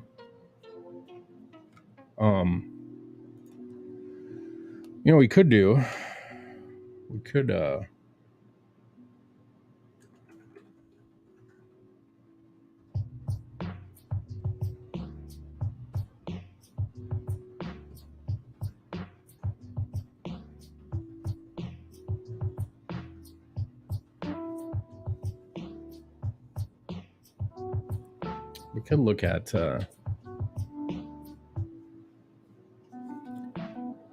some reference here. Okay, I think I see her. All right, she has blue eyes, red lips, reddish brown hair. Looks like she got a red jacket on.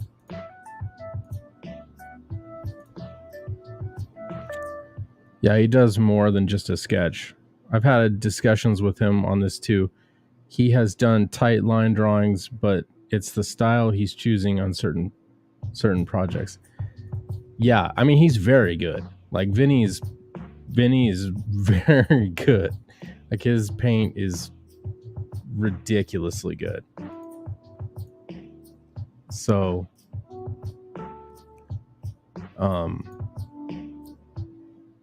yeah, it's it's intimidatingly good. So, all right, so let's do this. Let's set this to multiply, and we will turn that off, and we'll create a new layer, and we will take this down to percentage. All right, and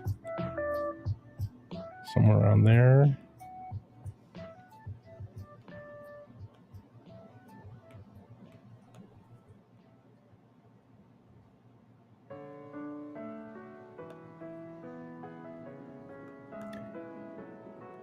This is how you flat in Procreate. I made a non-anti-aliased brush that allows me to block in color.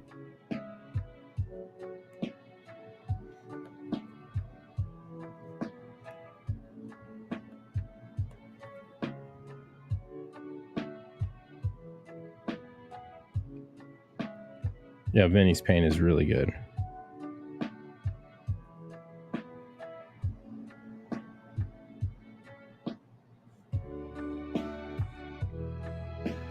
I mean, I think the only person that can give him a run for his money in paint is Inkspots.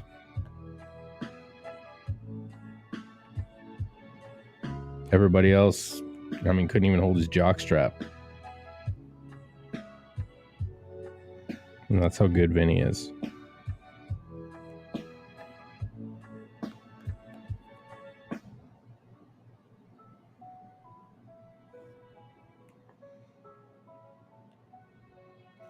Thought this piece looked familiar.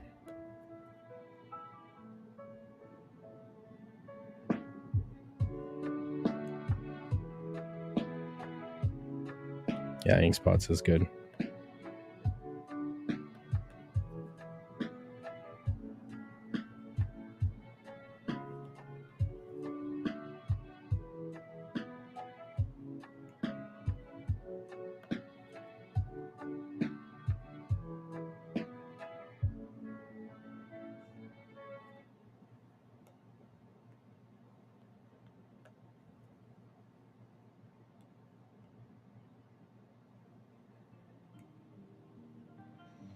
See, normally I would just block in like the whole figure.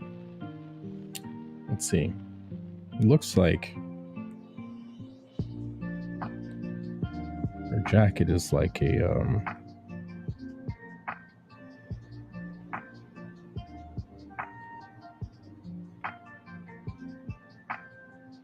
tiny bit of magenta in it. Somewhere around there.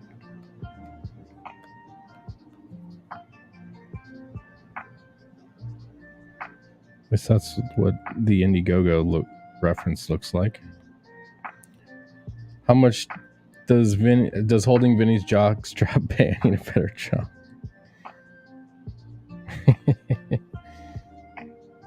I mean, you know, it's a big job. I don't know if it's a job suited for one man.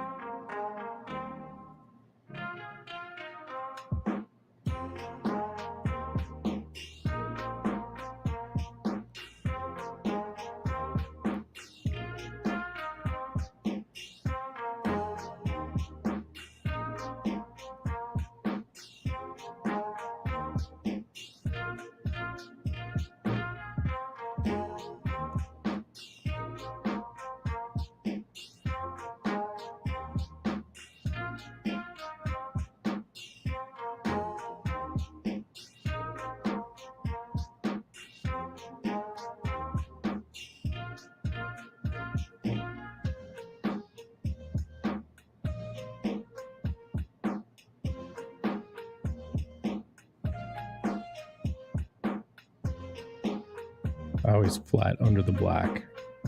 Because you never know when you're going to need that selection.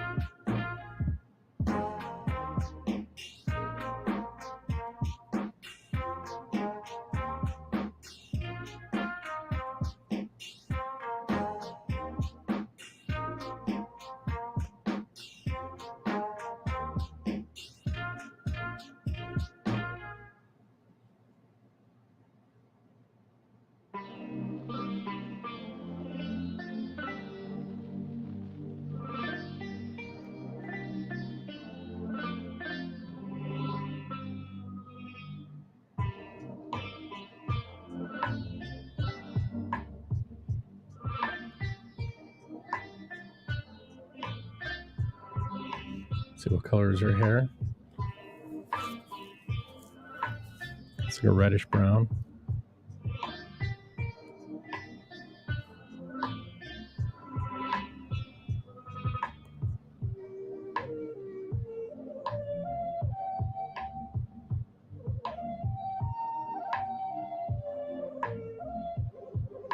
Somewhere around there, looks like.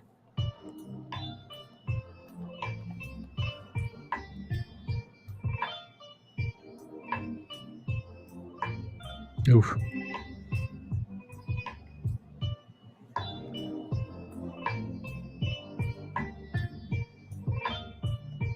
Of course. Of course. Had to give her fucking big old fat wisps.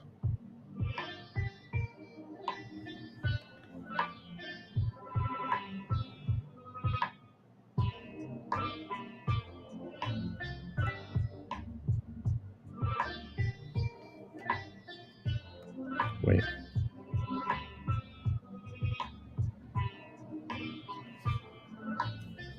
That's not supposed to be filled in.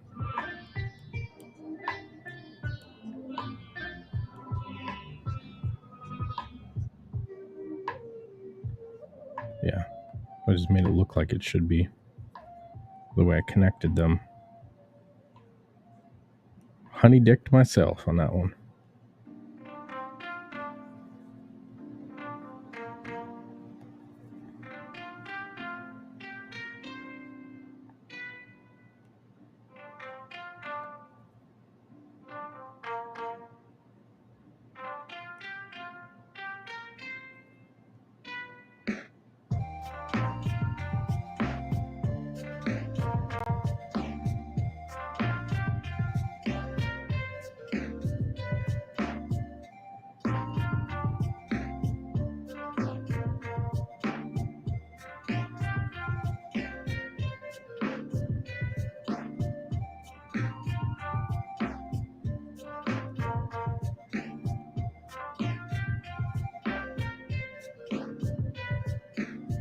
Oof.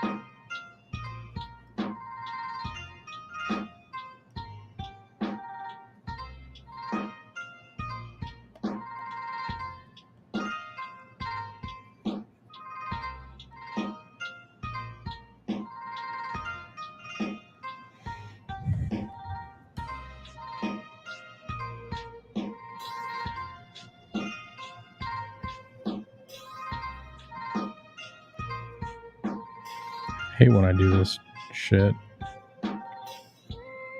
Don't clearly define where the color begins and the color ends.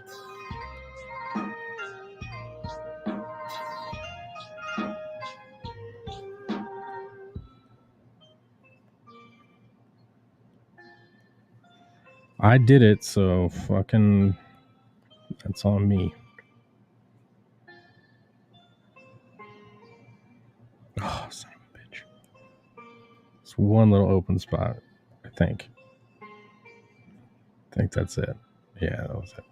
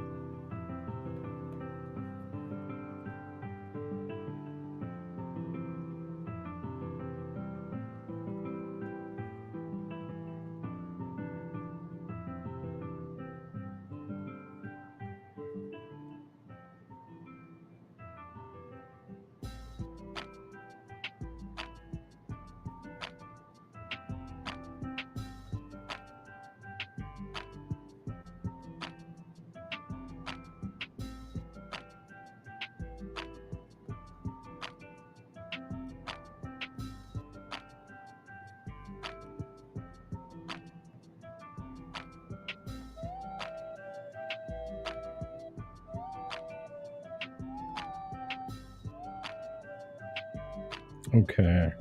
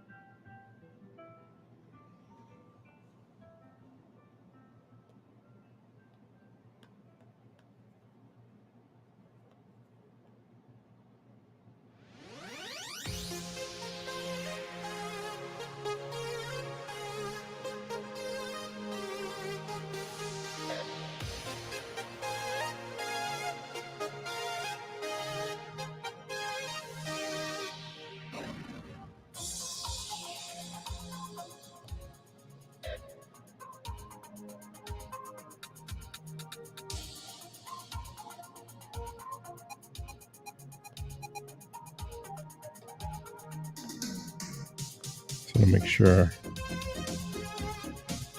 it was all hair.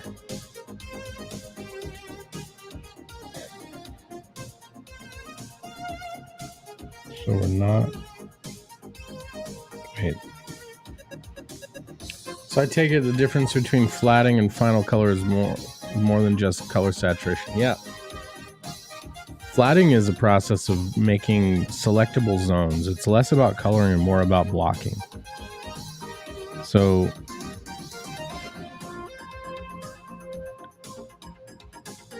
if you think in terms of like how to define it here. So before light gets added into the equation, right? Think of it this way. All things in life have a color to them, right? Think like a typical apple. You know, I know there's all varieties, but let's just say you have a red apple. The local color of the apple.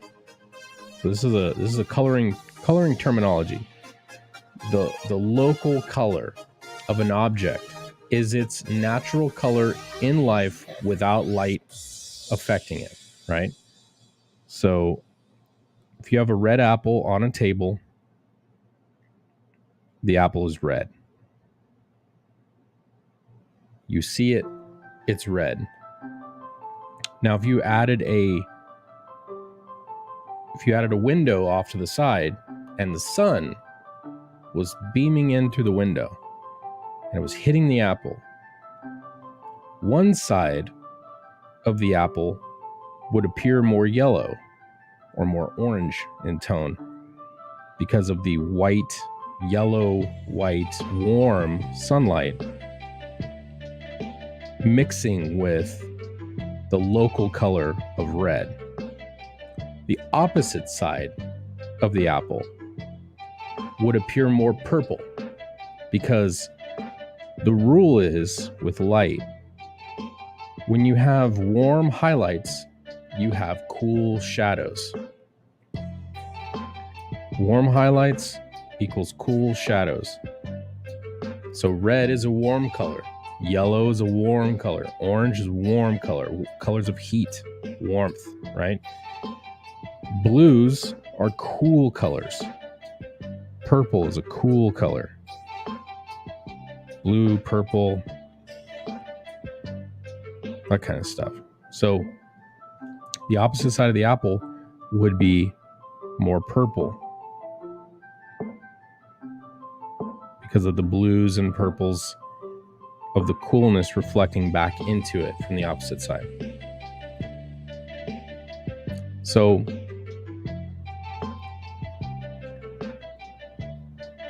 when we're flatting, we're literally just...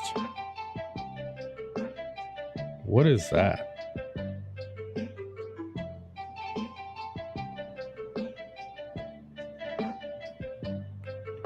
Hold on. I just saw something.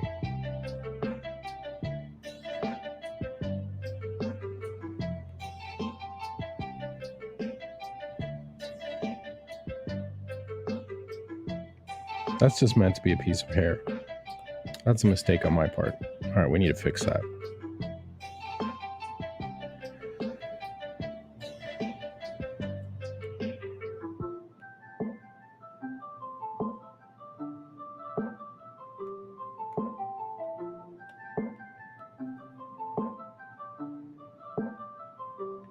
Try to get too cute with it. It's off in space. There's no physical object there.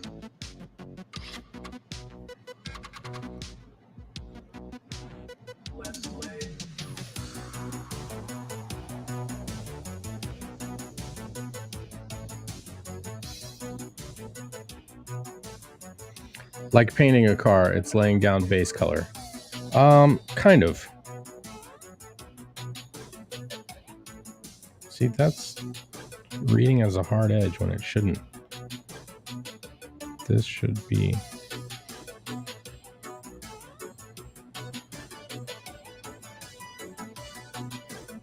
It's just your random run-of-the-mill piece of hair. coming off the main body of the ponytail. There we go. That needs to be thick. So part of the neckline. There we go. We'll just marry it to that line there. There. That's right. Okay. Anyway.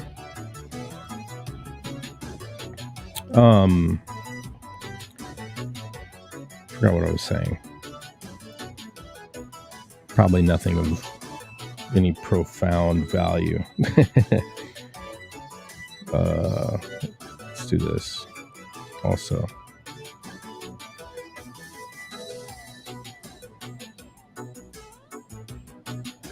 There.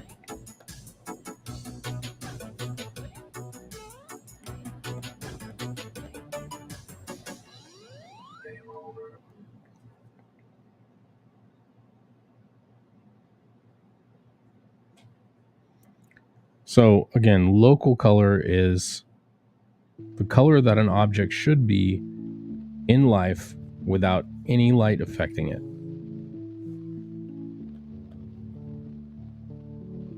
And so what I'm doing right now is I'm putting in flat colors based on the local color before lighting.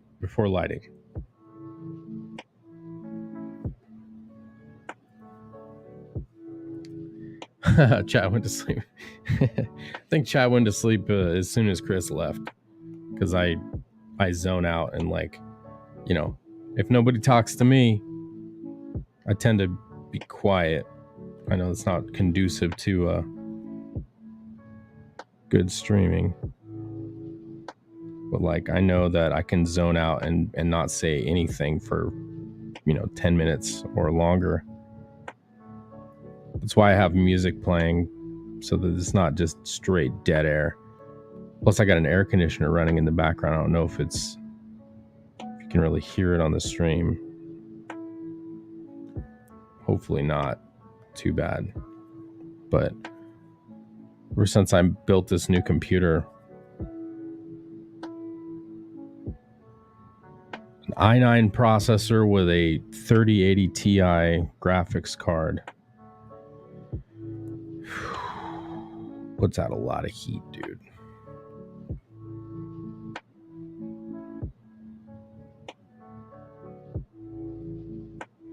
Also a terrible streamer, especially when I play Minecraft.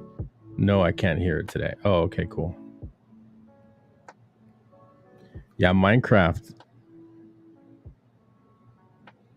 Like if I'm playing by myself and I'm not in a Discord with someone, like I can have self-talk and be like, oh yeah, I need to craft one of those. How many of these things do I need? Oh, I need 10. Okay. Oh, gotta go farm up some more of that. You know what I mean?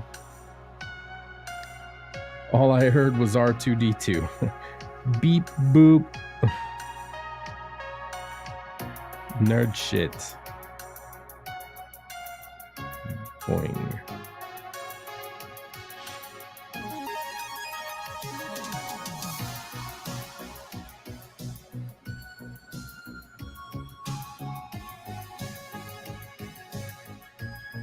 And I'm playing like a royalty-free 80s type of a theme.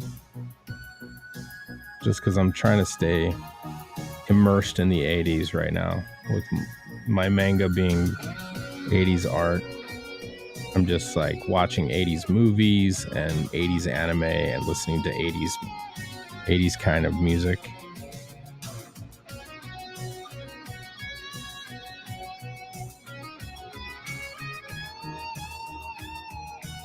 I need to switch over my account so I can log into the server. Oh yeah.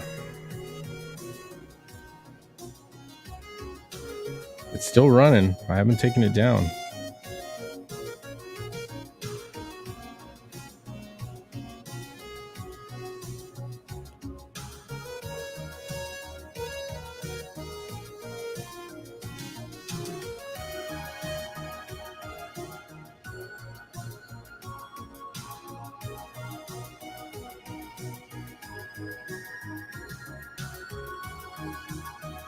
We want stuff that didn't suck. Watch Top Gun Maverick again.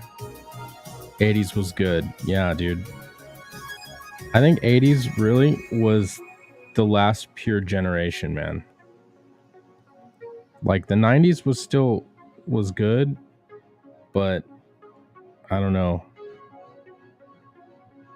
I feel like after Reagan, we got the Bush era,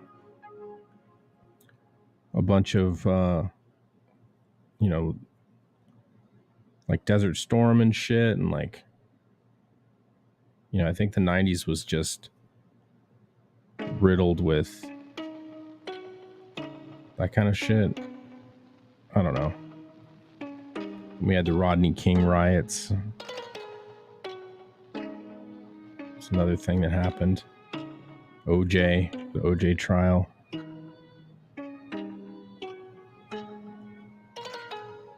It just seems like the 80s was the last really, really pure generation. You know?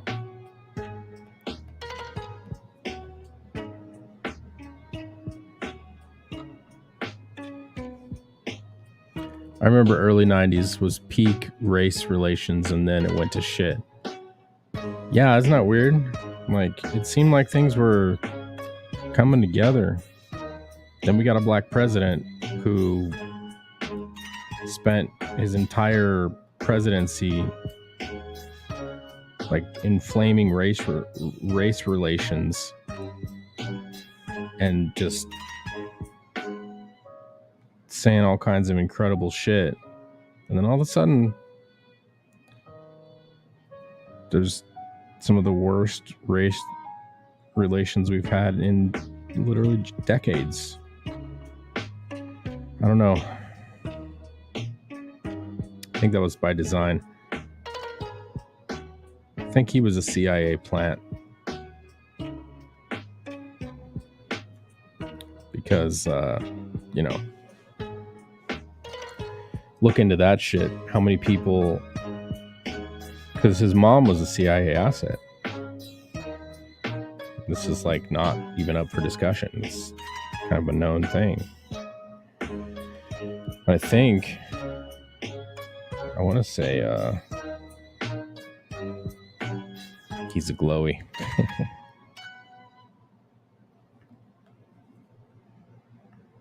I'm pretty sure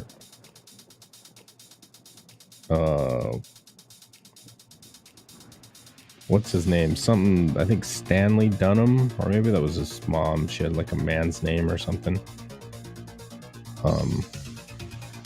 Someone related to his mother was deep in the CIA.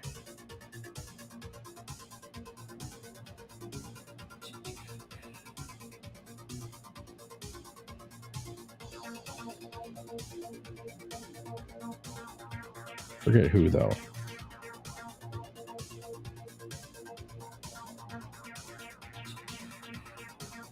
Let's see. Let me think about this. The skin would be... reflection off the glass would be lighter in tone. So let's go like this.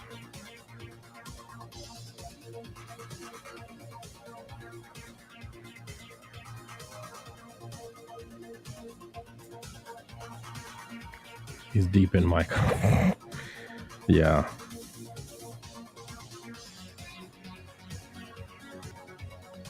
That's a whole other thing.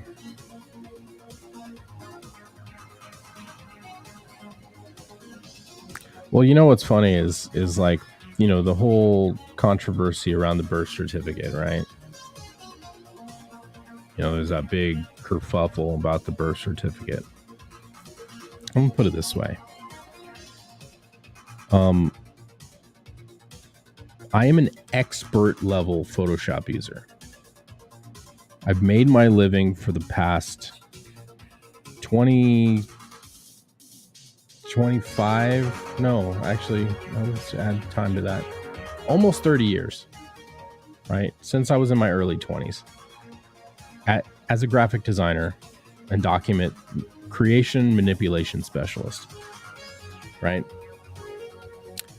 I've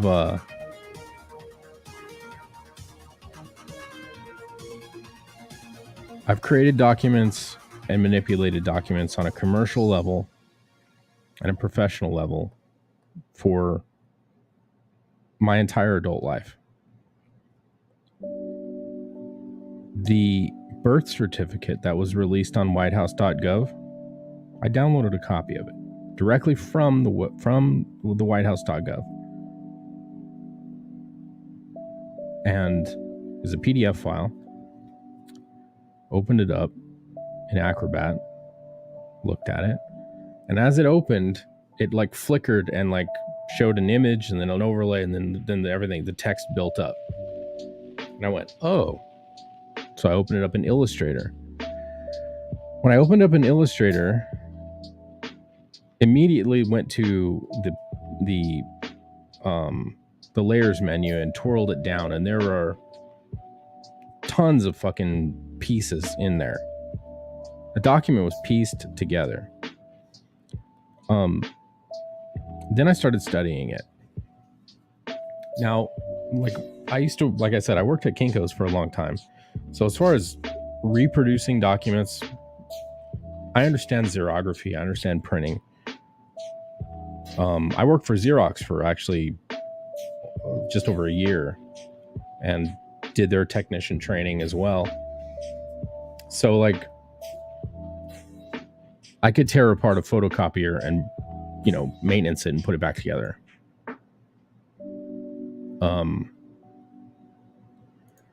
So after looking into that document a little bit further, it is extremely fake. Like it's not even up for a discussion. It is absolutely fake. And the question you have to ask is why? Why? Why would they release a fake document? What is in it for them to release a fake document?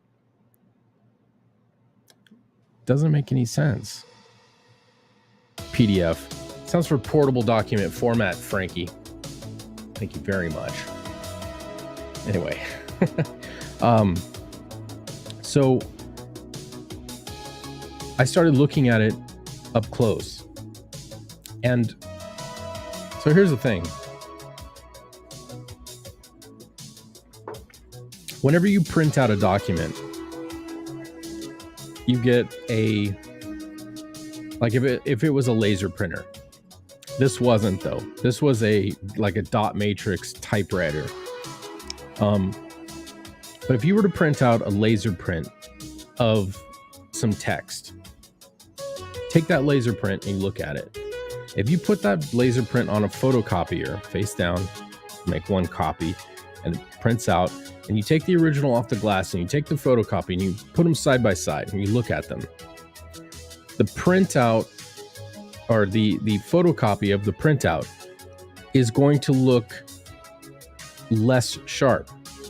The text gets blobbier because it's literally light reflecting off of a piece of paper and then making a negative image of dry ink and then melting that onto paper.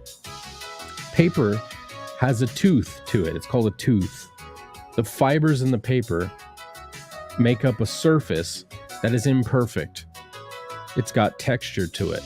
When you hold it far away from your face, it looks smooth as silk.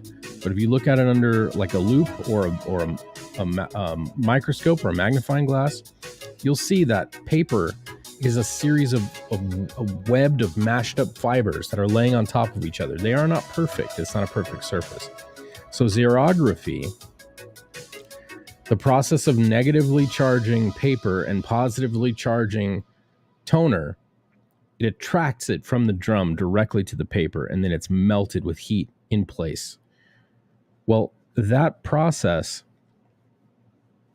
the dry ink, it's literally dust that's magnetically attached to the paper before it's melted, sits on top of that imperfect surface, and every single letter, and this is from typing it into a digital word processor. So you have, it's not a mechanical process. You're printing a digital print of text on a piece of paper. Every letter on that piece of paper is going to be a tiny bit different, microscopically different. So if you were to scan that printout and then look at it in Photoshop, every letter on that page is going to be slightly different. So every A is going to be different from the last one. Every B, every single letter is going to be different from every other letter like it on the page. That is beyond dispute. There's no question about that. No one can argue the opposite of that. So with that being the case, I looked at the document. Now, I was talking about a digital printout of something that was typed in a digital word processor and printed on a laser printer, then photocopied. This birth certificate was not that. It was a ribbon typewriter with a strike plate and ink ribbon. Now add in one extra level of imperfect reproduction of letters by having a piece of metal smack into a ribbon and transfer ink from the outline of that head, that hammer, across through an ink ribbon onto a piece of paper. Now, every single strike by those hammers, they're mechanical, is going to have a slightly different actuated weight, and you're going to have less ink transfer on some, more on others. So add in the imperfection of the paper with the mechanical process of pressing a metal hammer through a ribbon onto a page, onto a sheet of paper. Every letter is going to be drastically different. Every single one of them. More so than just a laser print. Every single one is going to be different. Now, that document, if you look at it up close, there are 2 letter A's, one here and one here, that are pixel identical. Took one and put it next to it. Like I opened this up in Photoshop, rasterized it at a really high DPI. And I was looking at the text and I noticed there's a letter A here and a letter A here that are identical. So I marqueed and copied that A and brought it over to the other A, laid it on top and reduced its opacity. Every pixel is the same. Every one of them. Now, friends, that is impossible. Adding in the variable of the paper, the strike plate, the ink ribbon, all of that. It is impossible for that to occur. There's no way. It is impossible. It cannot occur. That document is fake. 100% fake. Don't know why. Not saying I know the reasons. I'm saying they put a document on the website of the United States of America, the whitehouse.gov, that was fake. I don't know why. But I can say unequivocally in a professional capacity as an expert in document manipulation and creation for almost 30 years now, that document is 100% fake. So, whatever that means, whatever we get from that, I don't know. Right, I've used an old school typewriter. Impressions on the paper are different to the naked eye. Yeah, to the naked eye, you can see the differences to the naked eye. Now zoom in a digital photo editor and really look at it, and you'll be like, wow. So, like I said, I don't know why they put out a fake document. I just know that without even a slight hesitation, Odyssey video of the process when I mean,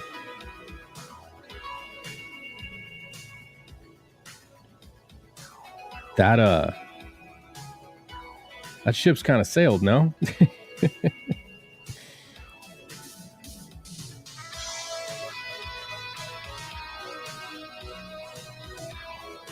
I mean, realistically, I wish more people knew and asked questions as to why, because it doesn't make a bit of sense.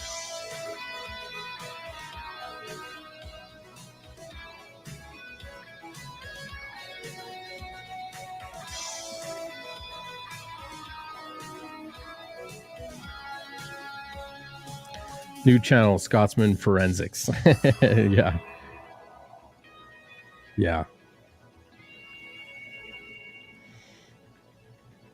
Well, there was so many people like doing breakdowns of this document, like right after it was released, and then people trying to debunk other people's theories, and it was just a fucking shit show for a while there, of people just arguing about it. And I didn't want to argue.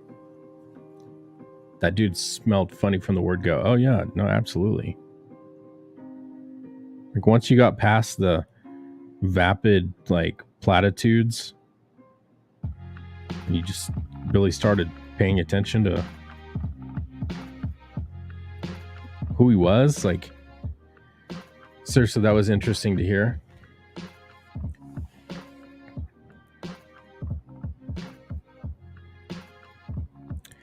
Yeah, I mean I could do a breakdown of it. It's we could, I think I still have a copy of that document.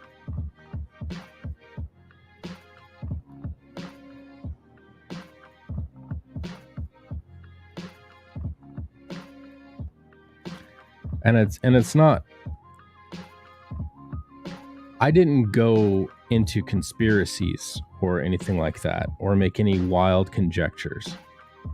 You know what I mean? I'm not surmising intent or trying to manufacture a theory. I don't know any of that. What I do know is it's fake. I'm not even slightly unsure about it. I'm completely convinced. Like there's no reservation at all. I'm 100% convinced that it is fake, because there's no way that anomaly could occur unless it was copied and pasted.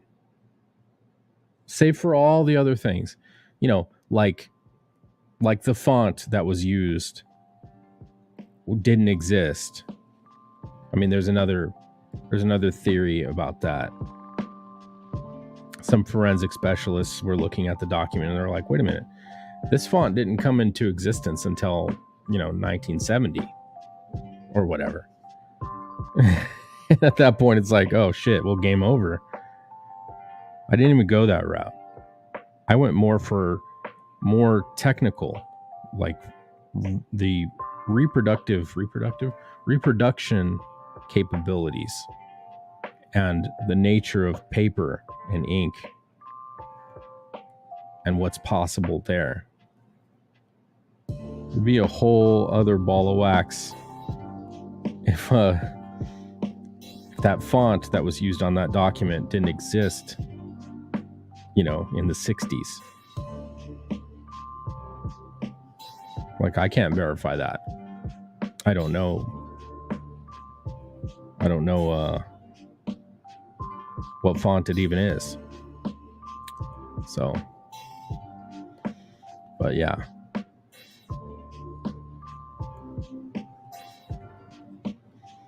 Got a lot of interesting, stupid anecdotes about things.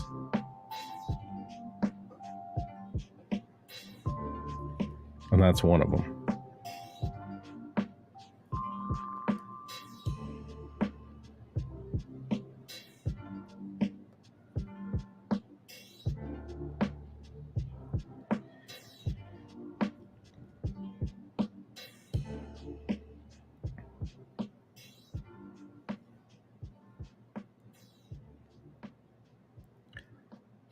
Hopefully Vinny has a spot for me on his show tonight so I can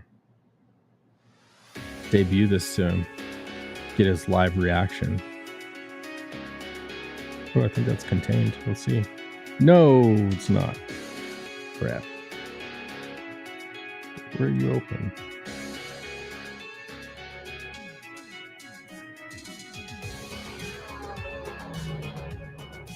Where the fuck are you open? Yes, this is technological capability breakdown. Yes. Huh, I wonder where this is open.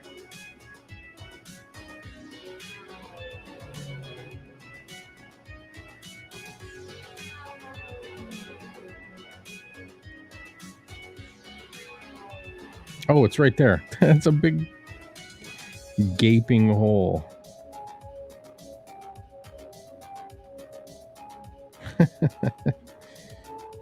Oh, that's actually should be skin tone right here.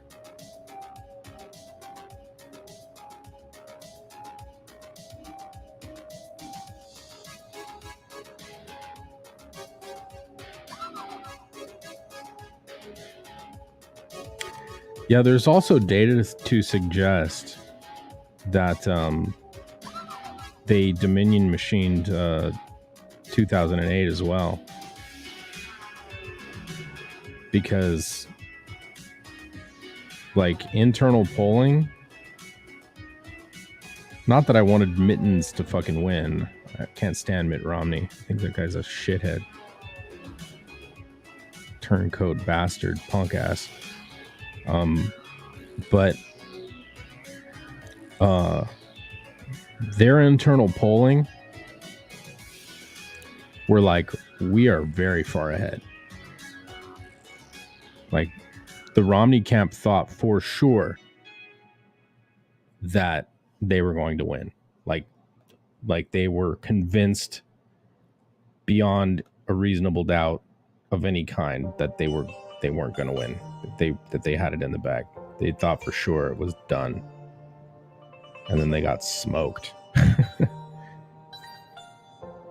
So there's some people that think that kind of the first iteration of Dominion machines happened back then. So, you said gaping hole. That's right.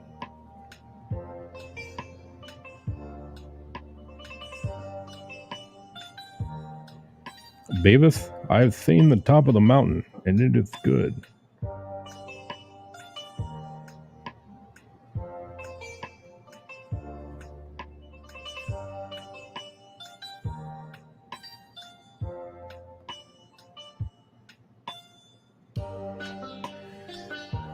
Yeah, he's got an internet poll, like, in his butt. Right. What's up, dog? What's up, dog? I think that's how you would say that, I guess. All right, so she's got a white torn up wife beater kind of a thing. Okay.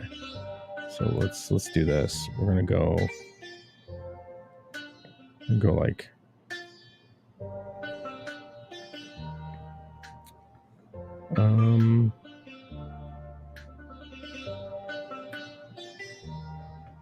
I'll add a little bit of warmth to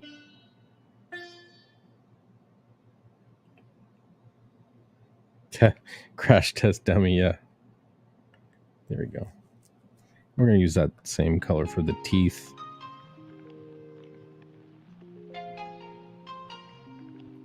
And the eyeballs. And then I think she's got icy blue eyes, if I remember properly.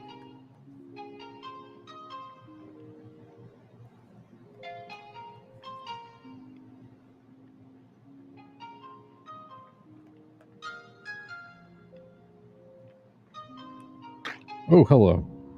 Yikes. Did I not close the whole thing?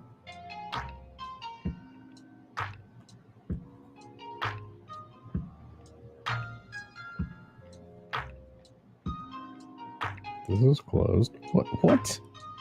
Wait, what the fuck? How is it jumping over it? Oh, because it's too similar? Oh, okay, I guess so. Because it's such a light tone.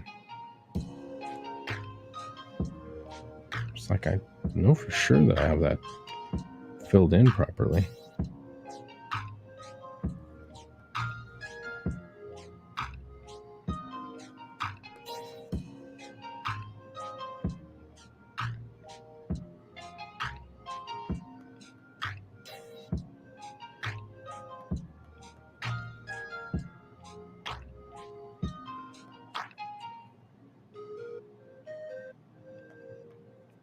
Shit. I hate when I have like a paper thin line to deal with here.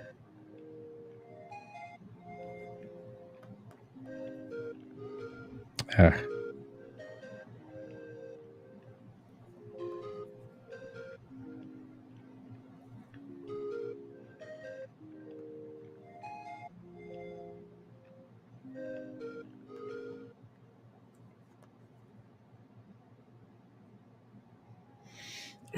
Dude, I'm excited, man. Next I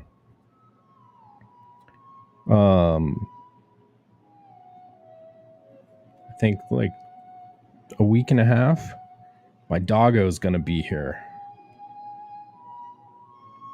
I bought an Akita. He's in Florida. We're having a service deliver him. So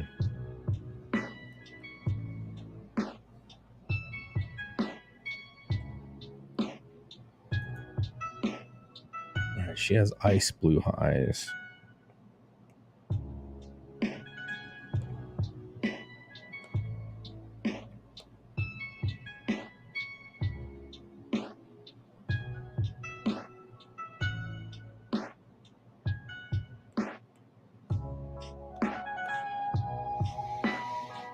Nice. I was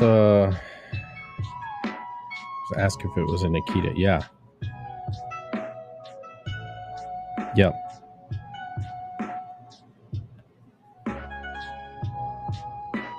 Yeah, I've had Shiba Inus like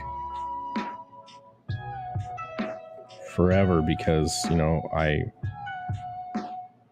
always seem to live in an apartment.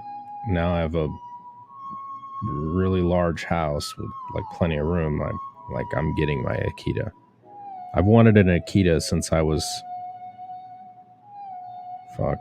like 15.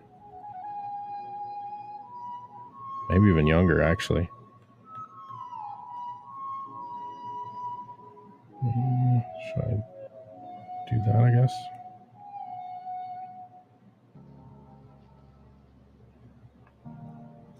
Color are her goggles.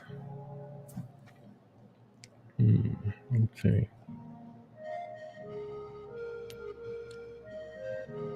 They look like they're brown, actually.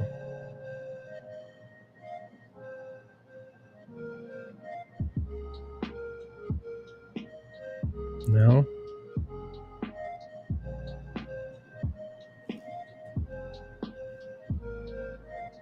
I guess they're like gray.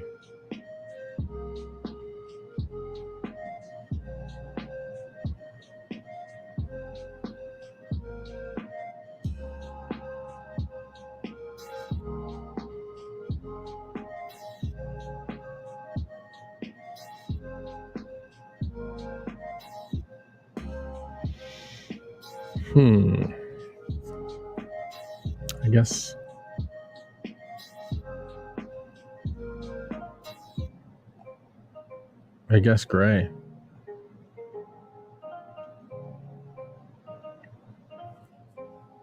Okay. But they're barely toned at all. They almost look white on the interior art on the campaign. Make them cool colored.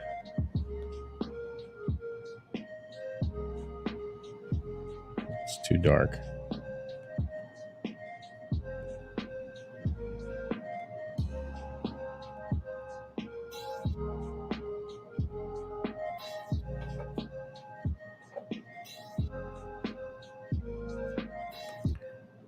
Okay, let's increase the line work.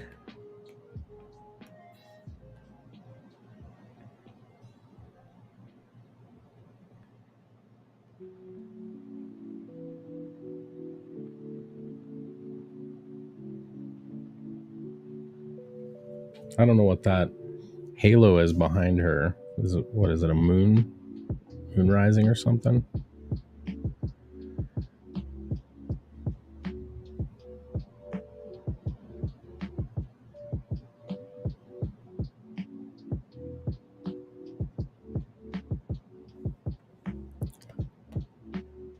Guess we could do like let's see.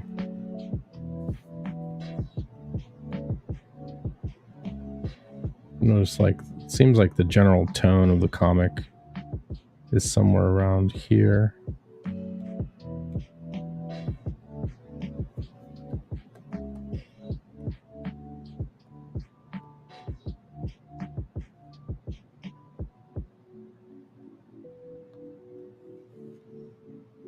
And then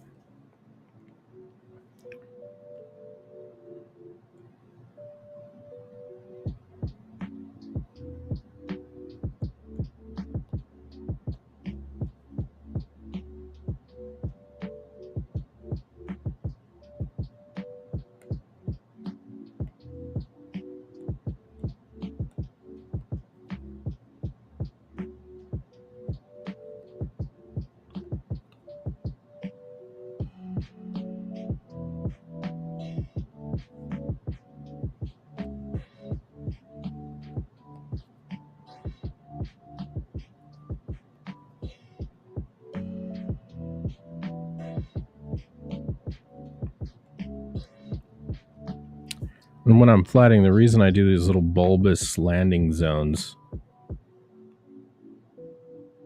is so that when I'm closing up gaps, I can just go like boop and just kind of estimate what colors need to be what.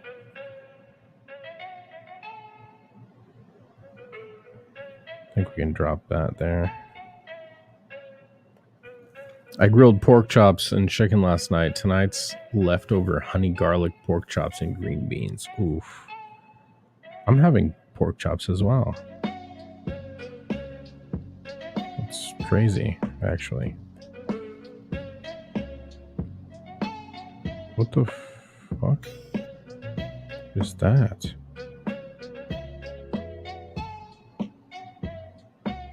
What? Did I like fall asleep while I was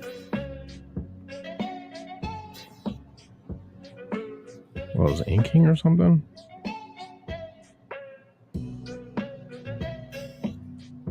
That's a pretty thick ass line, dude.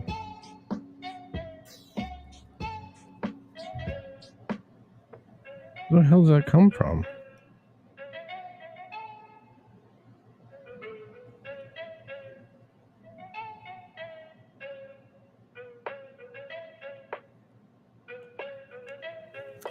I think it's just a background shape.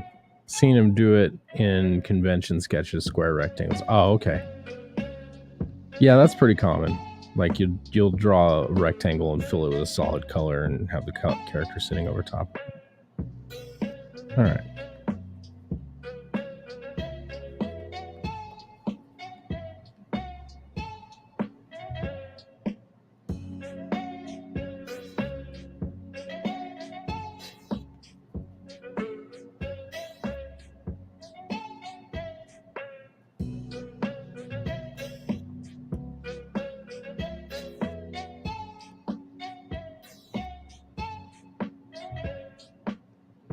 Yeah, that's not supposed to be. That wasn't supposed to be there. It's weird. I don't know where that came from.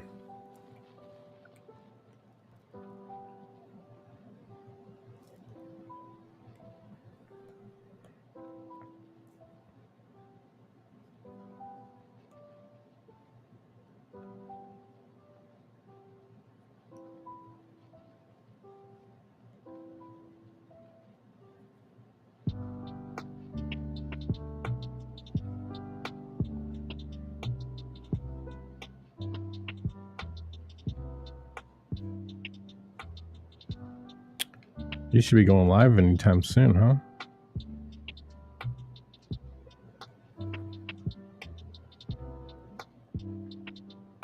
Well, we're about ready to finish up here. How long have we been going? I don't even know.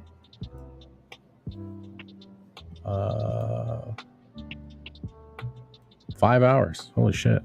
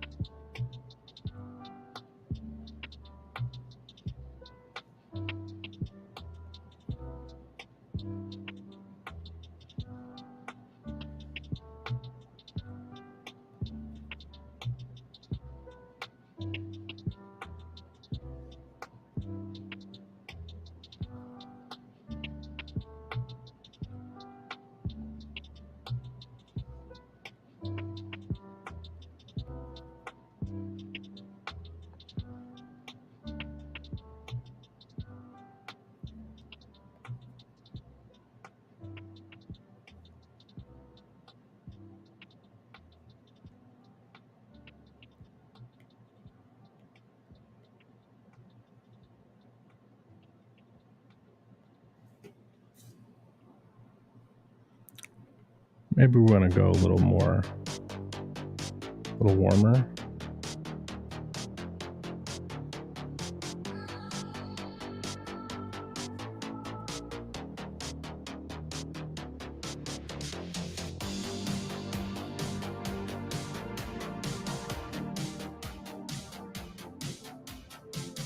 Don't want to jumping tones.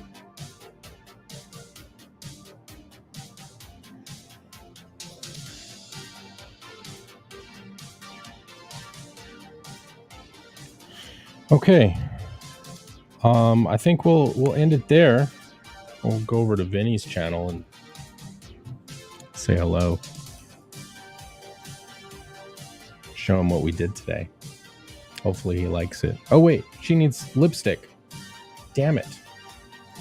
What color are her lips? Damn near the same color as her jacket, only less saturated. Okay, so we'll go like this. We'll sample that. Man, I was ready to rock and roll. Actually,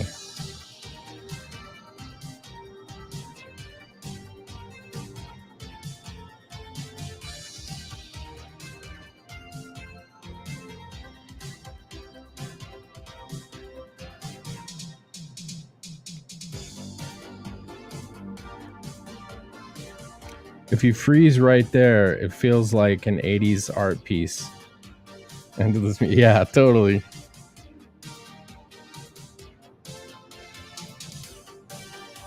Almost like a Nagel print, only, you know, without that crazy zombie skin that he gave him, like that, like white skin. It's creepy.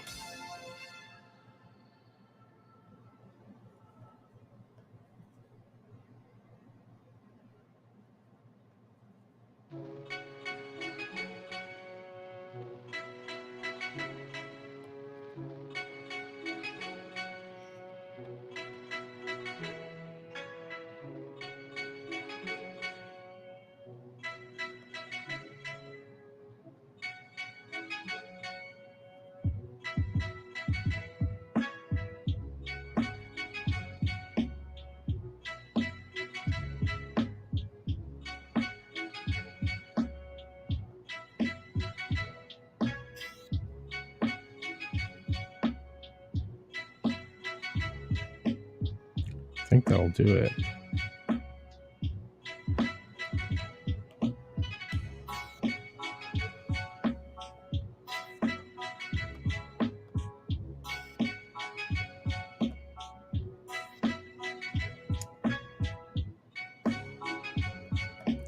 Yeah, I kind of don't like that being part of the lip. I kind of want that line to be by itself.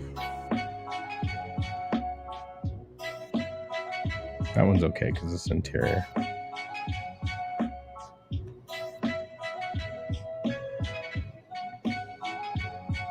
All right, let's see the light and value. It's better. It's better. It's better.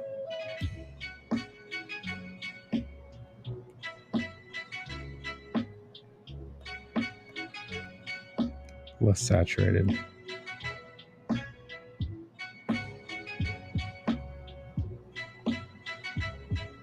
Yeah, I think that's better. We'll leave the highlight alone for now. Okay. We're going to call it there. We're going to call it there.